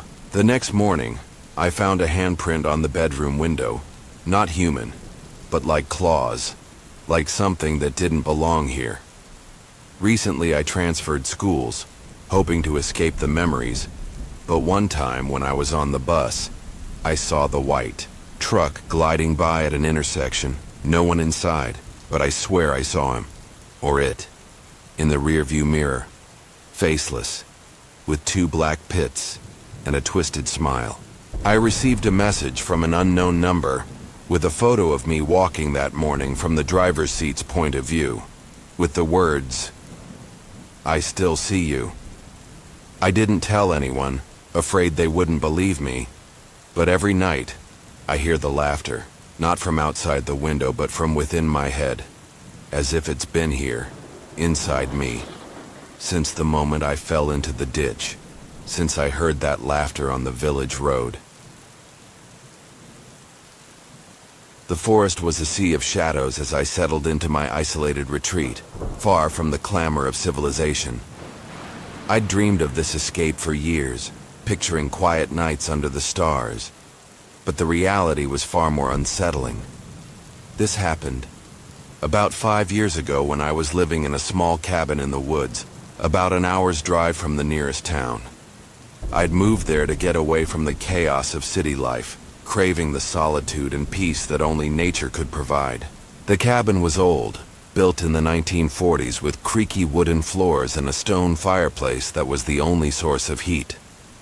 The cabin, a relic of a bygone era, groaned with every gust of wind, its walls whispering secrets of the past. I'd chosen this solitude, but on that fateful night I realized I wasn't as alone as I'd thought. A storm was brewing, the sky darkening with ominous clouds, and the air grew heavy with an unspoken threat, as if the woods themselves were watching, waiting for the perfect moment to reveal their hidden horrors. The storm arrived with a vengeance, transforming the peaceful woods into a chaotic battleground of nature's fury. I loved the isolation at first, but that all changed one stormy night in late October. The rain was coming down in sheets, and the wind howled through the trees, making the branches scrape against the cabin's windows like skeletal fingers. I was sitting by the fireplace reading a book when I heard a faint knock at the door. Lightning illuminated the cabin in jagged flashes, casting eerie shadows that danced across the walls, while the wind's mournful wail seemed to carry voices from the past. I tried to focus on my book, the flickering firelight my only comfort, but the atmosphere was electric with tension. The knock was so soft at first, I thought it was a trick of the storm, a branch tapping against the wood. But it came again, sharper, more deliberate, cutting through the roar of the rain. My pulse quickened, a sense of dread creeping up my spine as I realized this was no natural sound. Something, or someone, was out there, seeking entry into my sanctuary. The knocking persisted, each rap growing more urgent, as if whatever was outside was growing impatient. It was so soft I thought I might have imagined it, but then it came again, louder this time, more insistent. I set my book down and walked to the door, my heart beating a little faster. I wasn't expecting anyone. Who would come out here in this weather? I called out, "Who's there?" But there was no answer, just the sound of the rain and the wind. I hesitated, my mind racing with possibilities, perhaps a lost hiker seeking shelter from the storm. But the isolation of my cabin made that unlikely, and the thought sent a shiver down my spine. I rose from my chair, the floorboards creaking beneath my feet, each step toward the door feeling heavier than the last. The storm's fury seemed to fade into the background as I focused on the sound, my voice trembling as I called out into the night, hoping for a response that would ease my fears. The silence that followed was deafening, broken only by the relentless drumming of rain on the roof, and I felt a growing certainty that whatever was out there wasn't human. The knocking became a desperate plea, each strike against the door, sending a jolt through my body, as if it knew I was on the verge of giving in. I hesitated, my hand on the doorknob, but the knocking continued, growing more frantic. I finally opened the door, and to my shock, there was no one there, just the empty porch slick with rain and the dark forest beyond. I stepped outside, shining my flashlight into the trees, but the beam didn't reach far in the storm. My fingers trembled as I gripped the doorknob, fear and curiosity battling within me, until I could no longer resist. The door creaked open, revealing a void of darkness, the porch glistening under the downpour but utterly deserted. The forest loomed in the distance, its trees swaying violently in the wind, their branches like twisted limbs reaching out in the storm's fury. I fumbled with my flashlight, its weak beam struggling against the rain, illuminating nothing but the endless expanse of trees, their shadows merging into a wall of blackness that seemed to pulse with a life of its own. As I turned to retreat, my flashlight beam caught a detail that stopped me cold. A tiny footprint, etched in mud on the porch, its size unmistakably that of a child. That's when I noticed something strange on the porch.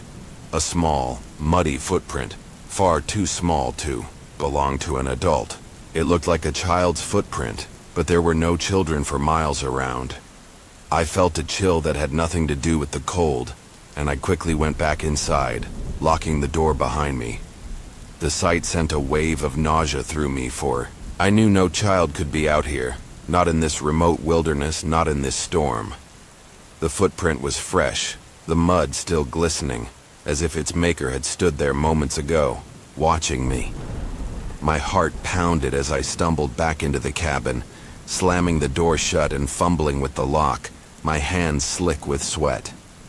The warmth of the fireplace did nothing to dispel the icy dread that had settled in my bones.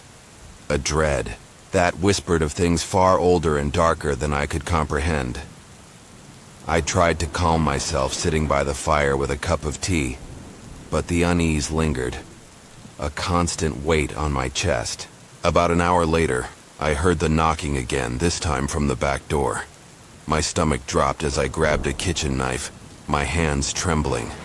I crept toward the back door, the knocking growing louder, more desperate, as if something was trying to get in. Then, an hour later, the knocking returned, this time from the back door, its rhythm more aggressive, more determined, as if it knew I was vulnerable.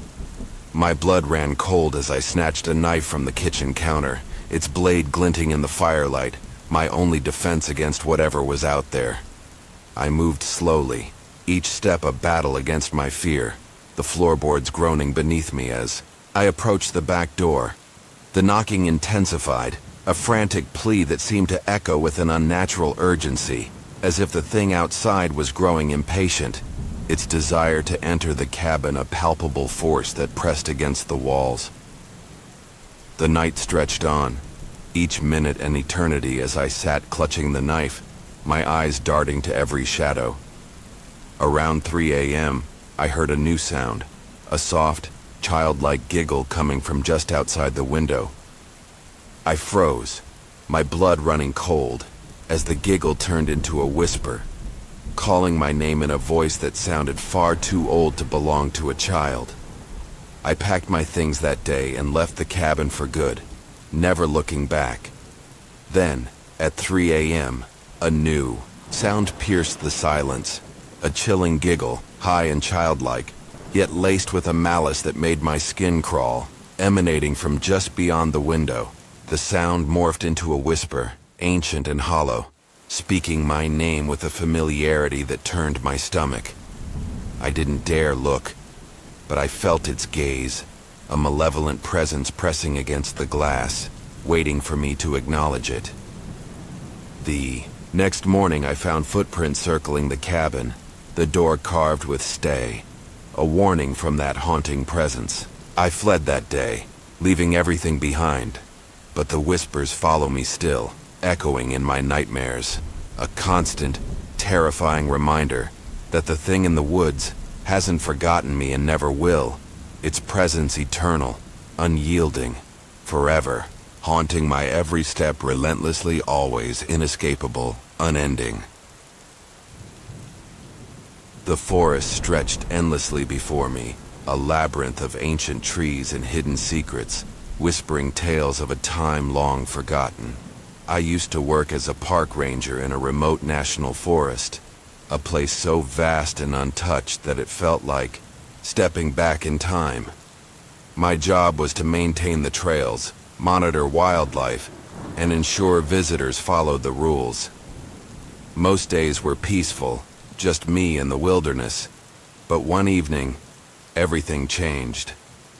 I'd always felt a strange comfort in its solitude, the silence broken only by the rustle of leaves and the calls of distant wildlife. But that evening, as the sky turned a fiery orange, a sense of unease settled over me, as if the forest itself was holding its breath, waiting for something to emerge from its depths. My ranger station was miles away, and the nearest town even farther, leaving me utterly alone in this primal wilderness, a solitude that would soon become my greatest fear. The air was warm and heavy, the scent of pine and earth filling my lungs. As I walked the narrow path, my boots crunching softly on the forest floor. It was late summer, and I was doing my final patrol of the day, checking a rarely used trail deep in the forest. The sun was setting, casting long shadows through the trees, when I heard a strange sound. A low, rhythmic humming, like a chant, coming from somewhere off the trail. The trail was one few ever ventured down, its overgrown branches forming a canopy that blocked out the fading light, creating a tunnel of shadows that seemed to stretch into eternity. The humming started faintly, almost imperceptible, but it grew steadily, a haunting melody that seemed to vibrate through the trees, resonating with an ancient otherworldly energy. My skin prickled with unease, the sound pulling at something deep within me, urging me to abandon the safety of the trail and venture into the unknown. My first instinct was to dismiss the sound as human, perhaps a group of hikers lost in the woods, but the lack of response to my call sent a chill down my spine. I thought it might be campers, so I called out, but no one answered. The humming grew louder, more intense, and I felt a strange pull, as if the sound was drawing me in. I followed the noise, stepping off the trail into the dense underbrush, my flashlight flickering as the forest grew darker. The humming intensified, its rhythm hypnotic, weaving through the trees like a siren's song, compelling me to follow, despite the growing dread in my chest.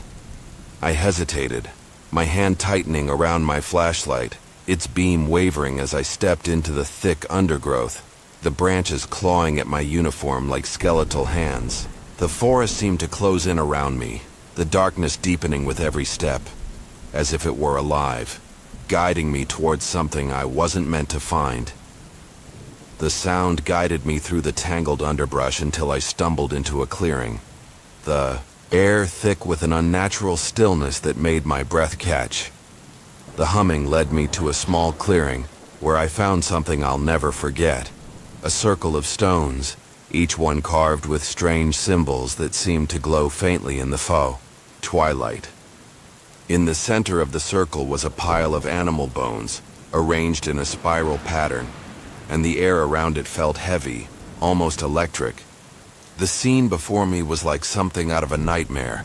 The stones formed a perfect circle, their surfaces etched with symbols that pulsed with a faint, eerie light, as if alive with some ancient power. The bones in the center were meticulously placed, their spiral shape almost hypnotic, drawing my gaze despite the growing terror in my gut.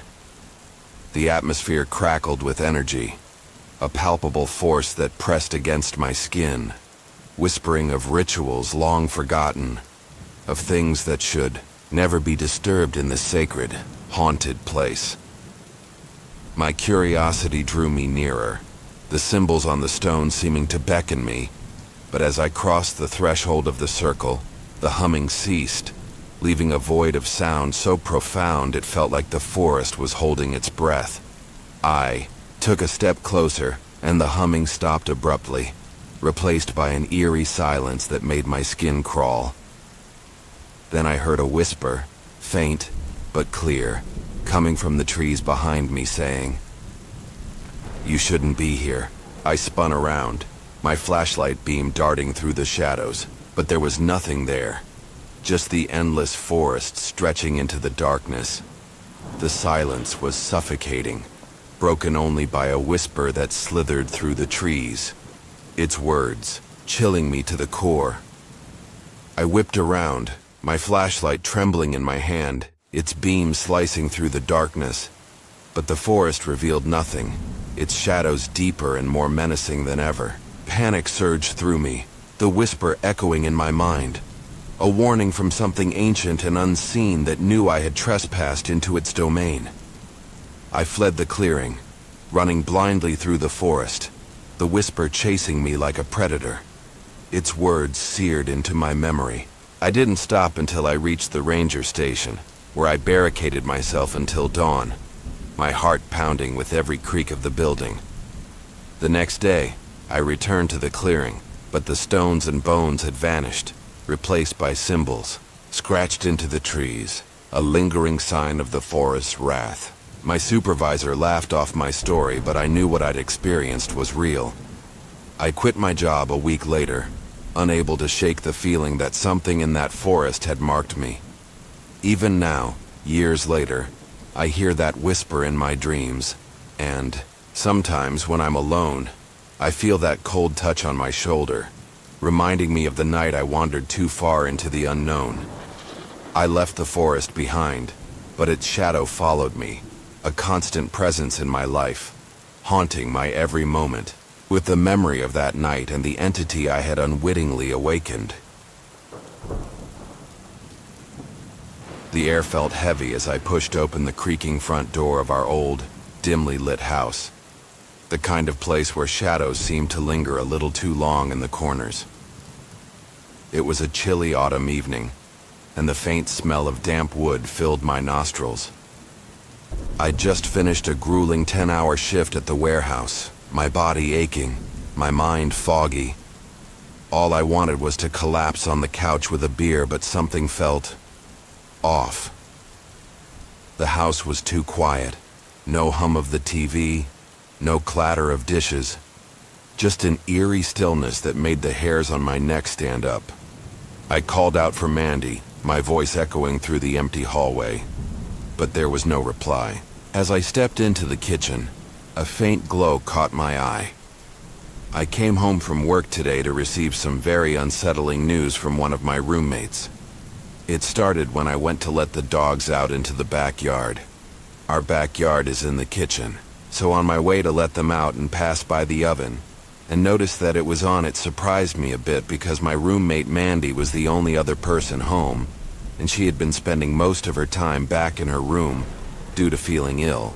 I froze, staring at the oven door, half expecting something to burst out of it. My hands trembled as I reached for the oven knob, but a nagging thought stopped me. What if Mandy had somehow managed to drag herself out here? I couldn't risk it. The hallway to her room felt longer than usual, the flickering fluorescent light casting jagged shadows on the peeling wallpaper. Each step echoed like a drumbeat in my chest. When I reached her door, I hesitated, my knuckles hovering over the wood. What if she wasn't even in there?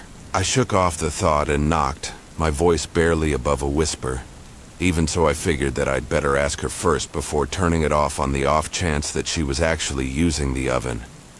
I went to the end of the hallway where her room was, knocked on her door and asked, "Hey, is the oven supposed to be on? Like, are you using it right now?" Fusion and concern was immediately apparent in her voice as she replied, "What? No, I haven't even been out in the kitchen today." The silence that followed was suffocating, broken only by a faint, raspy breath from the other side. My stomach dropped. If she hadn't been in the kitchen, then who, or what, had turned on the oven? I glanced back down the hallway, half expecting to see a figure standing there watching me. Mandy's words hung in the air like a dark cloud, her confusion mirroring my own. My mind raced for a logical explanation. Maybe Carl, our other roommate, had come home early and left the oven on. I clung to that thought like a lifeline, desperate for anything to make sense of this. Shared her confusion, obviously, and concern about hearing this, but then pondered the possibility that Carl, her brother, and our other roommate had been the one to leave it on by mistake. I asked her if this could be the case, and she then told me The Carl was still at work and had been since early that morning. This was when she and I began to piece together that something very strange had to have happened. The realization hit us like a freight train. Neither of us had been in the kitchen and Carl wasn't home. We were alone, or so we thought. A cold sweat broke out on my forehead as I remembered the faint creak I'd heard earlier, the one I'd dismissed as the house settling. Now it felt like a warning. I turned to Mandy, her face pale as a ghost, and whispered, "If it wasn't us, then who was in the house?" Before she could answer, a low guttural hum echoed from the living room, sending a shiver down my spine. My heart pounded as I tried to piece together the timeline. I told her that I'd just gotten home a few minutes prior. It was a little after 3 p.m. at that point, and I left the house at about 7:30 that morning. She then informed me with horrific realization that around 11 a.m. she had heard noises coming from the living room, including a woman's voice, a chair moving, and the front door even opening. Then who was in the house at 11 a.m.? She paused, her eyes darting toward the door as if expecting someone to burst through. I heard things. A woman's voice, soft and distorted, like she was whispering through the walls. Then a chair scraped across the floor and the front door creaked open. I thought it was you, but now... Her voice trailed off and the air grew colder. I remembered the dogs. They'd been unusually quiet since I got home. Normally they'd be barking at any stranger. But now they were cowering in the corner, their eyes fixed on the hallway. A sudden sharp thud echoed from the kitchen, followed by the sound of glass shattering. Something, or someone, was still in the house with us. 252. Mandy's voice trembled as she continued, her words barely audible over the pounding of my own heartbeat. She didn't realize at the time that I was at work, so she just assumed that it was me, and didn't think much of it. She then mentioned that in hindsight, though, the dogs were barking an unusual amount during this time. I followed her gaze, my stomach twisting as I noticed the dogs' eyes weren't on us. They were staring at the ceiling. A faint scratching sound began to emanate from above, slow and deliberate, like nails dragging across wood. My blood ran cold. The attic. We never went up there. It was locked, the key long lost, and the hatch was sealed with years of dust. But now the scratching grew louder, accompanied by a low, mournful wail that seemed to seep through the walls. The temperature in the room plummeted, our breaths visible in the air. Then the lights flickered violently, plunging us into darkness for a split second before snapping back on. When they did, a shadow loomed in the doorway, a tall, gaunt figure with hollow eyes staring right at us. My legs felt like lead, but I forced myself to move, grabbing Mandy's hand and pulling her toward the hallway. We needed to get out. Now. As we stumbled past the hall closet, I yanked it open, desperate for anything we could use to defend ourselves. That's when I saw it. I went to the hall closet to get more toilet paper for my bathroom, and I noticed an empty wrapper packaging for a new pillow in there. I didn't buy a new pillow recently, crumpled and stained with what looked like dried blood. My mind flashed back to the noises, the woman's voice, the dog's fear. The figure in the doorway hadn't moved, but its hollow eyes followed us, unblinking. Then, it spoke. Its voice a guttural rasp that seemed to come from everywhere, and nowhere at once. You shouldn't have come back. The air grew thick with the stench of decay, and the walls began to ooze a dark, viscous liquid. I screamed, shoving Mandy toward the front door as the figure lunged forward, its skeletal hands reaching for us. We burst outside just as the door slammed shut behind us, the sound of laughter echoing in the night. But as we ran, I realized the horrible truth. The voice had sounded exactly like mine. We sprinted down the street, the cold air biting at our skin, but the laughter followed us, growing louder, more manic. I dared to glance back, and my blood froze. The figure was standing at the edge of the yard, its head tilted unnaturally, a grotesque smile stretching across its face. It raised a bony finger, pointing directly at me, and in that moment, I knew this wasn't the end. It was only the beginning of our nightmare. The streetlights flickered, casting long, distorted shadows that seemed to reach for us, and a chilling whisper carried on the wind. "I'll find you, always." The clock struck midnight as I settled into my chair, the only sound in the cavernous office building being the faint hum of my headphones. I'd always found solace in the solitude of the night shift, but tonight, something felt different. The air was thick with an unspoken tension, and the darkness outside the third-floor windows seemed to press against the glass, as if trying to get in. This happened to me about 10 years ago when I was working the night shift at an old office building. I was the only one there most nights, which I usually didn't mind because it gave me a lot of time to myself to just kind of think and listen to music on my headphones. The building was pretty old, built in the 1920s, I think, and it had a bit of a creepy vibe to it, especially at night when all the lights were off, except for the ones in the area where I was working. The building, a relic from the 1920s, had always carried an eerie aura, its walls stained with age, its floors creaking with every step. I tried to focus on the security monitors, but a chill ran down my spine, as if the building itself was watching me, waiting for something to happen. The glow of the security monitors cast a pale light across my desk, the only source of illumination, in the otherwise pitch-black third floor. I was halfway through a playlist when a strange sound broke through the music, a faint crackling static that sent a shiver down my spine. I was stationed at a desk on the third floor, and my job was mostly just to monitor the security cameras and make sure nothing weird was happening. One night around 2 a.m., I started hearing this faint static noise coming from somewhere in the building. At first I thought it might just be my headphones acting up, so I took them off, but the noise was still there. It sounded like an old radio that was stuck between stations. Just this constant low, crackling sound. I yanked off my headphones, hoping it was just a glitch, but the noise persisted, growing louder, more insistent. It was as if the building itself was whispering secrets through the walls, the sound echoing in the empty halls. My heart began to race as I realized this wasn't a technical glitch. Something was very wrong. The static seemed to pull me forward, an invisible thread tugging at my curiosity and my fear. I got up from my desk and started walking around the floor to see if I could figure out where it was coming from. The noise seemed to be coming from the direction of the break room, which was at the end of a long hallway. As I got closer, the static got louder, and I started to hear what sounded like a voice mixed in with the noise.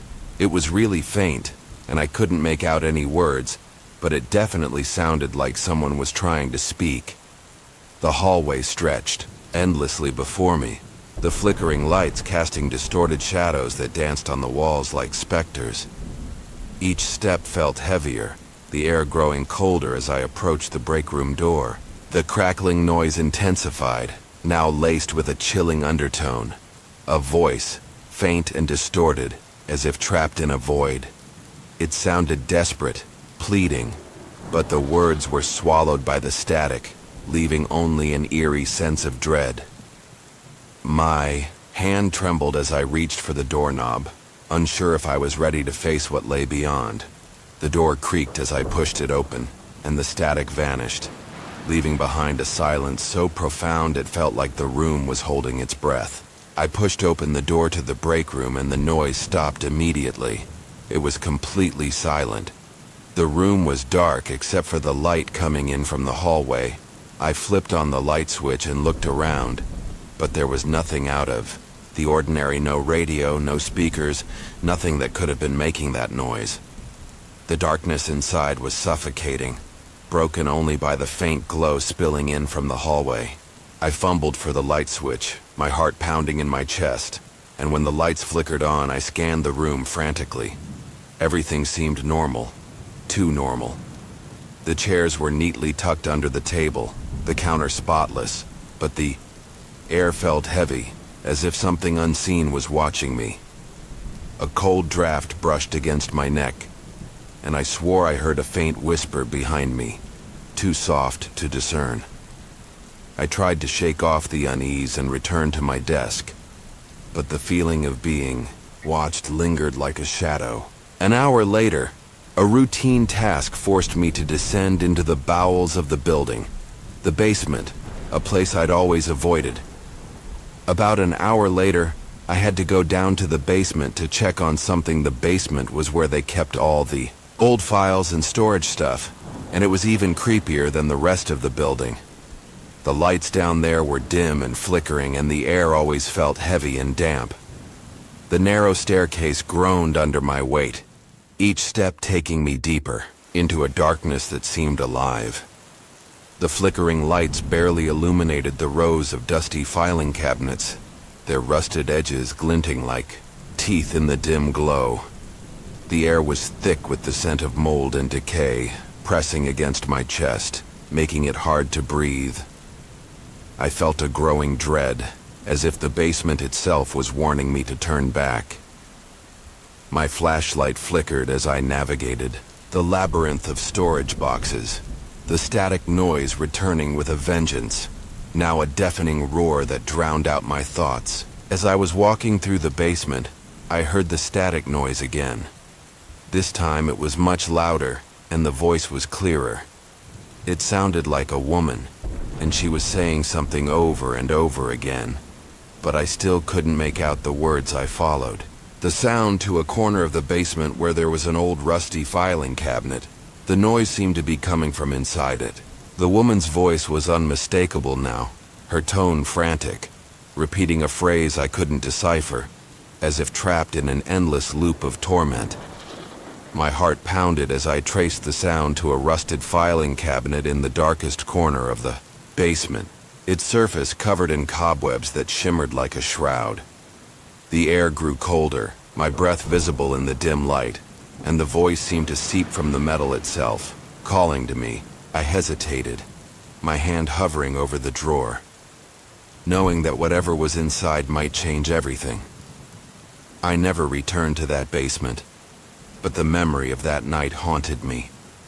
I never heard the static noise again after that night, but I did find out later that the building used to be a hospital back in the 1920s, and a lot of people had died there. I don't know if that had anything to do with what I experienced, but it definitely made me think twice about working the night shift there. Weeks later, I uncovered a chilling truth. The building had once been a hospital in the 1920s, a place where countless patients had suffered and died, their cries echoing through the decades. The woman's voice, the static, it all made sense now.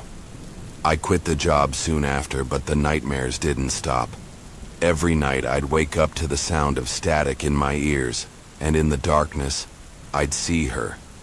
A pale, gaunt figure standing at the foot of my bed, her hollow eyes staring into mine, whispering the words I understood. "You can't leave me." The moon hung low in the sky, casting a sickly yellow glow over the desolate landscape as I pulled up to the abandoned factory. Its skeletal silhouette loomed against the horizon, a decaying monument to a bygone era, whispering secrets of its haunted past. I'd heard the rumors, whispers of workers who'd vanished, of strange noises echoing through the night, but I ignored them. 10 years ago, I took a job as a night watchman at an abandoned factory on the outskirts of town. The place had been shut down for decades, its rusted machinery and broken windows a testament to its forgotten past. I was desperate for money, so when I saw the ad for a night shift security guard, I didn't think twice. I needed the money, and a job was a job, no matter how eerie the setting. My boots crunched on the gravel as I approached the rusted gates, the air thick with the scent of rust and decay. A chill wind howled through the broken windows, carrying with it a faint rhythmic tapping that made my skin crawl. I told myself it was just the wind, But deep down, I knew better. Something was waiting for me inside. I pushed through the creaking gates, the sound grating on my nerves like nails on a chalkboard. The factory's interior was a labyrinth of shadows, its vast halls stretching into darkness beyond the reach of my flashlight.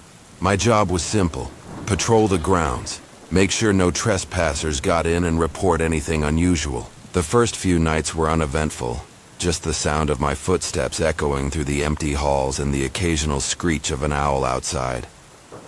Each night, I'd walk the same route, my flashlight beam slicing through the gloom, illuminating rusted pipes and shattered glass.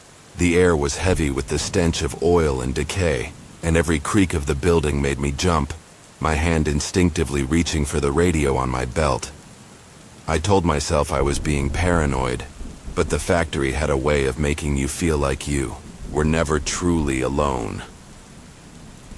The fourth night started like any other, with the same oppressive silence that had become my nightly companion. But on the fourth night, things took a turn for the worse. It was around 1 a.m. when I heard a faint tapping sound coming from the main factory floor.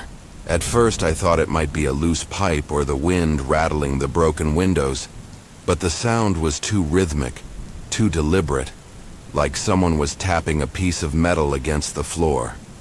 The tapping was faint at first, almost imperceptible, but it grew steadier, more menacing, echoing through the cavernous space like a heartbeat. I froze, my flashlight trembling in my hand as I tried to pinpoint its source.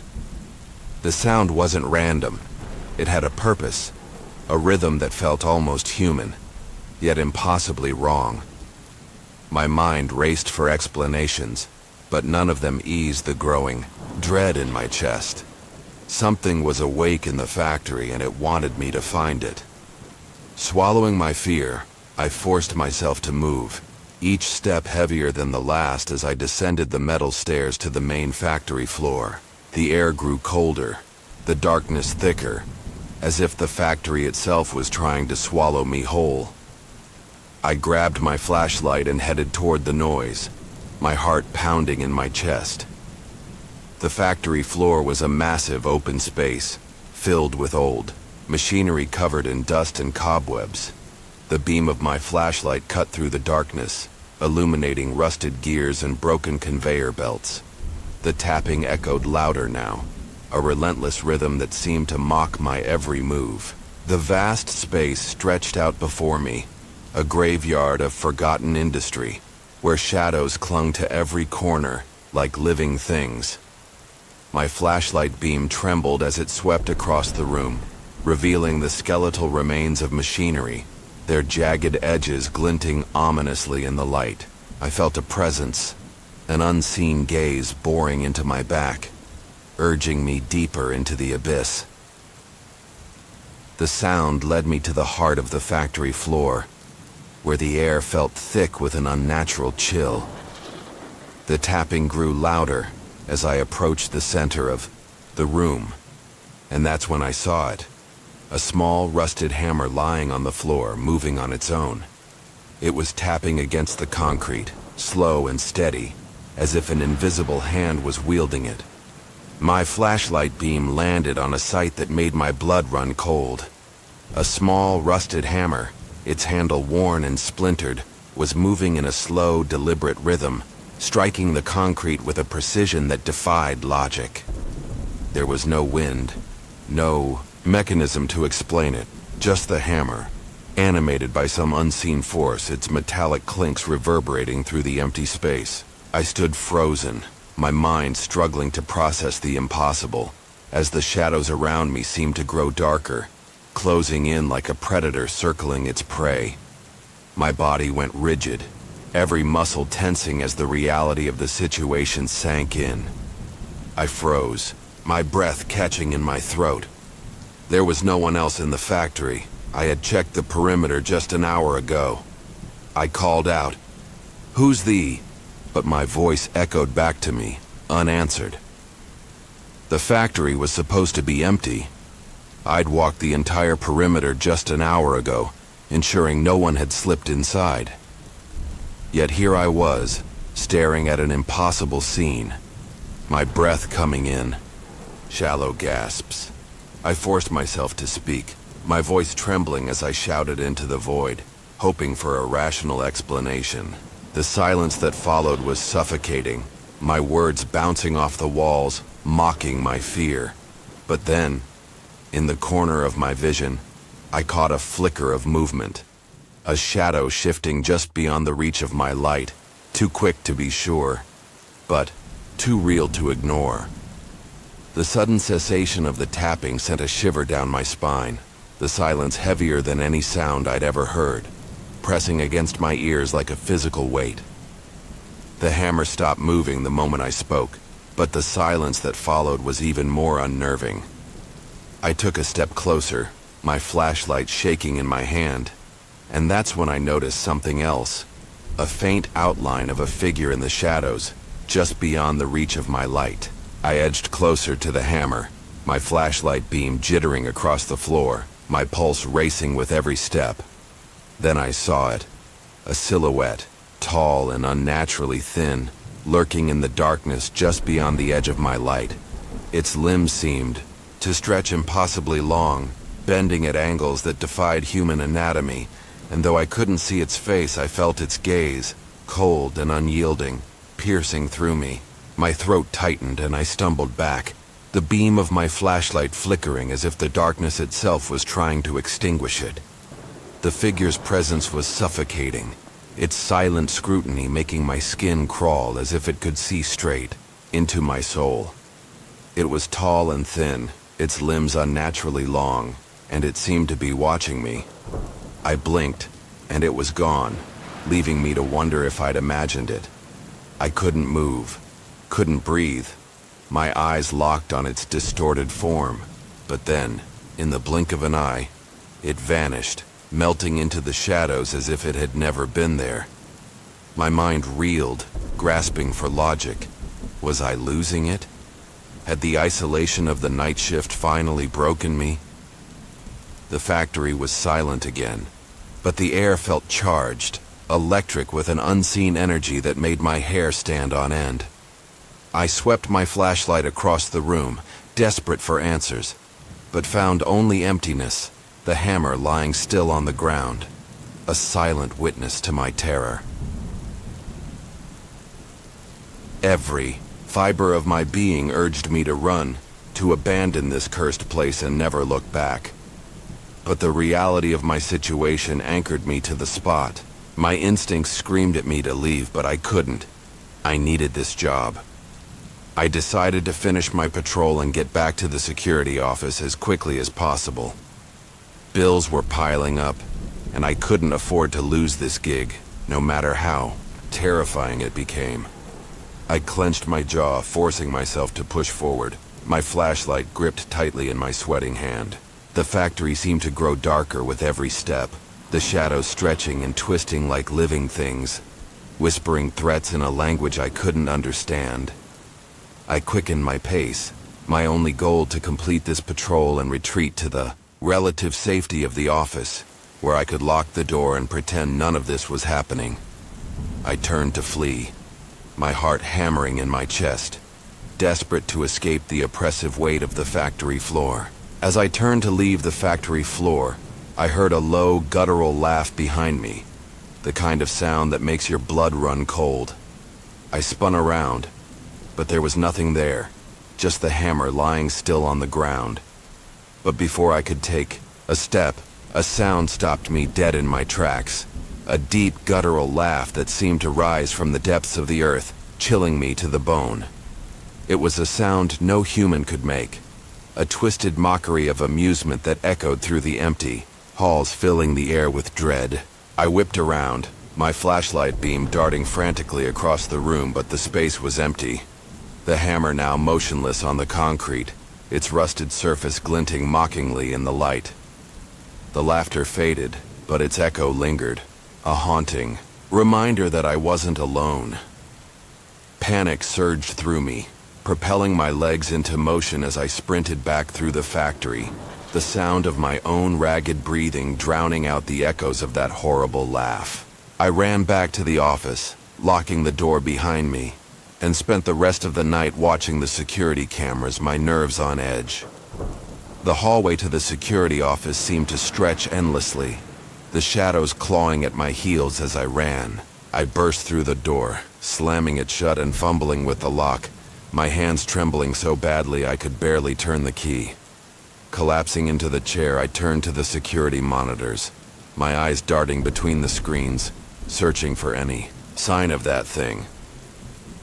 The factory was silent now, but my nerves were frayed, every creak of the building making me jump. My mind, replaying that laughter over and over. The hours dragged on, each minute stretching into eternity as I sat hunched over the monitors, my eyes burning from the strain. Around 3 a.m., the power in the office flickered, and the cameras went dark, for a moment. When they came back on, I saw something that made my heart stop, a shadowy figure standing in the middle of the factory floor, right where the hammer had been. Then, just as the clock struck 3 a.m., a sudden flicker of the lights plunged the office into darkness, the hum of the cameras cutting out with a sharp whine. My heart leapt into my throat as I waited, the seconds ticking by in suffocating silence. When the power surged back, the screens flickered to life, revealing a sight that turned my blood to ice. There, in the grainy black and white feed, stood a figure, tall, thin, and impossibly still. Its presence a stark contrast to the empty factory floor. It was exactly where the hammer had been, as if it had been waiting for me to see it. I leaned closer to the screen, my breath shallow, unable to tear my eyes away from the figure. It was the same tall, thin figure I'd seen earlier, but now it was clearer, its head tilted to one side as if it was listening for something. It was the same entity I'd glimpsed in the shadows earlier, but now its form was more defined, its skeletal frame illuminated by the faint glow of a distant emergency light.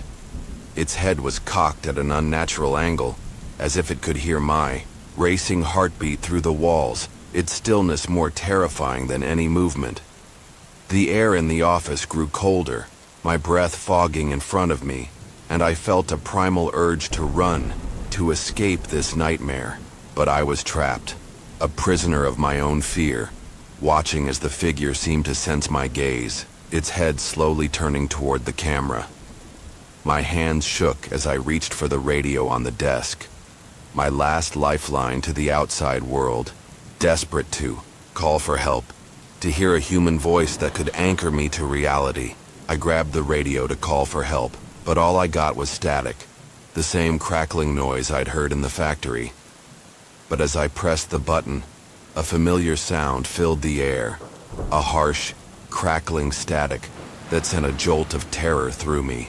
It was the same noise I'd heard earlier, a sound that seemed to carry the weight of something ancient and malevolent, whispering through the airwaves. I tried again, shouting into the receiver, but the static only grew louder, drowning out my voice, as if the factory itself was refusing to let me escape its grasp. My eyes were glued to the screen as the figure began to stir, its body twitching, in a way that defied all natural laws, each movement sharp and disjointed as if controlled by an unseen puppeteer. The figure on the camera started to move, its movements jerky and unnatural, like a puppet on strings.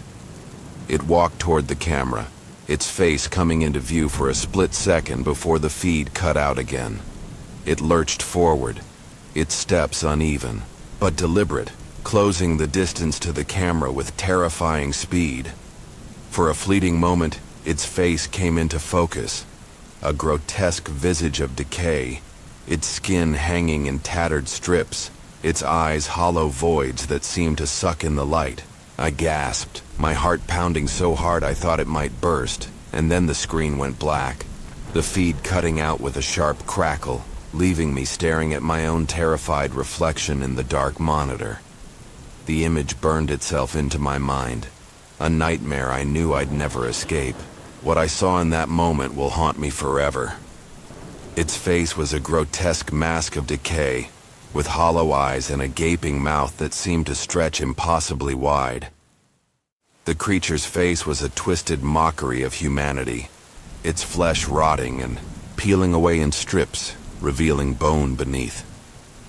Its eyes were empty sockets, black as the void, yet they seemed to see me, to know me, their gaze piercing through the screen into my very soul. Its mouth stretched wider than any human mouth should, a gaping maw filled with jagged, broken teeth, as if it had been screaming for centuries. I stumbled back from the desk, my chair crashing to the floor, my mind reeling from the horror of what I'd just witnessed, knowing that this thing was real, and it was in the factory with me. The radio slipped from my grasp, clattering to the floor as my hands shook uncontrollably, the static still echoing in my ears like a sinister whisper. I dropped the radio, my hands trembling, and that's when I heard the tapping again, this time coming from just outside the office door. The sound was louder now, more insistent, as if whatever was out there wanted me to know it was coming for me. Then, the tapping returned, closer than ever, its rhythm pounding against the office door with a force that made the wood creak. It was no longer a distant sound. It was right there, just on the other side. Each strike a deliberate message, a promise of something terrible. My blood ran cold as I realized the thing I'd seen on the camera was now here. Its presence a suffocating weight that pressed against the door, demanding entry. I backed away, my eyes locked on the door, waiting for the inevitable. My survival instincts kicked in, and I lunged for the desk drawer, my fingers closing around the cold metal of a crowbar, the only thing I had to defend myself. I grabbed a crowbar from the desk drawer, my only weapon, and braced myself. The tapping stopped, and for a moment I thought it might be over. I gripped it tightly, my knuckles white, and positioned myself in front of the door, my body tense, ready to fight whatever was on the other side. Then, as suddenly as it had started, the tapping ceased, leaving behind a silence so profound it felt like the calm before a storm. I held my breath, my eyes darting between the door and the shadows, hoping against hope that the nightmare had ended, but knowing deep down that this was only the beginning.